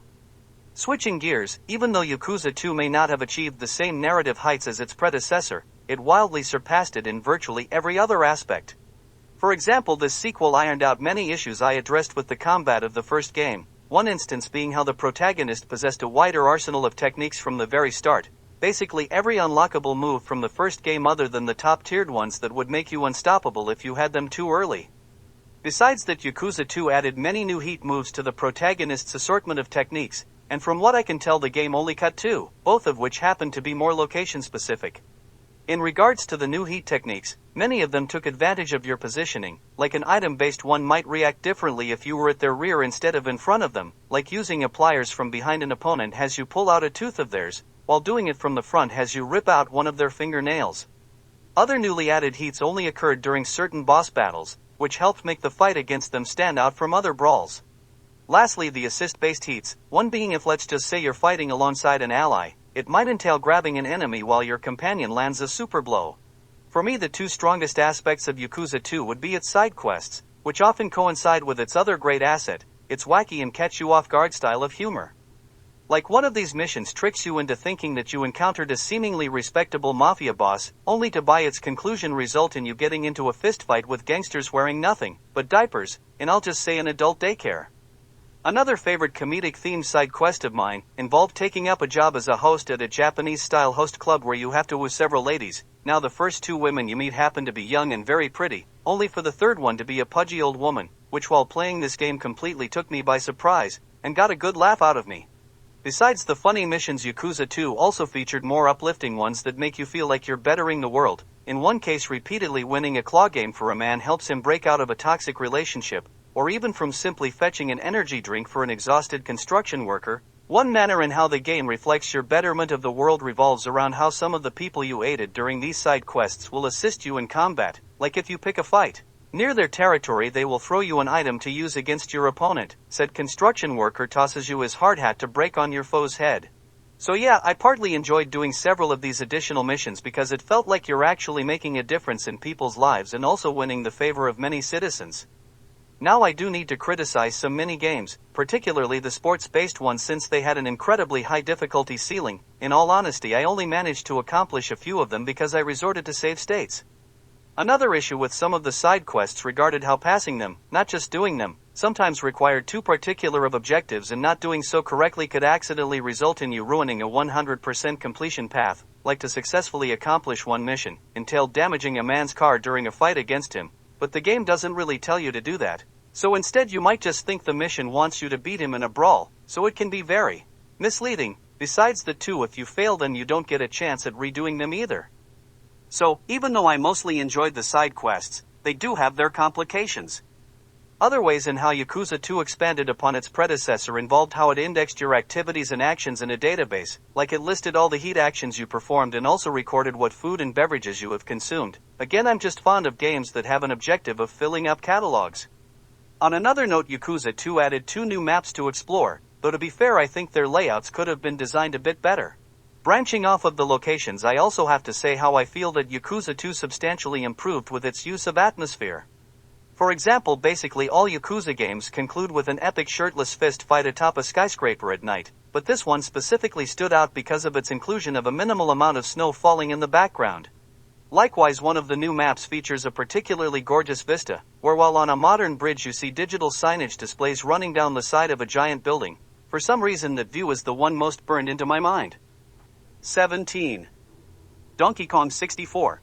With games belonging to the Donkey Kong franchise, I've noticed a pattern that they often deal in extremes, and go full force in embracing whatever genre they categorize as. Like with the 2D subseries of Donkey Kong Country, everyone either calls their various entries too challenging and quits them almost immediately, or considers them the best side-scrollers ever made. And from what I've noticed, this usually aligns with one's own perspective of the genre. Like if a person thoroughly enjoys 2D platformers, Donkey Kong Country's high difficulty makes this a more engaging experience for them when compared to most other games of this classification. And likewise, if one dislikes the genre, its sheer relentlessness will obviously ward off the casuals and provoke them to view it as lesser than, say, the more approachable Mario 2D platformers, so it's a polarizing series. On that note, I view the 3D platformer of Donkey Kong 64 in the same light, as it too goes to the extremes of adopting the qualities of its genre into its construction. Like 3D platformers heavily emphasize collecting things, and Donkey Kong 64 literally broke the record for most collectibles in a single game. And likewise, this genre generally loves building large immersive worlds. And let's just say a common criticism about this game happens to be its levels being a bit too large. What I'm getting at is if you, like myself, relish in 3D platformers, you will see this as the holy grail of the genre. Whereas if you interpret 3D platformers as tedious, directionless, or too simple, you'll most likely view this as the worst of the bunch, and that's partly why in the more recent years, I think this title has garnered such a negative reputation, since it goes full force at pushing its genre to the limits. So with that said, I can't help but feel that some people rate this game poorly, not from negative qualities, but because it's just not their thing, similar to a person who hates racing games, automatically giving anything that belongs to the genre a low score, even if its community may largely view it as the best. Now, not to say that legitimate criticisms against this game don't exist. There have been arguments beyond just "I don't like the genre," but I also can't help but feel that many of them seem like they misinterpreted the situation or their actual intent. Quite commonly, a complaint aired against this title pertains to how most of the in-game collectibles are exclusive to certain characters among its 5 playable party members, and many critics believe that the game would be more enjoyable if anyone could collect anything regardless of who.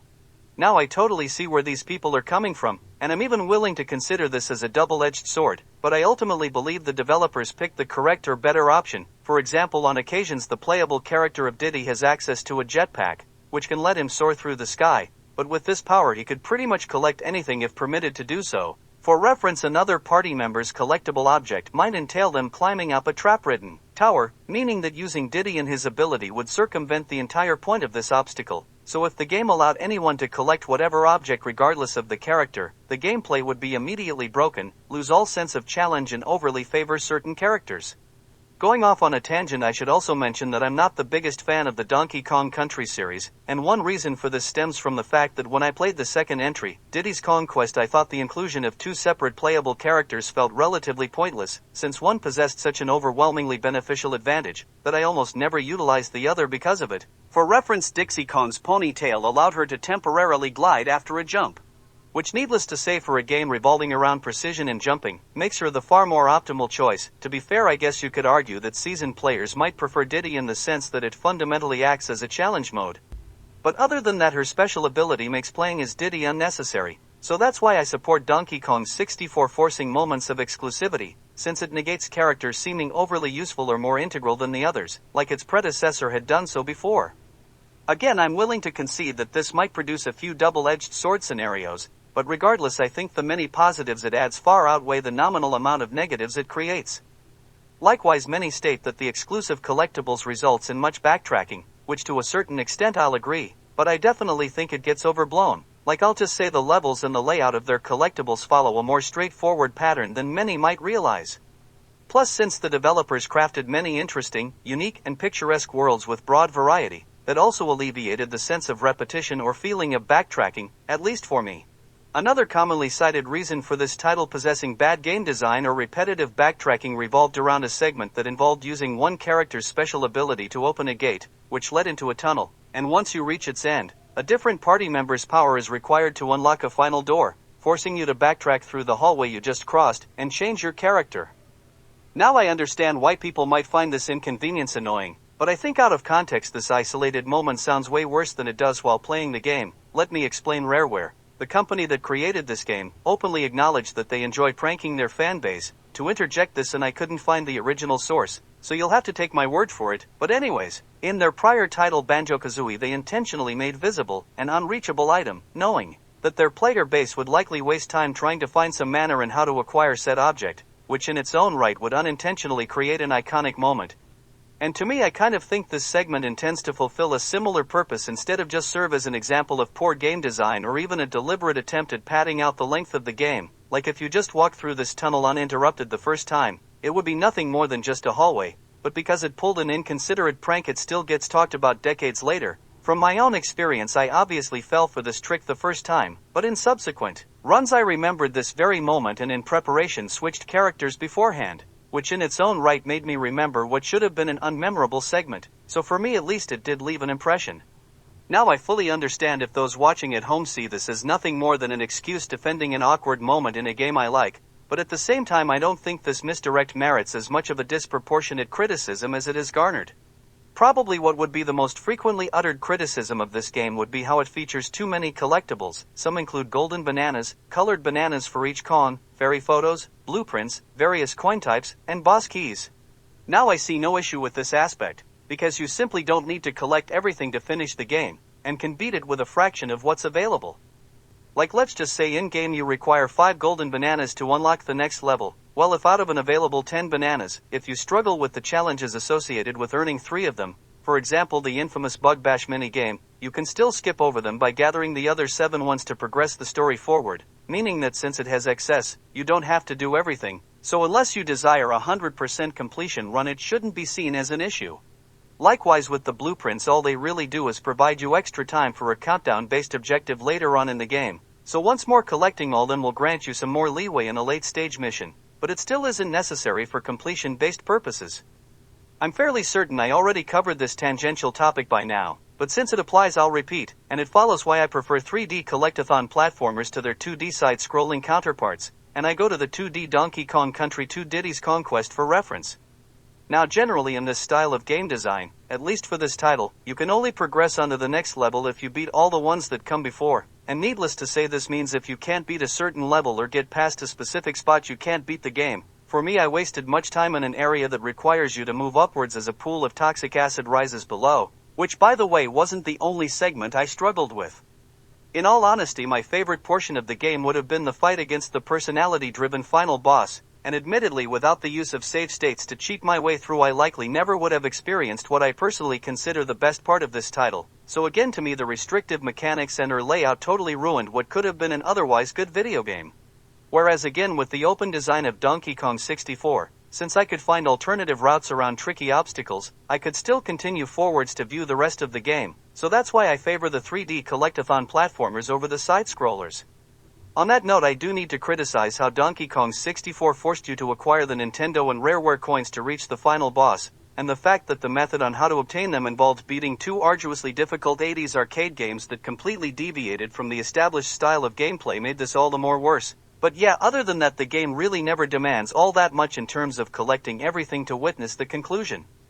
To be fair, I will also admit that maybe Donkey Kong 64 possessed too many challenges, like in one level after winning a race, instead of earning a coveted golden banana, you instead receive a minigame that if you beat actually earns you said Oreo fruit. My impression from this situation would be that the developers created a surplus of activities that actually exceeded the number of golden bananas they desired to implement into the game, which forced 2 obstacles into a pair. Basically capping off the main collectibles at an amount of 201 sounds better and more well-rounded than 202. So again, I view it as fair to say it crammed too many challenges into one title, and that maybe some of them would have been better off on the chopping block, but once more I prefer optional excesses over a mandated set of specific objectives. What many other people scorned about this title regarded how it prevented you from switching to different characters anywhere you desired, but just as with the exclusive collectibles, that may sound good and all, but I feel it would have created far more issues than it would have prevented. Like again, using Diddy's jetpack to bypass an obstacle and then switching to a different con would just break the game and destroy any sense of a challenge. Not to poke too many holes into Diddy's Conquest, but in that title it would register with each level what character you used to beat it with, but as you could exchange the playable character at any moment, you could technically cheat the system. Like I beat 99% of a level with Dixie, but right before the end of level barrel I switched to Diddy and completed it as him, and sure enough on the world map it marked me as beating it with him, even though I didn't really do it as him. So since Diddy acts as a sort of hard mode, for bragging rights I could play the bulk of the level as Dixie, and then replace her with Diddy to craft a false image of me beating the game with the more challenging character. I went off on a tangent, but anyway, I prefer how Donkey Kong 64 handled this scenario over its 2D counterpart. Besides all that, the game made exchanging characters fun too, as when entering a transfer barrel the other Kongs expressed great personality, like if you placed the cursor over the muscular, but cowardly Chunky, he would panic, and in an attempt to coerce you into using another character, point to the person at his side. Likewise, if you relented and highlighted a different character, you would see him wipe the sweat off his brow in the background. So yeah, a good sense of humor made switching Kongs tolerable, if not enjoyable. Next, looking back at my own memories of the game, something that I thought would have lessened this title in my eyes regarded how a few early bosses ended up reused in later levels, which I thought implied a lack of content or all-around laziness, but much to my surprise I forgot that a couple areas contained mid-level bosses, one which included being shrunk down to the size of an ant and having to fight a spider, and another involved a match against a large construct comprised of several smaller enemies. So studying up on this game reminded me that the game itself harbored more material than I initially remembered. In addition to that, the title itself satirized how it didn't possess all that many bosses and wrote it into a joke, where at a later point of the story, after the enemy group have realized that you have defeated all of their strongest soldiers, they comically just make you fight a cardboard cutout of the final boss. So for me, the game acknowledging what could be potentially perceived as a weakness inadvertently becomes one of its strengths through a simple gag. As I just somewhat covered how Donkey Kong 64 somewhat improved by re-experiencing the game through my more mature eyes, I also noticed a few jokes that went over my head during childhood, like a legitimately attractive gorilla woman teaches all the Kongs how to perform musical numbers at one point of the game, and one of her lines happens to feature her seductively utter, "I can teach you how to use your instrument," which from her beauty alone subtly denotes an adult innuendo. In all honesty, since I discovered slightly hidden qualities like that upon re-watching the game, that has fostered a deeper respect and appreciation for this title. Being upfront, because as of late many have been way more critical about this game, a popular video stated that Donkey Kong 64 killed off a genre. I thought this game would have diminished if I re-examined it, but since it actually kind of elevated, that definitely bumped this title up a few spaces. Lastly, one final message: due to this game garnering a negative reputation recently, I deemed it more important to spend this time to countering recurring criticisms rather than actually articulating on what I see as its strengths, what I truthfully preferred and wanted to end this discussion on. But for time's sake I must move on. If you wish for me to elaborate on that subject, write a comment below and I'll consider scripting out a separate video just for that. Since this crossed the 3.5 hour mark, I think now might be the proper time to wrap this video up. Anyways, thanks for watching this video. Hopefully you all enjoyed it. For those interested, only one part remains, and know that from here on out all games that will be covered manage to attain the highest rating of an A+ score in my book. Again, thanks for watching.